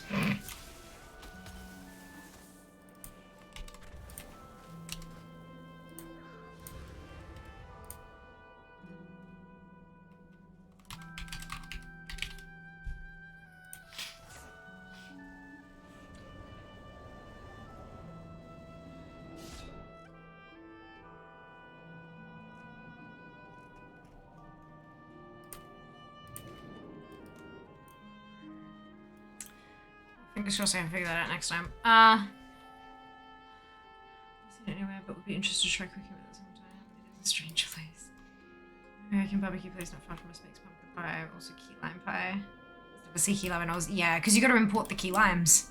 Because key lime is not just, it's not like key lime pie. The key is not just a fancy fun, for those of you who don't know, the key is not just a fancy fun word that they stick on top.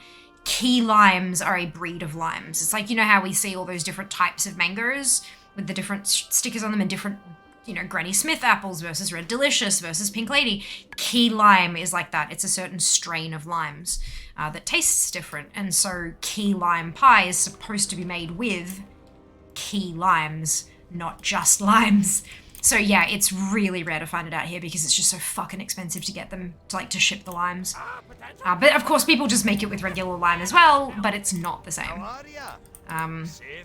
Like the taste profile is just so different.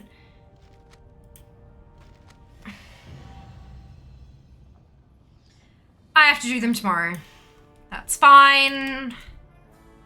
That's fine. Right, to Rundasta then. Excuse me. I really like the newish challenge trees. They're kind of funky, and they're absolutely beautiful. Like visually, they're beautiful.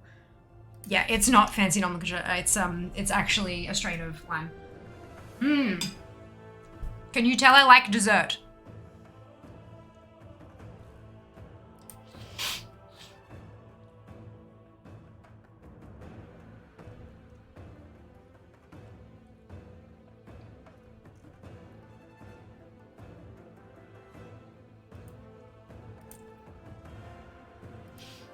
Keys, learn something new every day. Indeed. Indeed. You're welcome. Kids It's a bet as I listen, of course. Totally fine.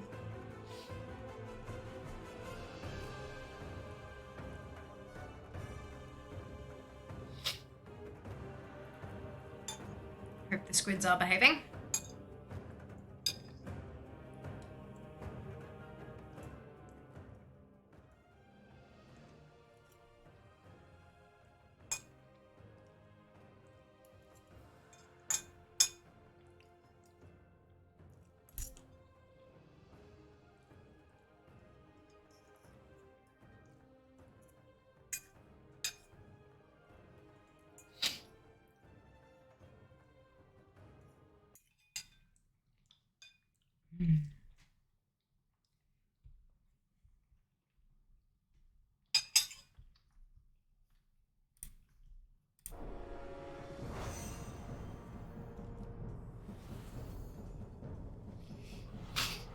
Hunky limbo.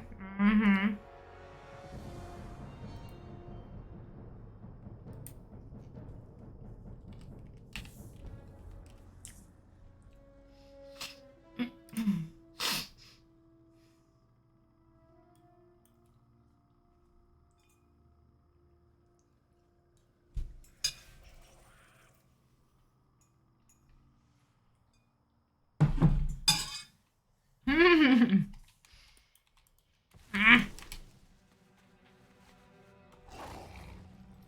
Choc peanut butter pie.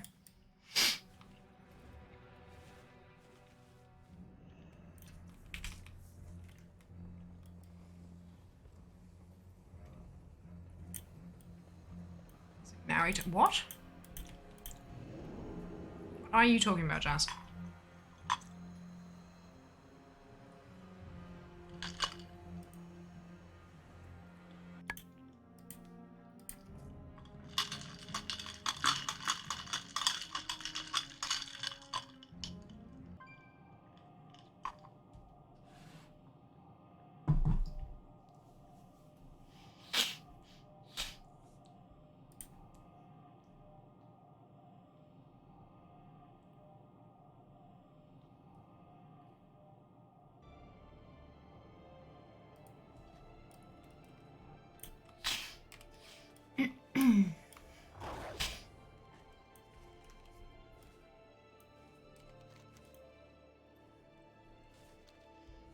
Will I die of fatigue? Let's find out.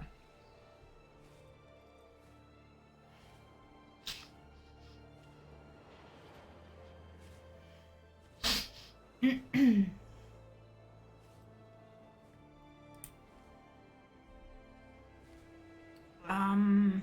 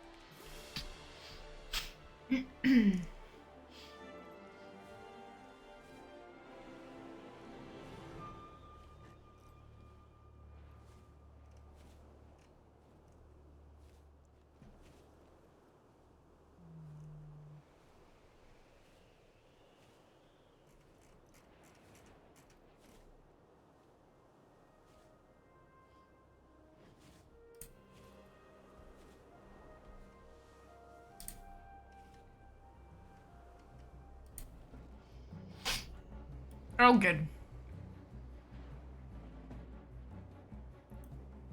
Stay land in water.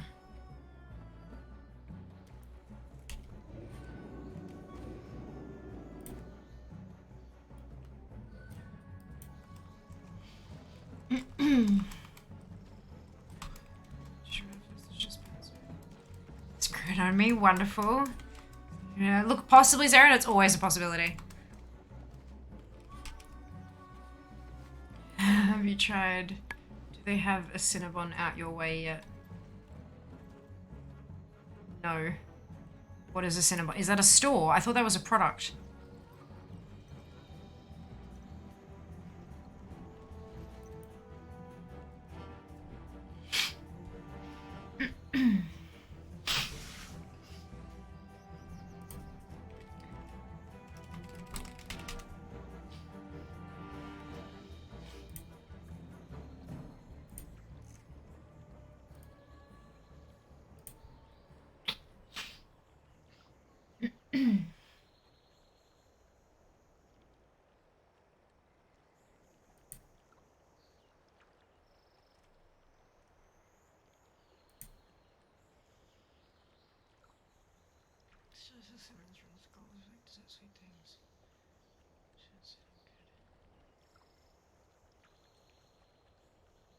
Oh, yeah, no, no idea.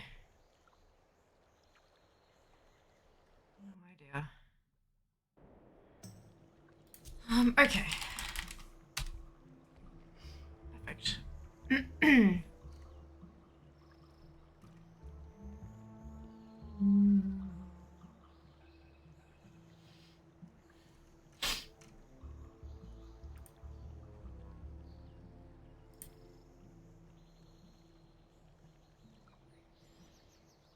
I've actually been on this website before.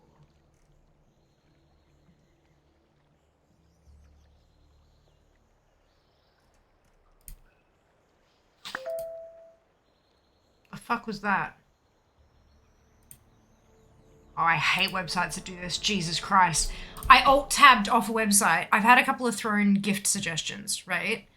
And I opened one of them up to check out what it was, and as soon as I clicked off to a different tab, it did that ping sound, and it was the little chat box, like, do you need some assistance? No. Fuck off. Jesus Christ, I hate websites that do that. Oh my lord. Anyway.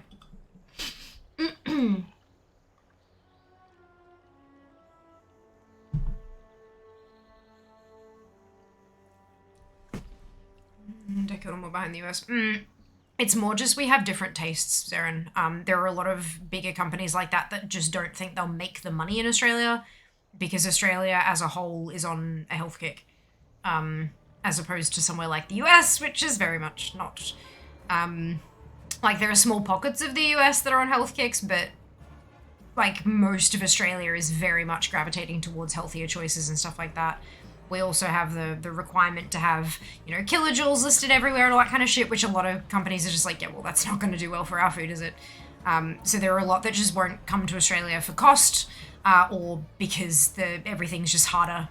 They have to pay more, they have to, like, stuff's more expensive, and they may not succeed here because we eat different kinds of food. And not to like, we're so much better that it's not about that. It's just that we're different.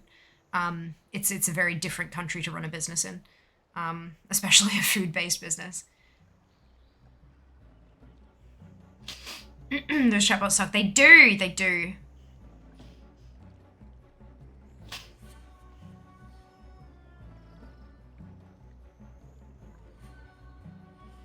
It's coming out the next year or two. Can't wait. How? What are they going to call themselves?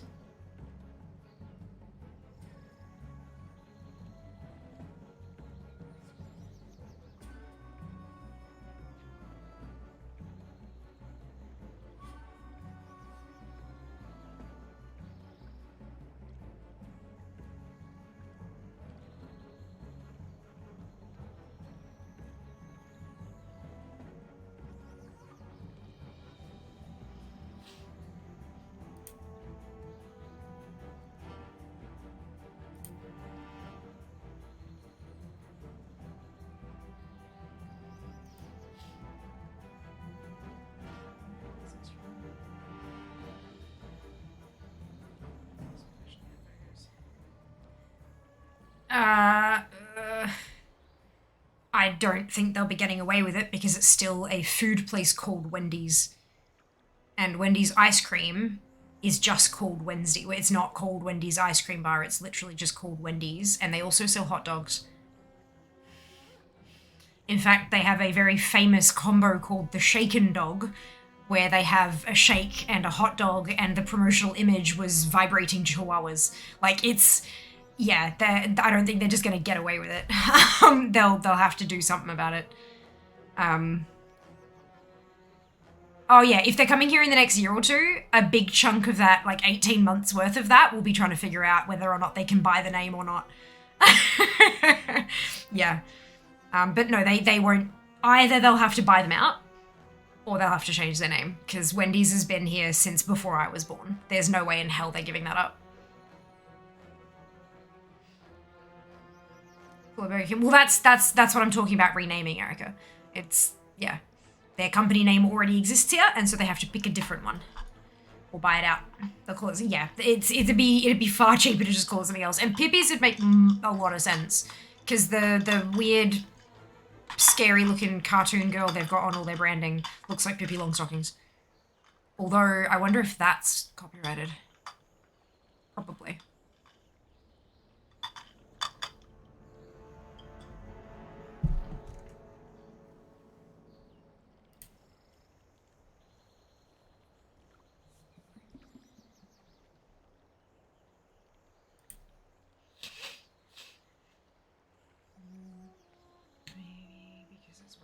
At least that's what their official name is on the website. That's the way they'll approach it. It's still too similar, Zarin. In a court of law, that won't hold up. Wendy's Milk Bar versus Wendy's Burgers. There's still two food chains called Wendy's, and the average Australian can be expected to confuse them and get them mixed up with each other, which means that a negative thing affecting one will affect the other, and a positive thing affecting one will affect the other, and that's not fair on businesses. It still won't work. They're too similar.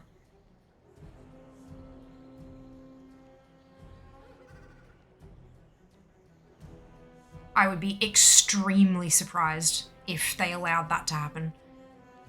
Like, not even if, like, even if Wendy's, like the ice cream joint, was like, yeah, that's fine with us, I highly doubt an American company wanting to go multinational would allow...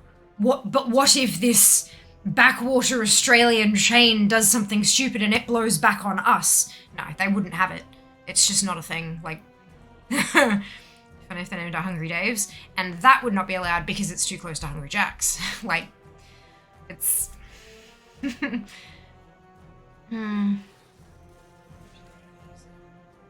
you go. There you go, dude. Interesting. The two Wendy's have already had legal stuff occur here in New Zealand. There you go. I'd say they might just buy the name out then. Very difficult. It will cost them multitudes of millions of dollars. Wendy's has existed in Australia since before I was born, and I am nearly 33. Like, this is, I'm trying to, it's not pocket change, it won't be pocket change. And because of how big a brand Wendy's Burgers is in America, and because the Australian company would know how much value that holds, they would ask them for billions upon billions of dollars. If they didn't, they'd be fucking stupid. It's not going to be pocket change. If they think, they will get lawyers, and the lawyers will, and they'll say, yeah, we'll take it for 10 million. They go, nah, that's pocket change. We're going to ask them for 10 billion, because that way they'll actually think about it. Before the NZ franchise of the ice cream windows. Ah, bugger. I didn't realize they'd shut down. That kind of sucks. But yeah, this is not how any of this works.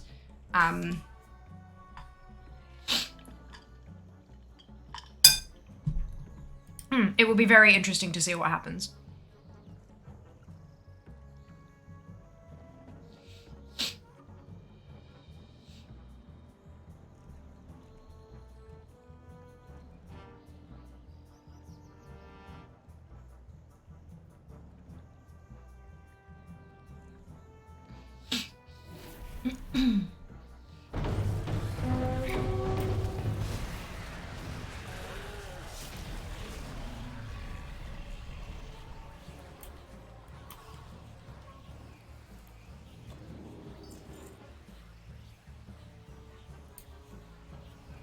Next one.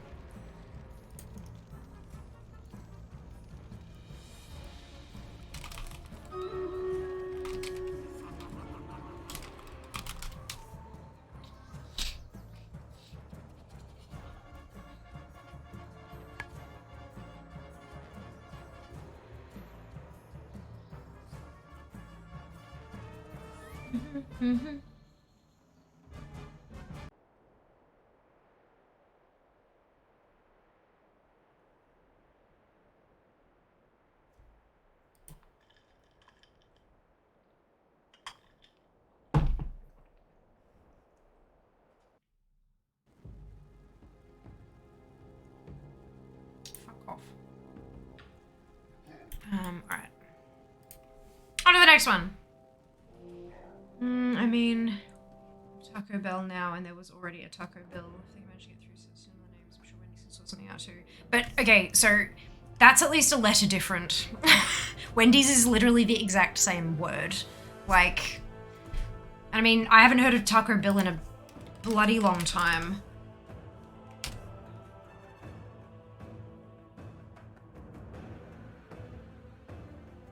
They still exist, Jesus Christ.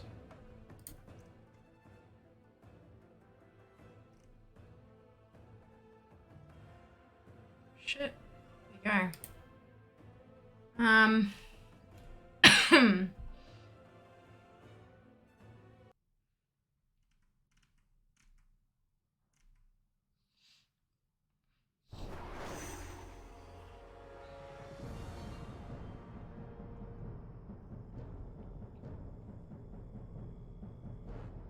Oh, apparently Wendy's actually tried launching one in Australia years ago.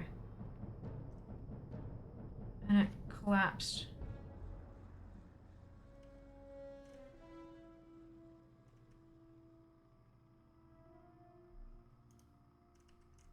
Fascinating.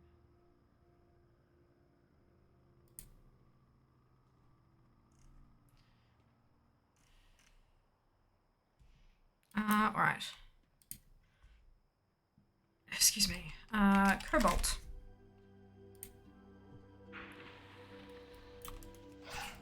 On we go. Being named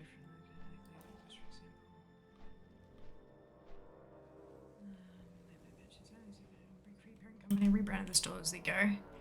Interesting. Hey Cam, welcome back. Hope you're doing well.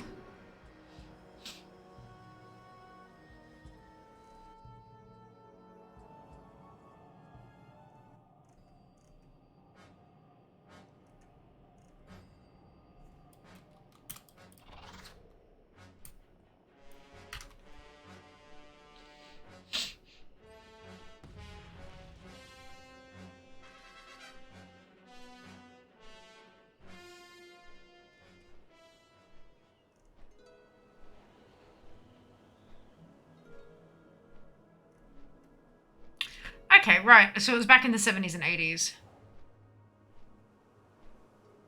Despite a short stint in Victoria under the Wendy's hamburger restaurant name in the 1970s and 80s, the stores were quickly taken over by Hungry Jack's and were not heard of since. Fascinating. I didn't know that. I mean, that's before I was born, but still.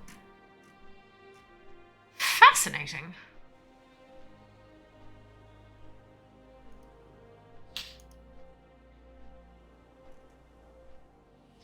It'll be interesting to see how it goes. Considering that, from what I'm reading, the big selling point of Wendy's is their enormous fucking burgers that literally have, in one burger, half of the recommended caloric intake for a fully grown man. Like, that's just disgusting. Like, to be blunt, that's gross.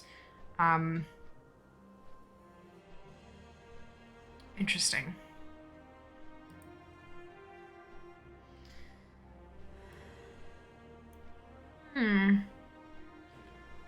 Exploding Cheetos. Yeah, right? Exploding Cheetos. Flipping on my PC. Well done. Well done. But yeah.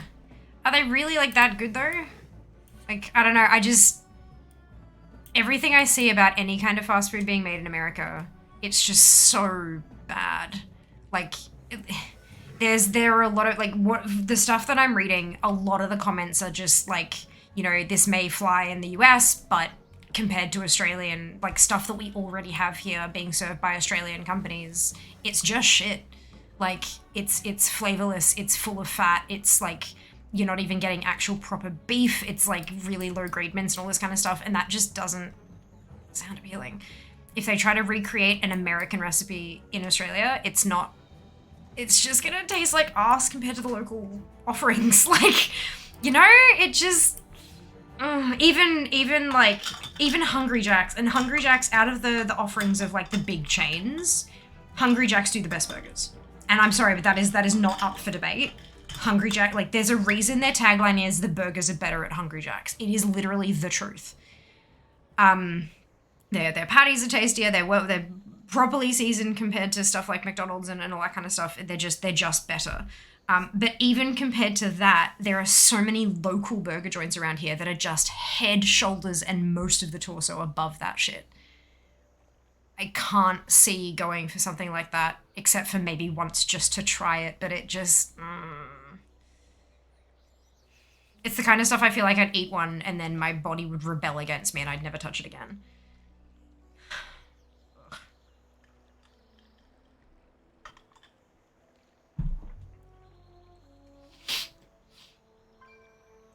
You don't have to eat for the rest of the day. Yeah, and then you get a massively gutted like nutritional profile dupe because you get none of the actual required stuff and all you get is calories through fat and sugar.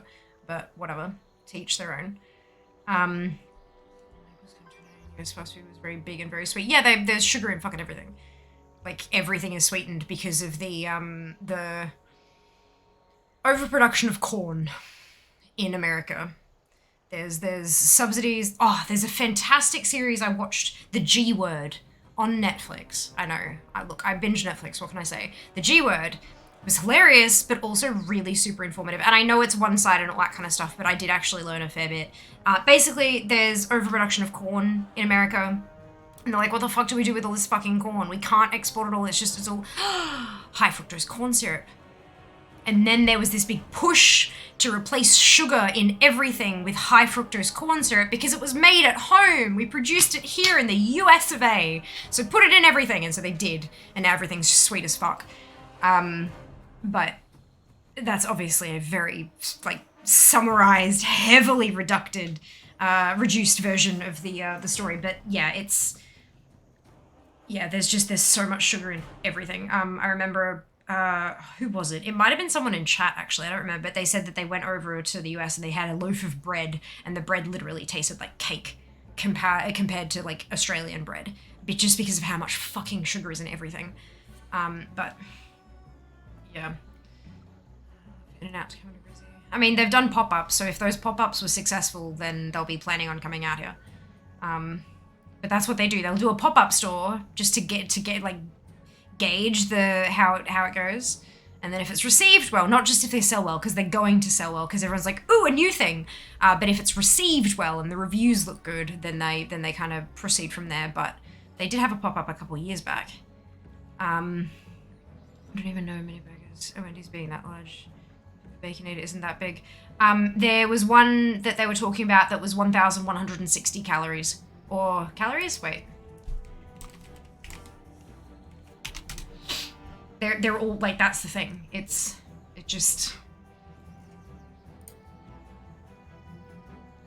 not about size, it's about caloric density. You can have something that's this big that has more calories in it than something this big, like, you know, a head of lettuce. There's the Dave's triple cheeseburger weighing in with a whopping 1,160 calories. That's almost half the recommended dietary requirements of calories for men and more than half that for women. That's like, yeah. Key to the growth of Wendy's has been their enormous, giant fucking burgers. But also, it's about the calories, not just the size or the weight. Ruby Life Pools is a chaotic time. You can't compare mum and dad businesses versus commercial crap. But you should be able to, that's the thing. Like, why would you go to one of those joints when you can get something that good? And no matter where you go, there's going to be a restaurant that does a damn good burger. It was in HJ's best 5 burgers. Carl's is good too. If they can recreate Wendy's burgers here the way they do it in the US, I reckon you might change your mind. I doubt it. I can't eat 1,160 calories in a sitting. Like, my body will literally violently reject that. That's so much energy, so much fat and protein and carbs and just, Jesus Christ, that's so much food. I wouldn't be able to stomach it. Oh, Jesus, Jazz, fucking hell. Yeah, Wendy's does all their burgers fresh. Patty goes right from the girl in your burger. Doesn't matter if it's fresh. If it's made of shit meat, then it's gonna be crap. You can make it as fresh as you like. Put the burgers into a tray with fresh burgers and go. Use the dry ones, strip up and put in the chili. Great, that's fantastic that they're making it fresh, but...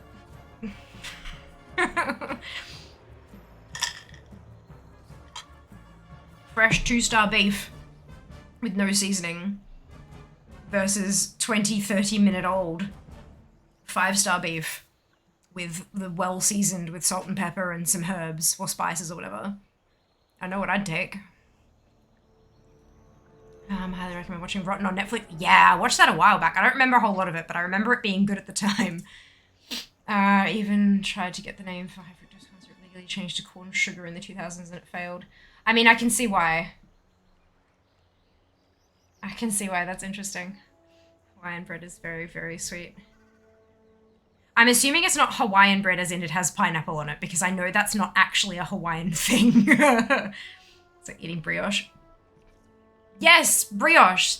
Yes, it was like, yeah, loaves of bread taste like brioche because of all the sugar content. So the In-N-Out has come out and said many times they have no plans to open here. Not too long ago, actually. Unfortunately, it sounds like the pop-up didn't go as well as people hoped. Oh, bugger. Oh, well. Dave, fucking no. In-N-Out was pretty good. It's not even all over the US. Spicy chicken sandwich is good too. Surely they can't succeed in Oz. Looks like a mix between Macca's and Burger King. Without the grilled goodness of Burger King. Also, square patties! Fancy! No, I just, look. They look, if they're planning on opening stores out here, they've obviously put a lot of money into market research and stuff and believe that this is a good move for their business. A company as large as Wendy's would not just make a decision like that on a whim. It wouldn't happen. That's just not how business works. So obviously they have a fair belief that they will succeed here. It just makes me weep for my country. Because we are like America's little brother. And it fucking angers me. Like, it actually genuinely pisses me off. Because like it's like we're chasing after America in all these different ways. We've had prime ministers that have, like, you know, followed the president around meetups and stuff like a lost puppy dog and shit like that. It's embarrassing, firstly. But also there are some measurements that you don't want to catch up to the US on. One of which is fucking obesity. Like, let us be honest here. They may have 101 fucking, like, burger chains and stuff. Maybe there's a reason they're so obese. As a country, their obesity rates are fucking terrible. I don't want that for my country. I don't want that for my country, because what happens is that all of these people who are obese and have medical conditions because of that, not saying that everyone who is obese has medical conditions caused by it, but it is a scientific fact that obesity can cause health issues. We have a public health system here, which is fantastic, which means that those people who do develop health issues can get treatment at a reasonable price. But someone's got to pay for it, and that's us. Like, that's everyone in the country. Like, it's a, you know, so, like, if we get all of these massive American chains coming out here with their incredibly ridiculous burgers that have way too many calories and are just a little bit silly, let's be honest, and are worse quality than the tastier options that are actually marginally better for you at the very least, it just, like, that's gonna end up costing us as a country. And I don't want that. I would rather people be happy and healthy and not cause an unnecessary drag on the health system and all that kind of shit. Like, it really, really upsets me. So, like, I know people are, you know, individuals, you can eat what you want, all that kind of stuff, but, like,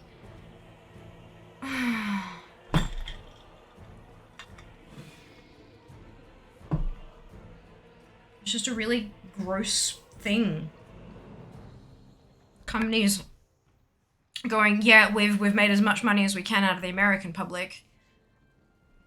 Let's go and make the rest of the world fat too. Like, it sucks, you know? But if they can come over here with, like, recipes that are healthier, like, bring some of the better chains, Jesus Christ. But then, of course, are there any better chains? They're all full of fat and sugar and just crap. There's not a whole lot of chain stores that actually do healthy food. We have a couple of them here in Australia.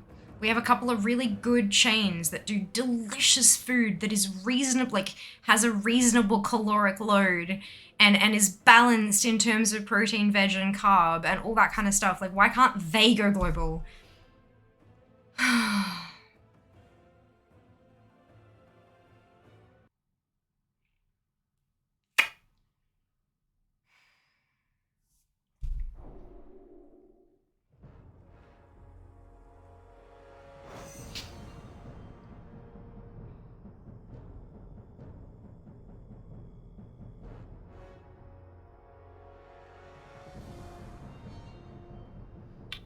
What am I doing?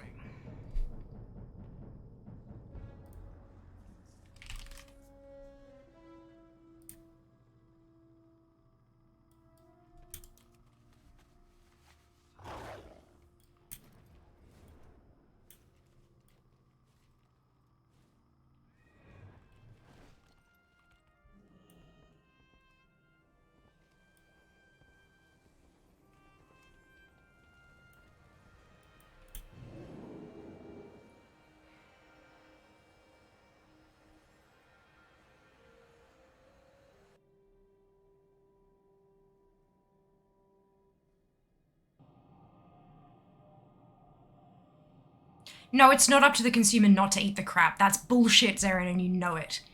When marketing geniuses in companies like Wendy's, you knew. If you worked for them, you'd bloody know. You've got people who literally their entire job is, how do we trick people into craving our food? Down to the colors that they use in marketing to make brains think that they're hungry while associating it with the picture that they've put on the screen that looks nothing like they've got actually gonna... No. The average consumer cannot make those decisions for themselves anymore. They can't. They can't. That is how marketing works. That is the bullshit capitalistic hellhole that we've generated for ourselves. The vast majority of consumers cannot make that choice for themselves. So the more bullshit, fat-laden crap we have on the market, the heavier the country's gonna get. It's as simple as that. It's as simple as that.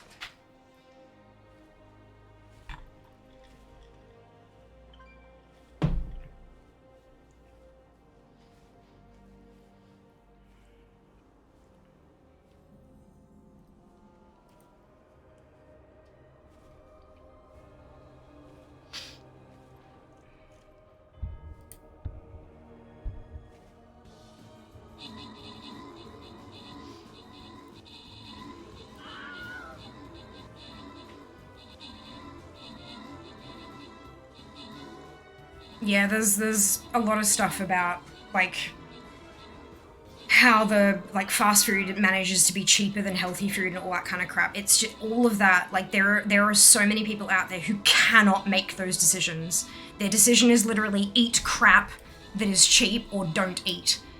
Like, and that's just not fair. It's just not fair. And I know life's not fair, but, like,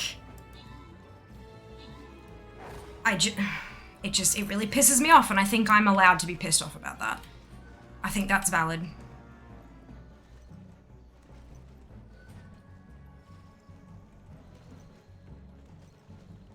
But yeah, I know, and that's bullshit.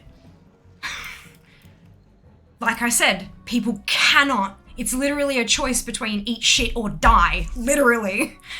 Like, that's not okay. And I don't think it's fine to just be like, nah, that's just how it is. Bullshit. Bullshit. If we all just accept it, then it'll never fucking change. Zilbor, AS, and Neke, congratulations to all of you on your bonus shit. Well done. What's it? Yep, okay, we've got... Oh, it's a skin chest. Fantastic.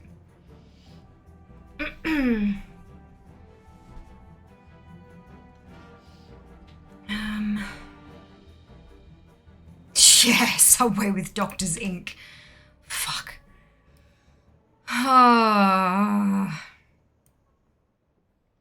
There are not many things I get actually angry about. Honestly. Like, there are not very many things that I actually get angry about. People not being able to make their own fucking choices about their health is one of them. It pisses me the fuck off, and I don't give a shit who your favorite burger joint is. If you don't have an option to take something healthier, then that's not okay.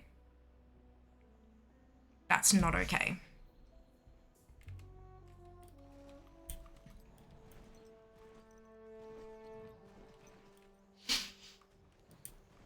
For a lot of troubled youths, the thought of a treat is Macca's, which is quite sad when you think about it. Yeah. And then there are other families where literally a $2 cheeseburger is dinner every single day. Or $2.50, whatever the hell it is now. Because that's what they can afford for the family.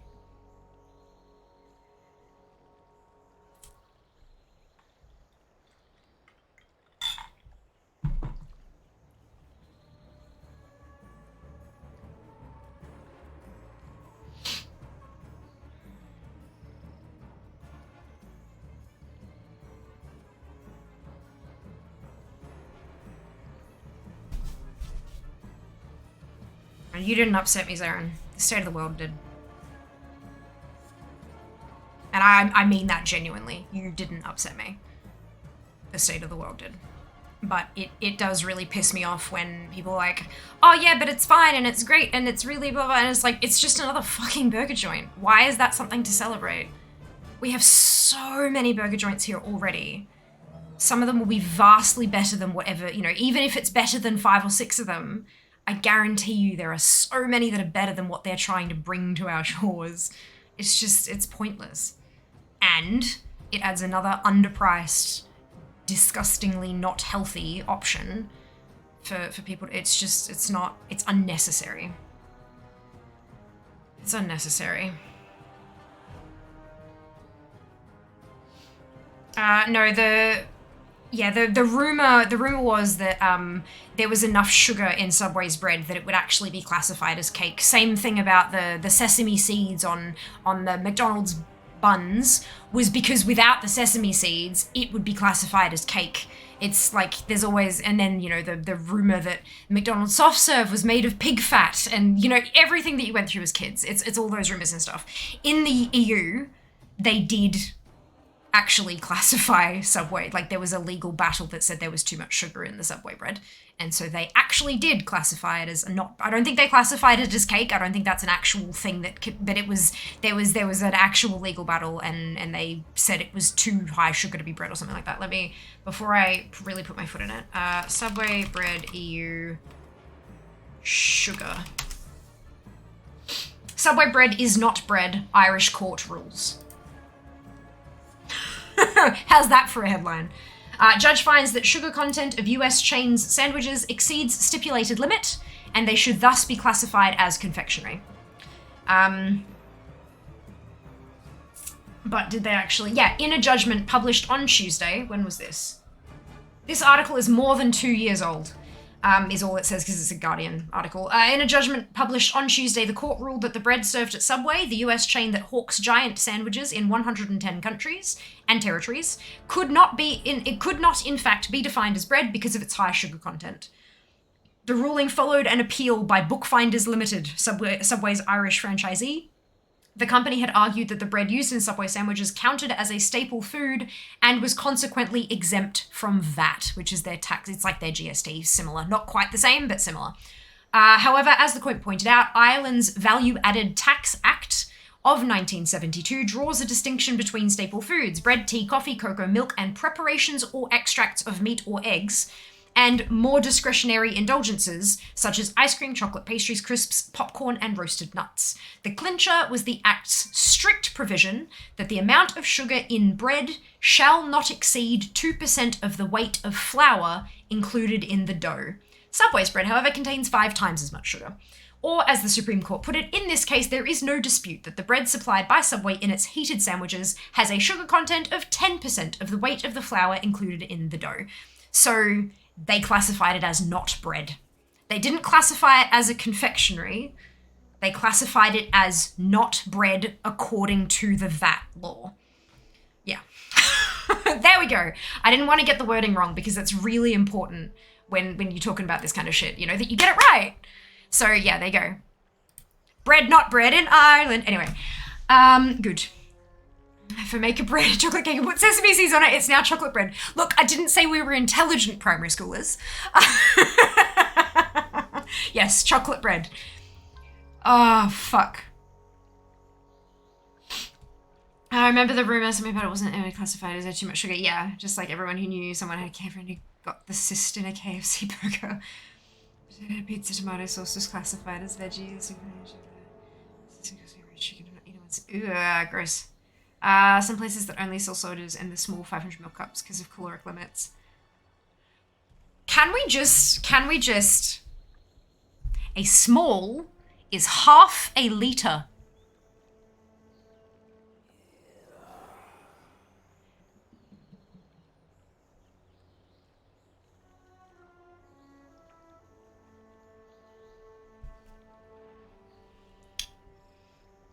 Welcome to Subway. What filling would you like in your cake / confection? They have to say slash, otherwise the whole thing doesn't make sense.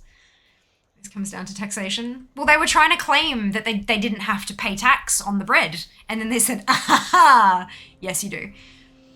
Bread like substitute? Yeah, that's it. Spicy meatballs of hard facts use 10% the flour weight as sugar. So 1 kilo of bread has... No.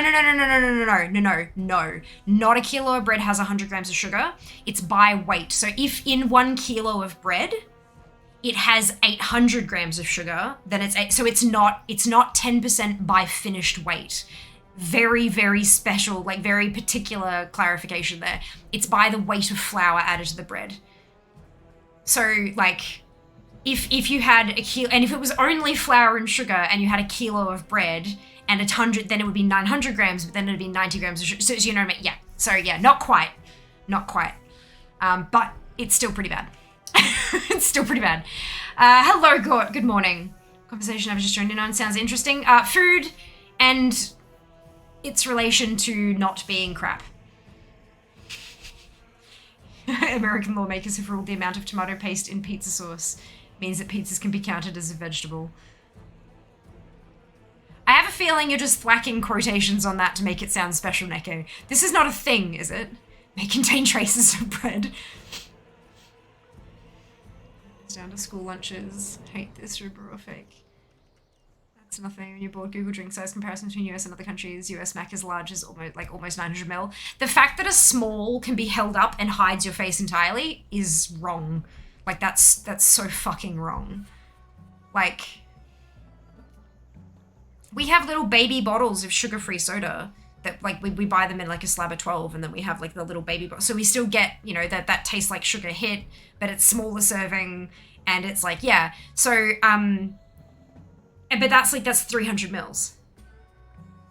That's more than enough for a small. Like, if you're thinking, if a small is what a child has with their meal, yeah? Why is a child, can they actually fit half a litre in their stomach? I don't know. I genuinely don't know the answer to that. But, like, that is too big for a small. And if you then have, like, a kid size as well, like, why? Why bother? Like, give us the option of having a smaller fucking drink if we want to. Jesus. It's that whole association, like, I'm getting more of it, therefore it is better value. Wrong. But anyway.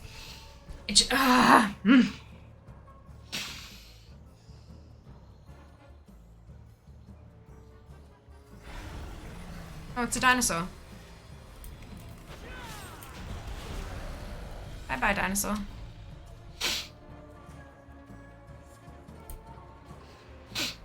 I got a necklace.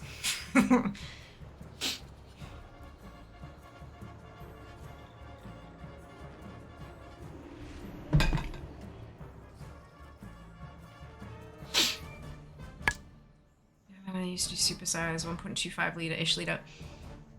So, okay, I remember going, right, so when I was a kid, my parents are divorced. When I was a kid, we would spend every second weekend with my father. My dad, like, I'm not calling him father because I'm like separate. No, it's like we'd spend every second weekend with dad. He'd come down and pick us up on a Friday night after school, and then he'd bring us back like Sunday afternoon, so that we could like have our wind down and get ready to start school. But yeah, and so we'd spend every second weekend with dad. And it was like tradition that when he'd pick us up on the Friday evening, as we were driving back to his place, we would go through drive-thru and get fast food, right? Usually it'd be Macca's because we were children. We liked the Happy Meal. We had a fucking toy chest. You know the you'd put the chest at the end of a kid's bed we had a whole ass one of those full of the fucking Happy Meal toys. I'm not even kidding, right? So like yes, good. This is not me being hypocritical. Like I've been there. I know the whole like, yeah. It was a thing. And then every month or so, Dad would put his foot down and go, we are not going to McDonald's. I am going to Hungry Jack's, and you will choose something from the menu because the burgers are better at Hungry Jack's. He hated McDonald's burgers, but he did it because we wanted the toys. We were, we're his kids. It's a type of love, right? Did I just half back here? I did. I'm logging out. Good. Got distracted by food again. And so one weekend, we did the whole thing, and then on the we'd go and we'd do something fun on Saturday, and then on the Sunday we'd go out for brunch, and then we'd go home, pack up our shit, and we'd go home. That was kind of the routine. So on the Saturday we'd go and do something fun. Sometimes we went and did like putt-putt, we went to a movie or whatever it happened to be. Excuse me. And one day, Dad took us to Gold Class to see Super Size Me. And he took us to Gold Class because they weren't showing it in the regular cinema. It was only being shown in like Cinema Europa and Gold Class, and the Gold Class was cheaper. And we loved it because we got to have like milkshakes delivered to our chair. We were children. I mean, not children, but like, no, actually I think we were children. I don't remember. It was when obviously I don't remember when it was released, but it was, anyway, it was still in cinemas at the time because we saw it in the fucking cinema. And afterwards we watched the whole thing. And afterwards, Dad said, okay, who wants McDonald's? He was obviously trying to convince us off Macca's, right? And I said, yeah, sure. And he looked at me and he's gone, really? I said, yeah. I'm not going to, like, breakfast, lunch, and dinner for a month. It's just one meal. And he was like, fuck. So we went and had Macca's. But, like, that film really stuck with me. It really, really stuck with me. And I mean, especially when he was talking about like, super, and afterwards when we went to Macca's afterwards, they had these big posters in all of the McDonald's stores refuting the Super Size Me film. And one of the points on the poster was like, we don't offer supersizing. And I'm like, the movie was filmed in the US where they do. Why are you trying to convince us the movie's lying? It's telling the truth, just about a different country. Anyway, I just thought it was so silly. But I really liked that. I mean, it was extreme. It was an absolutely extreme case. And I think anybody eating from any fast food restaurant 3 meals a day is extreme. And there is some like life assistance needed there, because the only like, there's things like, I mean, there's laziness, obviously, but there's also like if it's an inability to cook for oneself, and so you're getting takeout 3 meals a day. But I mean, and like if you are busy as fuck and don't have time to cook, at least you can like mix it up and sometimes get a healthy meal. And like, do you know what I mean? Like it's such an extreme case, and I don't think it's realistic, but it was super interesting to see like what changed with all of that excess consumption. I thought it was really fascinating, but not exactly a peer-reviewed study, entertaining. But yeah, the just this like the cups that were, and I'm like, that's a bucket. That's not a cup. It's a fucking bucket. Anyway, good morning, Bilbo. I know I'm very behind. I'm 7 minutes behind on show. Welcome back. According to Congress, pizza is partially a vegetable, but only when made a certain way. 2011, U.S. Department of Agriculture proposed nutrition standards for schools deeming a pizza a vegetable if a half a cup tomato sauce is used, tomato paste is used, then and only then can pizza count as a vegetable serving. I think what you're forgetting there, Desir, is that it counts as a vegetable serving, but it also counts as a serving of carbs as well, because you're talking about the base of the pizza. They're not saying the pizza is a vegetable. They're saying it can count as, because with school lunches and stuff like that, I'm pretty sure there are things that say if the school's going to provide a lunch, it has to have X servings of protein, X servings of blah, blah, blah, blah, blah, blah, blah, blah, blah. So if the pizza is made properly, they can tick the vegetable box as well as the other boxes that the pizza would have ticked. And I think that if that's the way it's supposed to be interpreted, I think that's reasonable. Because it also says, according to Congress, pizza is partially a vegetable. But I mean, that's true. Pizza's like, you can have a pizza that has enough vegetables on it that it counts as a serving. Uh-oh. How did I manage to... Who enjoyed the uh-oh moment? The moment when it clicks like, I am going to die here. I'm in danger. Yep. But no, I think that's reasonable for them to be able to tick off one of the veggie boxes if there is enough vegetable on the... I get that. I understand that. Tomato paste is not a great way to have your vegetable servings, but it's better than nothing. And if it means that they can provide lunch for kids, especially if it's like a free lunch that actually does have vegetables on it, then I'm even more for it. But yeah, it's still, look, you're getting there. Most of it's ice anyway. Oh, for the bucket drinks? Yeah, but that's still so, like, Jesus. It's still so much more drink than a person could possibly need. It counts for all food groups, right? It can. If you put the right toppings on it, it can. Whole thing is, we have a thing here called school pizza because it's more nutritionally dense than normal pizza. This is one outlaw pizza. It's entirely from school pizza. Pizza is different than school pizza. Yeah. Used to do an octagon-shaped Mexican pizza. Mum used to make what she called Mexican lasagna. She'd get the soft tortillas and she'd get the soft taco kit and use the spice sachet and the mince and then like lay down the tortillas and put the salsa and then put the spiced mince and the other stuff, and she'd call it Mexican lasagna, and fuck, it was tasty. God, I love that shit. Sorry. Slight detour. Some of those toys will fetch a pretty penny on eBay. I'm certain that Dad has destroyed all of them. Either that or they're in a box in his garage somewhere and he's going to come across them in the next couple of weeks because he's doing a clean out at the moment. I'm reading a bit about it. With any topic, it's always down to the details. Absolutely. Yeah, that's the thing, isn't it? And so many articles, like, if they try to include all the details, people just stop reading, and that's not what the website's designed to do. It's designed to keep people hooked. Yeah. That evil genius. The only thing I can't deal with the HJs is the same as US, is mayo is heat stable, doesn't have to be refrigerated. Some reason that put me off, and now I can't do mayo in my HJs anymore. Backfired on Dad. There was a mayo that I had recently that I was like, isn't mayo made of egg? Yeah. This mayo does not have egg listed in the allergens. It was a mayonnaise with no egg. And I'm like, it wasn't a vegan mayo or anything like that. Like, it was proper mayonnaise that was made with no egg, but that's, I mean, technically, isn't it? It's just an emulsion thing, but still. That might be why it's heat stable though, because it doesn't have any egg in it. I don't like, so a lot of the fast food joints, like Australian McDonald's is better than US McDonald's. Australian Hungry Jack's will be better than Burger King in America, that kind of thing. Simply because our quality of food here is better.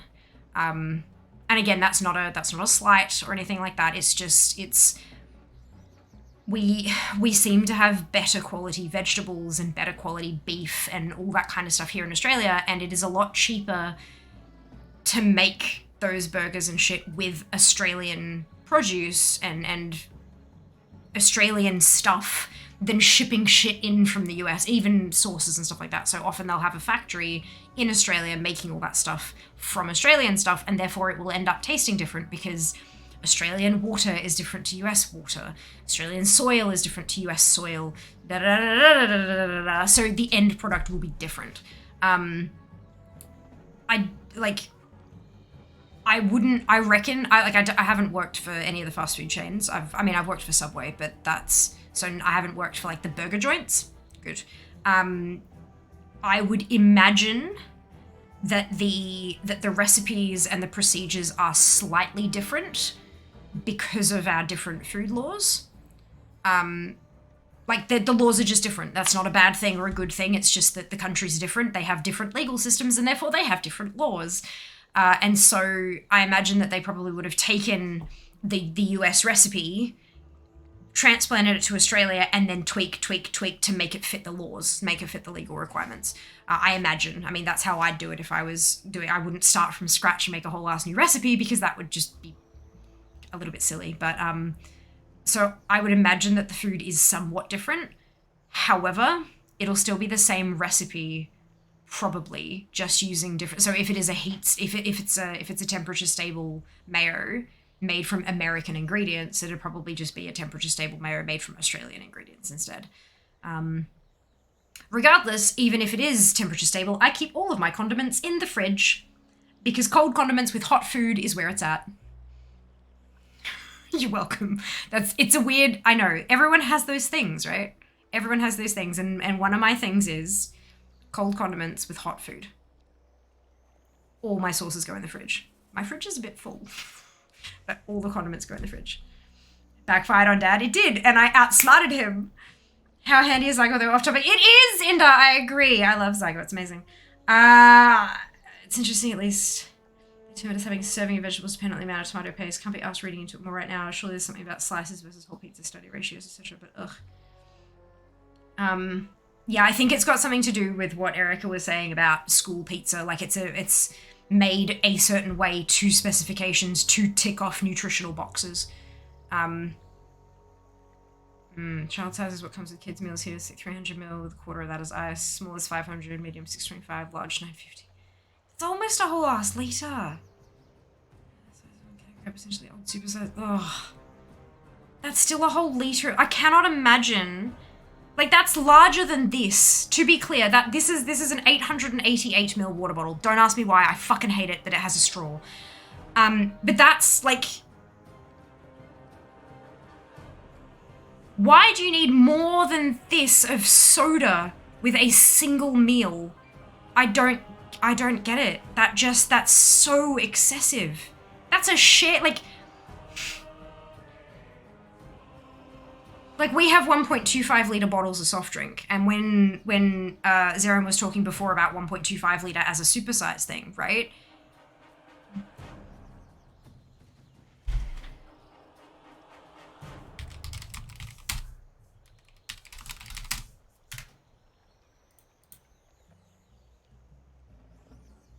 I'm not gonna, I was gonna turn on World Boss Timer to see how long I got, because I've got a bottle of Agram in the fridge at the moment that's 1.25 litre. It's a whole ass bottle of soft drink. One serving of that is 250 ml. 1 cup of soda is what is determined as 1 serving. So a supersize is 5 servings of fucking soda, regardless of whether or not you add the ice.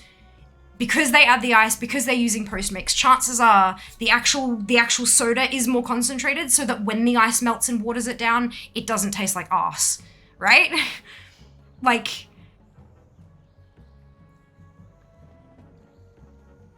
why? Why?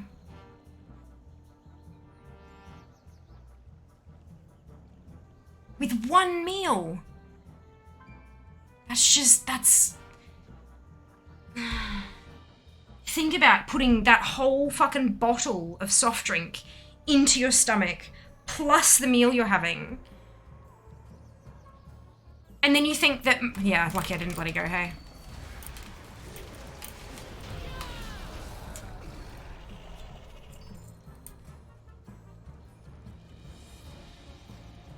What was that whole thing about, like, size of stomach? I remember something about a closed fist or something.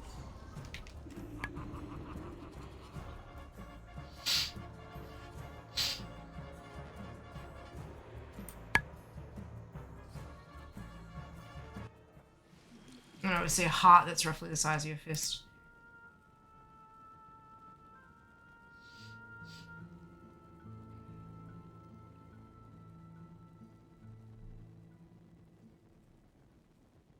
As an adult, your stomach can expand to hold about 1/4 of food. When you stretch your stomach with a lot of food, no, it doesn't matter. But, you know, it's, like, that's just so much food. You don't have any tigers to be running away from. You don't need all those calories because vast majority of people are not going to burn them.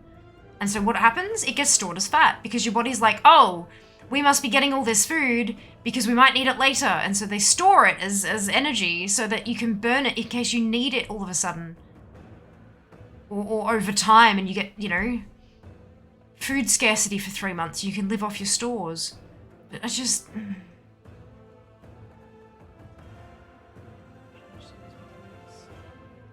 So buckets of sodas family size or half gallon was 2 litre phased out because they weren't selling because they were twice the cost of 2 litres. Yeah. Wait, but isn't tomato a fruit? Soon be considered as a fruit and not veg. Tomato is usually counted as a serving of vegetable rather than fruit. I don't know why. I wonder if it's got something to do with like the level of fructose or something. But yeah, when you're counting it as like a serving in terms of nutritional benefits, I would imagine it's because if something is a fruit, it has these nutrients, and if something's a vegetable, it has these nutrients. Like, I'm assuming, I don't know, but, what do they say about, oh my god, I can't spell. Intelligence is knowing that a tomato is a fruit. Wisdom is knowing to not include them in a fruit salad. And charisma is being able to convince people that salsa is a tomato-based fruit salad. Tomato-based fruit salad. But yeah, it's... Just because it is that way doesn't mean that that's how we define the world. No,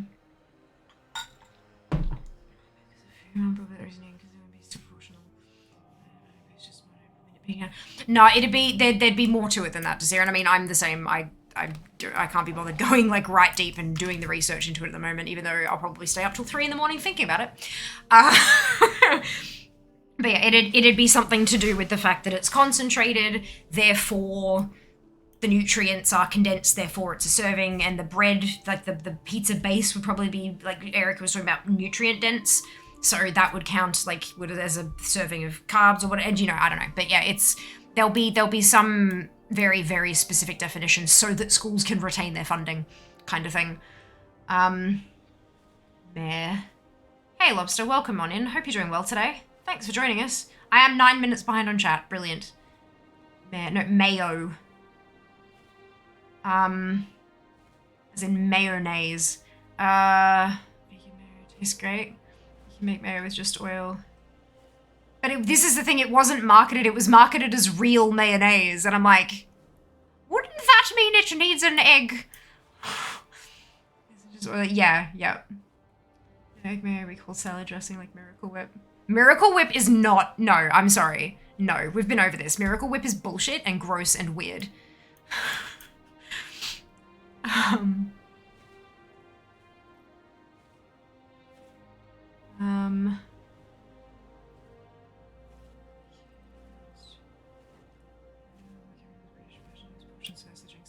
Yeah, it's just, everything's just a little bit different.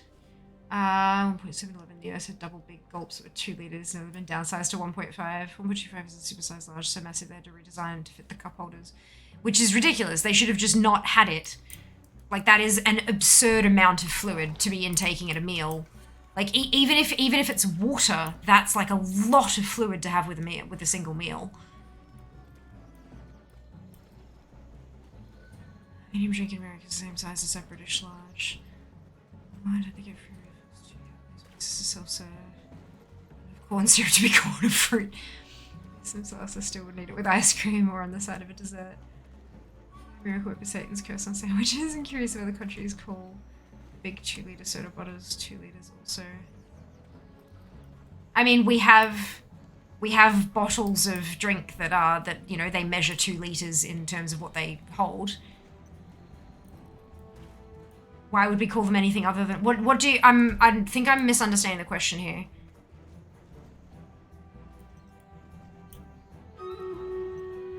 What do you mean by calling them 2 liters? Like that's what they are. That's what they hold, that's what the bottle holds, 2 liters of fluid. I'm trying to think like what else, like in context, what else that could mean. I know we had emote only on. I know. I'm not sitting here impatiently awaiting a response. I knew there was so I can't reply. No, Seeker redeemed it because I was well behind, but then I caught up really quick. Because in the US they have had 1 liter bottle that were called Big Slams. Why is the bottle of drink being slam? Oh, do you mean like slam? As in like guzzling the 1 liter in quick 6...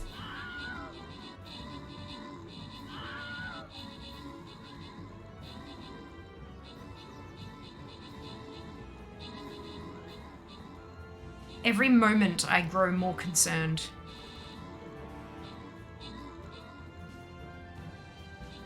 No, it was just what it's called. I'm sure it's still a thing. Okay, so we have like... So we have the 1.25 liter bottles of soda, right? They usually, they're pretty consistent down the bottom. Like they have the lumpy bottoms. I don't know. I don't know. But anyway, they have like the lumpy bottoms and then they come up and then they usually like curve slightly to the lid on top, which is just like a normal sort of this sort of size lid. Yep. That's acetone. Don't drink that. And then some of them, like my Agrum bottle, has like, it comes up and then it's like a long cone up to the top where the thing, but most of them are that kind of shape. Then we have the ones that are 2 liters that are a bit fatter, and when they come up, it's a real quick curve to the lid on top. So they're a bit of a different shape, and obviously they hold 750 ml more liquid. I've never heard either of them be referred to by any kind of special word. Like, if my mum had asked me, hey, can you grab a bottle of Sprite for the party or something, I would have usually just grabbed a 2 liter bottle because I'm understanding that it's to be shared or whatever. But if it's for like a family thing, I would ask, you know, do you want the 1.25 or do you want a 2 liter? But otherwise it's just, you get a bottle of soft drink or you get a big one. It's the bigger one. You get the big one. But those are both designed for sharing. That is not something you sit and drink by yourself, neither of them. Unless you're drinking it by yourself over the course, like the passage of time. I got a skin! Yay! Plastic doll Templar. It's a Barbie. Neke, Fade, No Mana, Zil, and Ayaz, congratulations to all of you on your bonus ship. Well done. I thought Undasta was spawning, and oh boy, that was... We're good. Did anybody else get a skin? Let us know.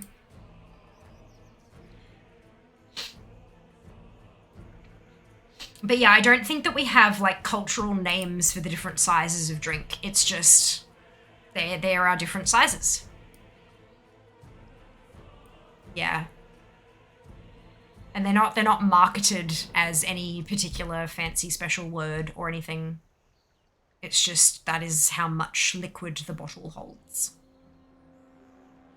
Yeah. You guys seem to have special names for a lot more shit than we do. Like, we just have products that are what they are.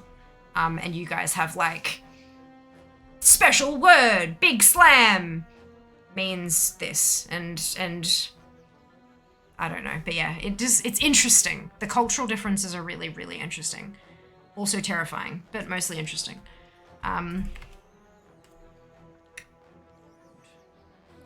Clears a basketball reference, slam dunk your drink. Don't do that, it will get really fizzy and go bang when you open the lid. 2 liters, as in I bought a couple of 2 liters. Oh.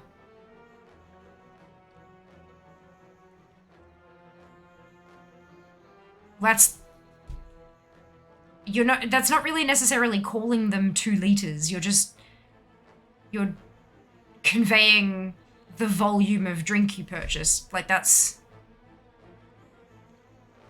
I wouldn't call that a special name for it. That's how much liquid it holds. I bought a couple of 2 liter bottles, or I bought a couple of 2 liters, rather than saying the bottles at the end just conveys, I have 4 liters of soda. Like, you know, it's not really a special name in my brain. And again, maybe that's a cultural thing. It comes to sodas in the US, one thing that always got me was the free refills. About €3 to €4 for a 0.4 liter. You don't drink more than you need with the meal. That's it. That's the thing, Neko. It's all about, oh wow, great value. I can have as much soda as I want. But you shouldn't want that much. That's a problem. That's a problem. Thank you, Barry, for dropping that socials link. Much appreciated. Hope you're doing well.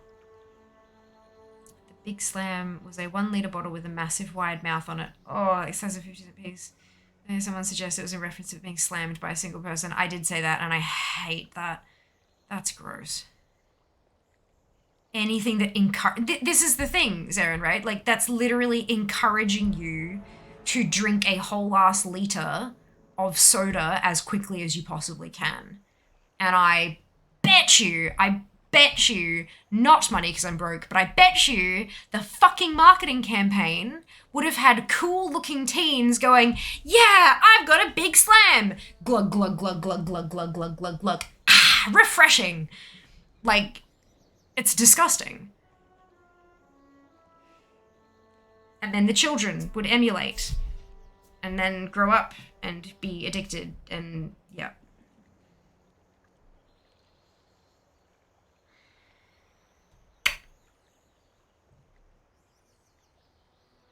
Cool and normal.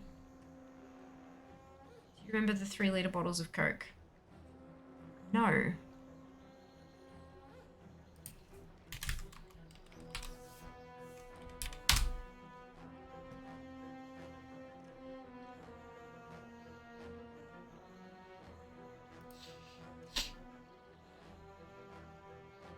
It just looks like an overinflated balloon.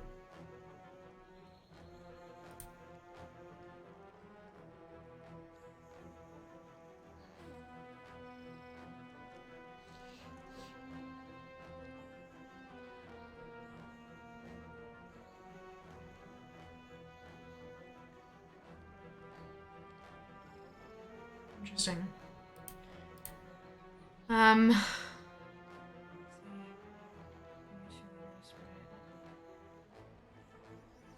Yeah, you're still just describing the volume of the bottle. Like, that doesn't... To me, that's not a special name for something. That's just... Don't bring a little bottle. Make sure you bring one of the larger sizes because it needs to be shared amongst the family. Like, that's not a name for a thing. That's just describing the volume. Hey, Her Majesty. How you going? Welcome back. I don't want to find my face. A Big Slam before today. I'm glad. Neither have I, Erica. Neither have I. Do you like to drink out of a can or bottle? What's your preference? I don't really have one. I don't really have a preference, I don't think. Americans are special words, while Aussies just shorten the crap out of almost every word. Yeah, basically. Or, like, omit words where it's kind of obvious what you're talking about per the context. Like if someone, you know, if mum asked me to pick up a bottle of Sprite, would you like a 1.25 or 2 litre bottle? Like 1.25 litre or 2 litre? Like, why do I need to repeat the word litre? So 1.25 or 2 litre. And obviously I'm talking about a bottle because what am I going to do, buy a sack of Sprite? Like, yeah, so yeah. You're eliminating words based on context. Hello, Dukes. Welcome on in. Hope you're doing well. Thank you for joining us. Maybe beer bottles have funny names, i.e. long necks and stubbies. Yeah, but also we have a culture of alcoholism, so that makes sense. Different to the sizes. To the ml size. But a litre... That... You know that ml stands for milliliter, yeah? It's just a smaller...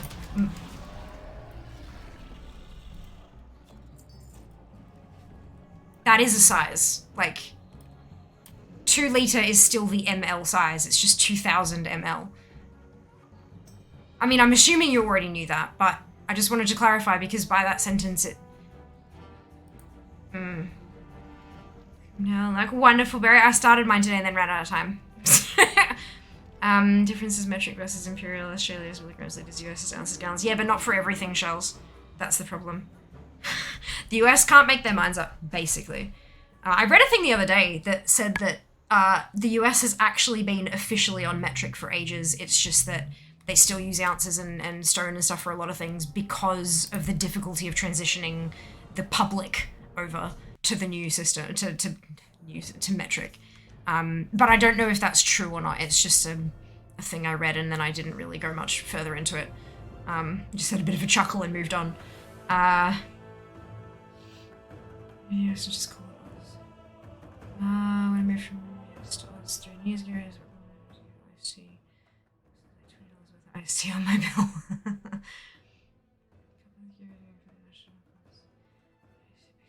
Pretty spot on there. Fucking A!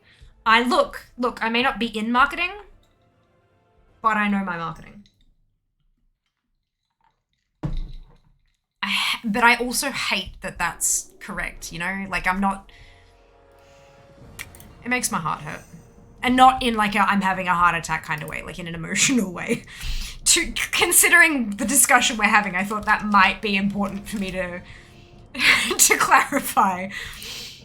Although I'm sure if I tried to imitate Shaq with Shaq's goddamn caloric requirement, I probably would have a heart attack. Anyway. I've always found it so odd that athletes are selling junk food as if the athletes are eating shit. They have carefully managed diets. They do, and often those carefully managed diets do include shit because of how calorie dense it is. Especially like right after a big exertion of energy. Absolutely, they slam shit. The carbo load. That's a whole, like, it's a whole thing. Yeah.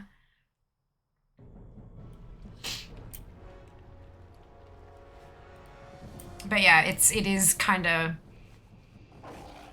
But they pay the big bucks. That's what matters, right? Goon bag of Sprite. Oh my god, could you imagine? Lord, help us all. Rest well, Psycho. I know I'm very late, but I hope you have a fantastic night. Just broke my foot. What, Saren? Jesus Christ, are you okay? What did you do? Did you stub it? Did you stand on Lego? Like, what has happened? Well, no, you wouldn't. Anyway, what have you done? Are you okay? What's for size? I mean, like small, large, etc. Oh, right, okay. Because that was like, because you said we refer to things by sizes, but you were literally talking about a 2 liter. I thought that was what you meant by size, and I'm like, but that is a mil size. That's why I was confused. Good, I'm glad. Thank you so much for the clarification. I hope that makes sense where my brain was doing. I tell you how, Oz names changed them to metric like in the 70s, but no one wants to change the name because of consumer recognition. Oh dear, maybe we should just avoid metric imperial confusion and just all call them all artery blockers. Yep, that's it. That's it. Technically you're in marketing, aren't you? Isn't marketing part of being a streamer? Look, yes, but I have 0 qualifications. 0. I technically know nothing, but I know bits and pieces. Bits and pieces. I'm learning every day though. Like I learn more every day. And I'm always having discussions with the marketing managers at work, talking about like what they're doing and how they're doing stuff. And because firstly it's fascinating, but also I pick up on little things that I can maybe use myself. Excuse me. Got up to get a drink, smashing his... Oh! Now my pinky hurts. I am so sorry to hear that, Zarin. I hope it's not actually broken. I hope it's just being like, you know, small appendage, many pain. Yeah, I hope I hope you're actually genuinely okay, my lord. Learn every day. No one ever stops learning. That's it. That's it. I have like a wish list of things that I want to do next year. Like when I get started on, I've got a few different, like there's extra videos that GGWP has that I want to get stuck into and really like take notes and everything. There are a couple of free courses that I've signed up for over the years, like, oh, that sounds interesting. I'll get around to that eventually. And then didn't. But they're all like lifetime free access and shit. So I want to jump on them and just like, even if I don't learn anything, at least I might reinforce things I already know as being important and stuff. So like, yeah, I want to start ticking some of those things off amongst everything else that I have to do. I really wish I could afford to pay somebody, even like a part-time salary. One day. Small appendage, many pain. I know, it just came to me. It's true though, right? The pinky toe is like, I swear to God, there are more nerve endings in the pinky toe than anywhere else on the goddamn body, because you nudge it and it's like, oh, I'm dying.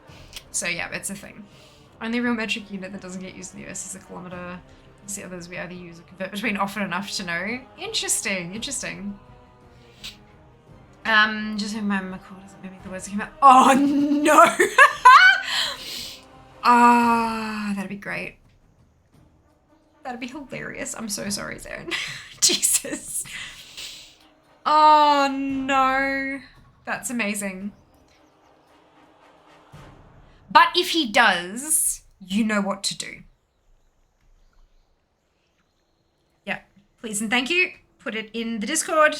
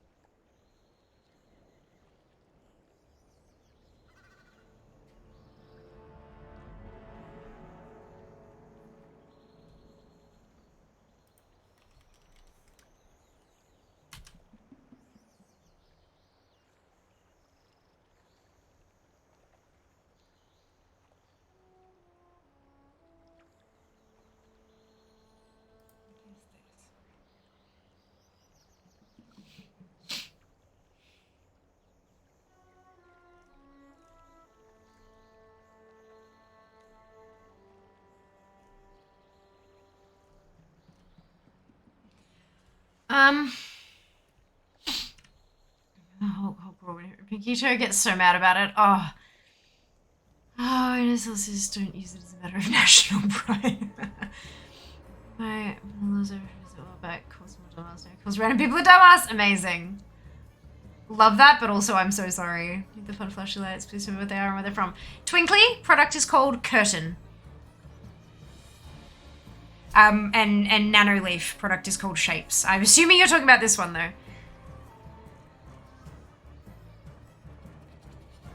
Being the bird. Yes, I presumed as much, but thank you very much for the clarification.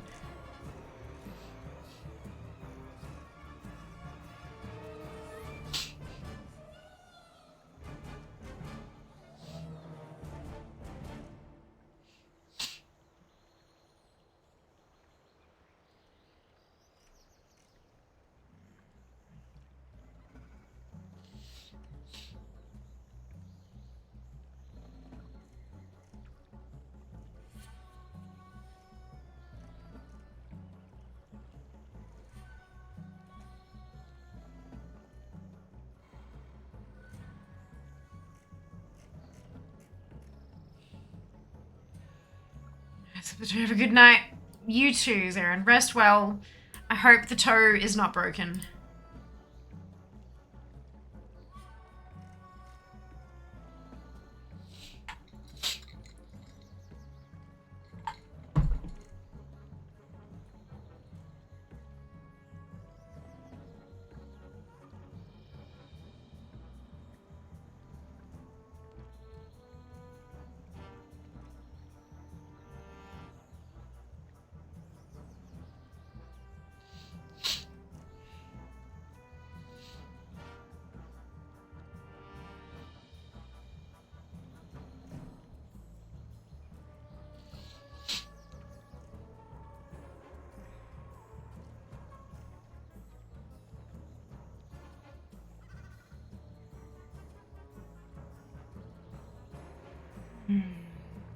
Oh, it's a free-for-all.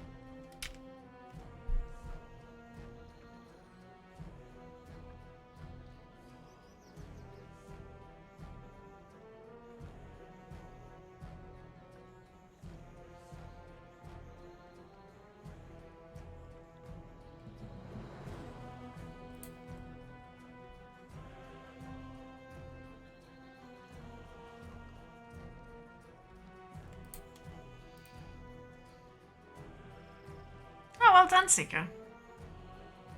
Fun.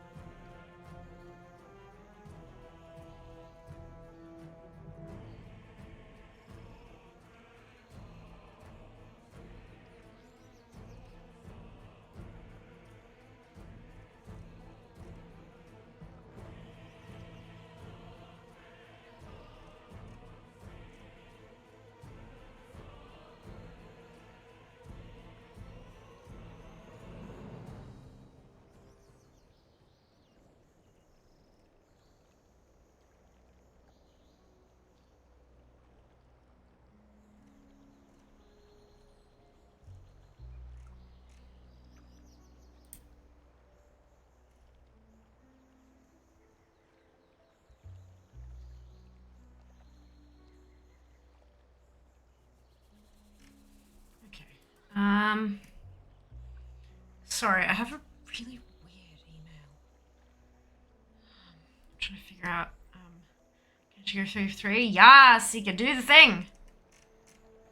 Do the thing!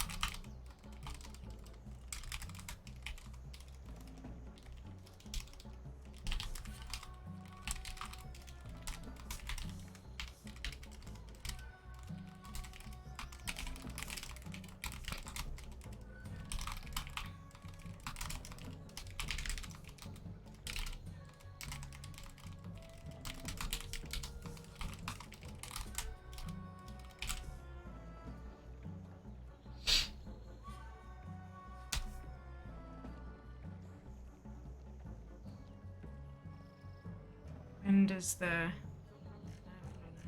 Oh, okay, so the raid is going to trigger soon.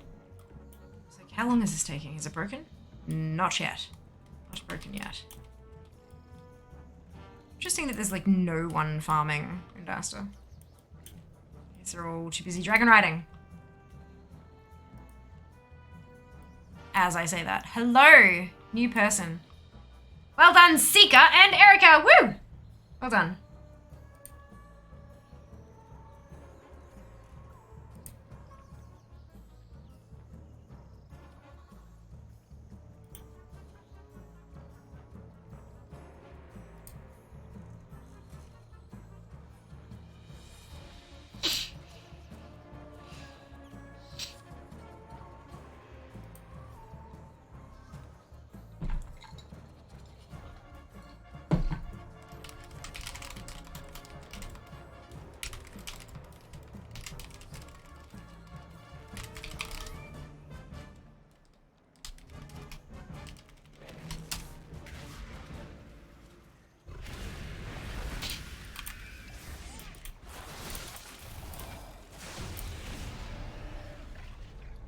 I got a chess piece that I already knew. Good! Well done. Brilliant. Home to the next one.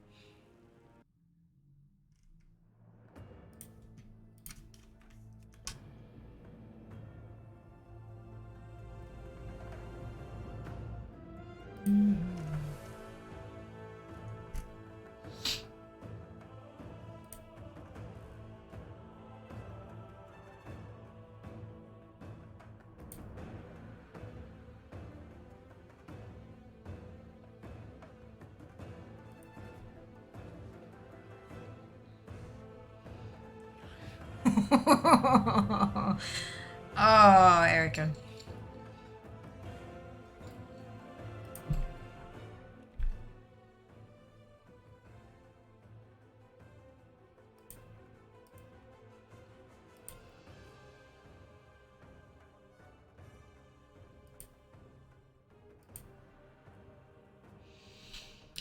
Ah, dearie me.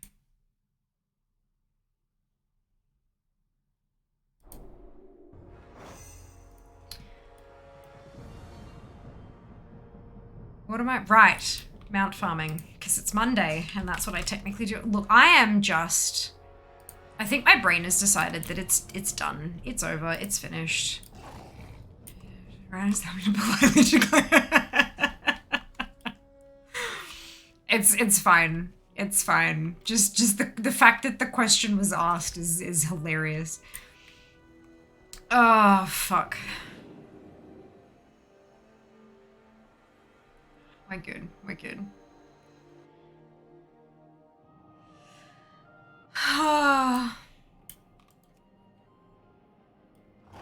Let me confer with my No. Good. Good. That's hilarious. Oh, that's so fucking funny. Oh, Jesus Christ. What do they say? Christ on a cracker? Is that a thing? That seems like a thing. I feel like that's a thing. Is that a thing?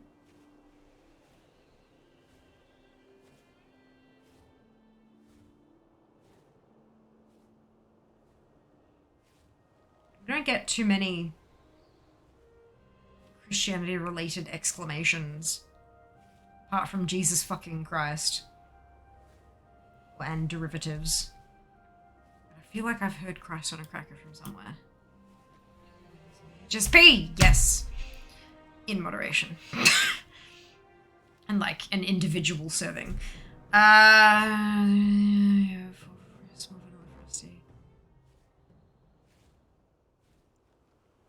Guessing that's some kind of ice cream thing.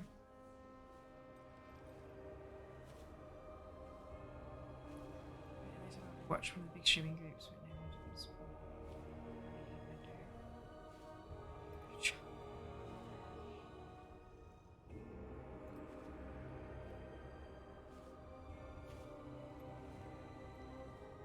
Jesus Christ, a lot. If that's because I've played through the speakers a couple times, I sincerely apologize. To do it and offend people.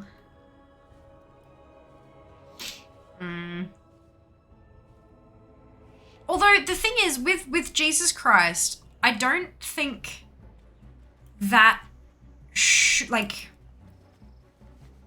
obviously, you know, it's up to an individual like if they feel offended, then that's their right to be offended by something, right? But the thing with oh, Jesus Christ, it's blasphemous, right? Blaspheming is a sin. Thou shalt not take the Lord's name in vain. But why should they care if somebody else sins? Like, unless they're one of those, pardon the pun, hell-bent savior types who need to save everybody and make sure everyone gets into heaven, then why should it matter if somebody else blasphemes? Like, do you know what I mean? Like, I can understand swearing, because, like, swearing, there's, like, delicate sensibilities and all that kind of stuff, and hearing it is like, oh my goodness, clutch my pearls. I'm not wearing pearls, but I actually do have pearls, though. How cool is that? I have inherited pearls. But, like, in terms of taking the Lord's name in vain, it shouldn't matter if somebody else is going to hell.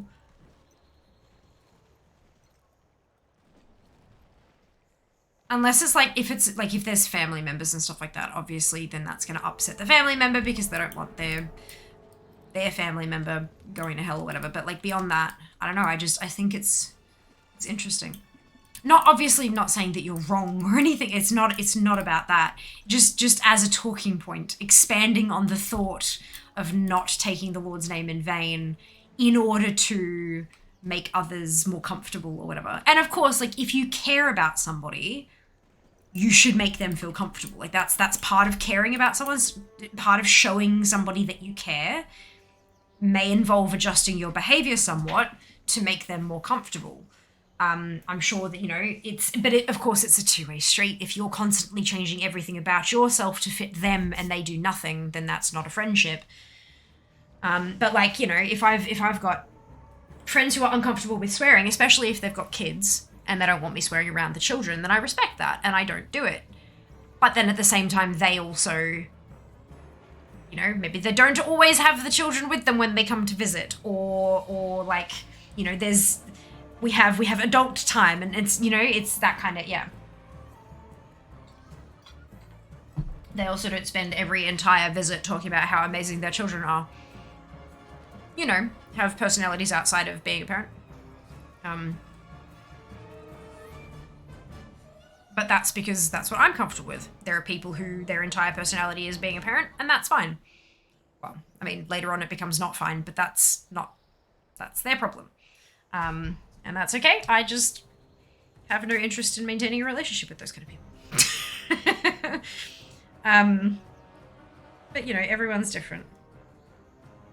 Everybody's different.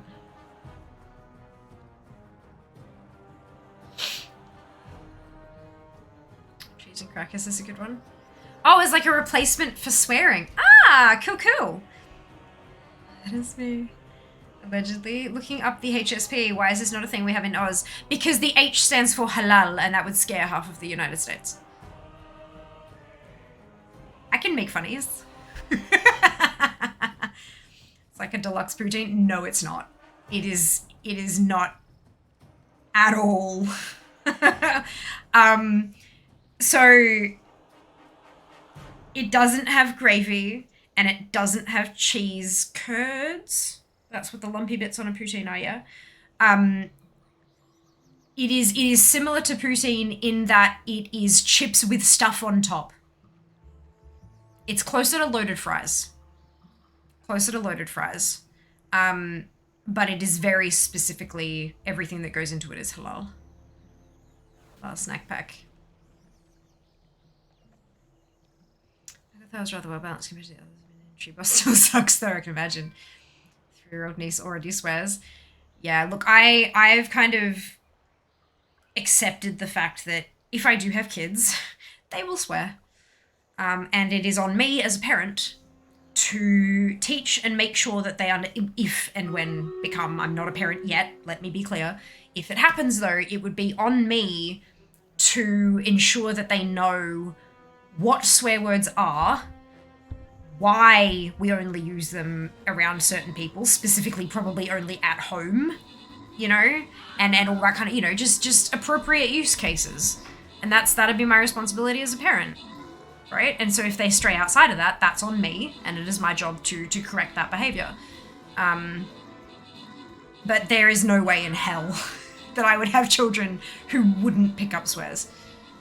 I would be impressed if they didn't pick them up. But the chips are not the focus in the HSP. No, they're not.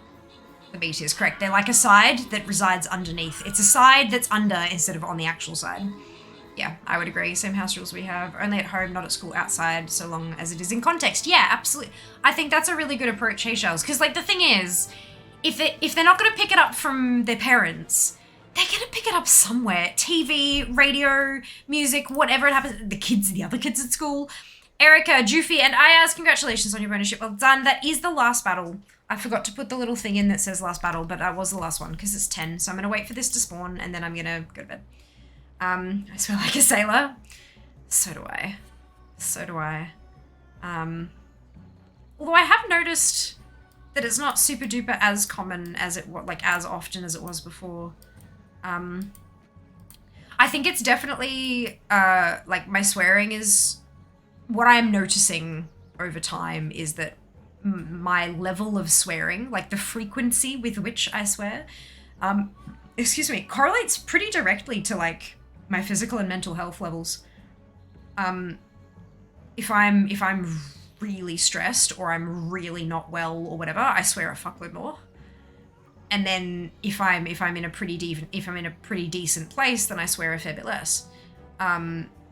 It's never nothing, but it fluctuates. It's interesting. It's interesting. Mr. Six still thinks shut up is the worst thing that can be said. Good. Good. Netflix has this history of swear words. Oh, isn't it beautiful, Neko? Isn't it beautiful? Quite enlightening about some of the different words we use and how they became or are becoming mainstream. Yeah, and it's hosted by Nick Cage.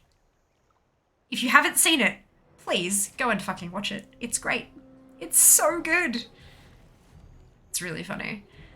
Swearing is just expressing passion. Not to everybody. Not to everybody. For some it's punctuation. For some it's punctuation. For some it's extremely strong adjectives or verbs or whatever.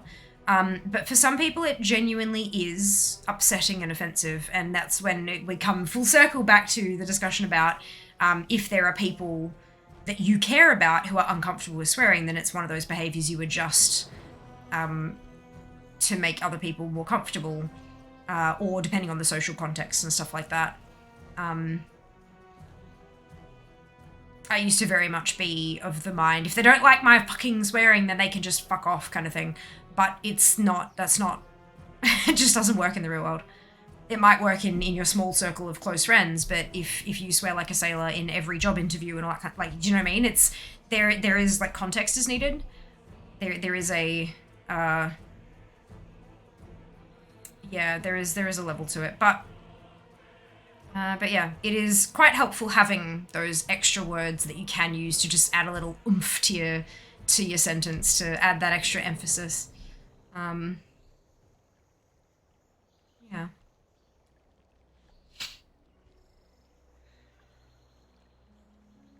Mine think shut up is the S word. Oh, Seeker, that's adorable. Their little minds are going to explode when they realize what it actually is.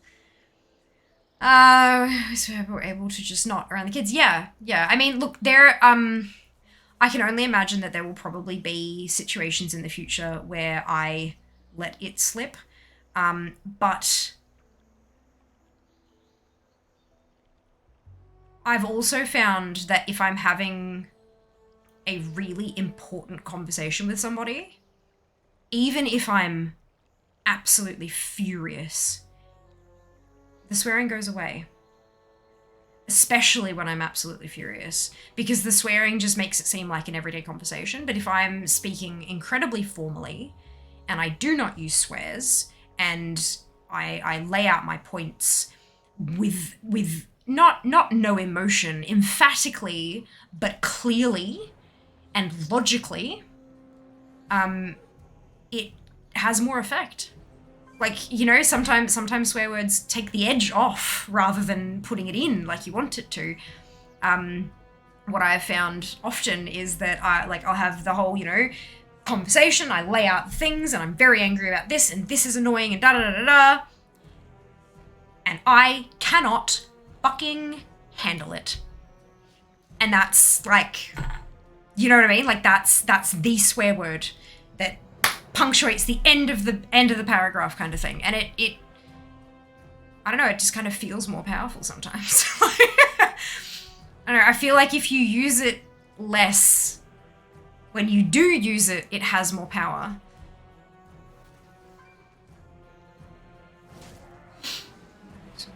Yeah.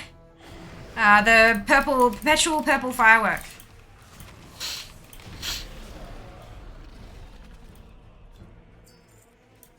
It's a toy.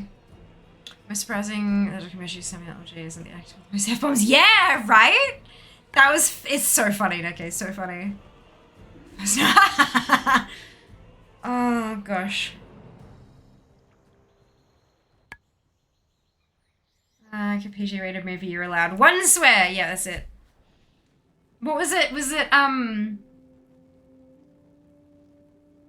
what was it? Deadpool?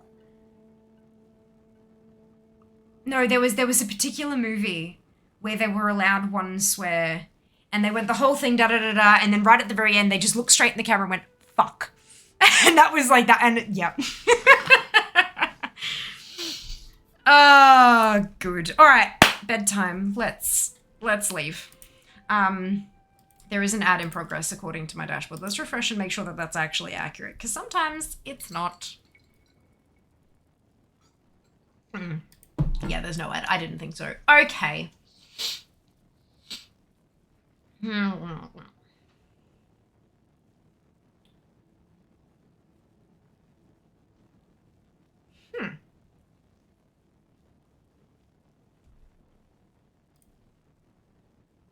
Um. Huh. Okay. So we're gonna go here.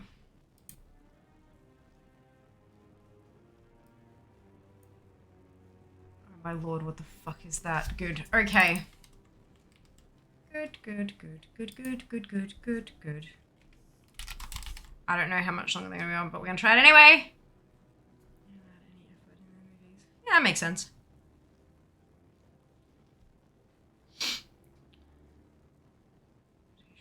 Bam! Alright, grab your copy paste. Oh, there we go.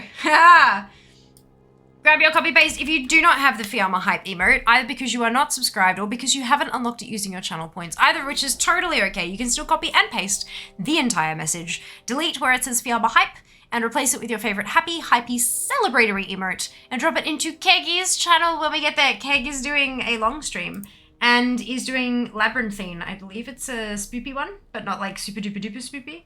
We're gonna go say hi.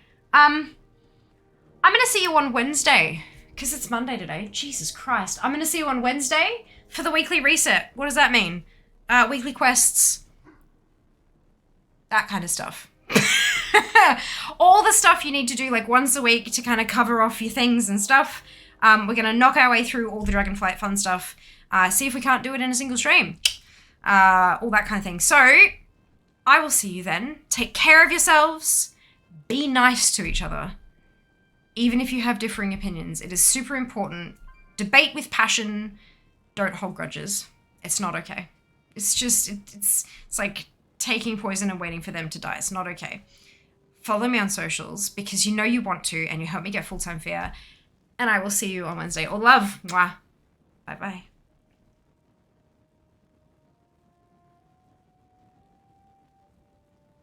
Want some of my jungle love?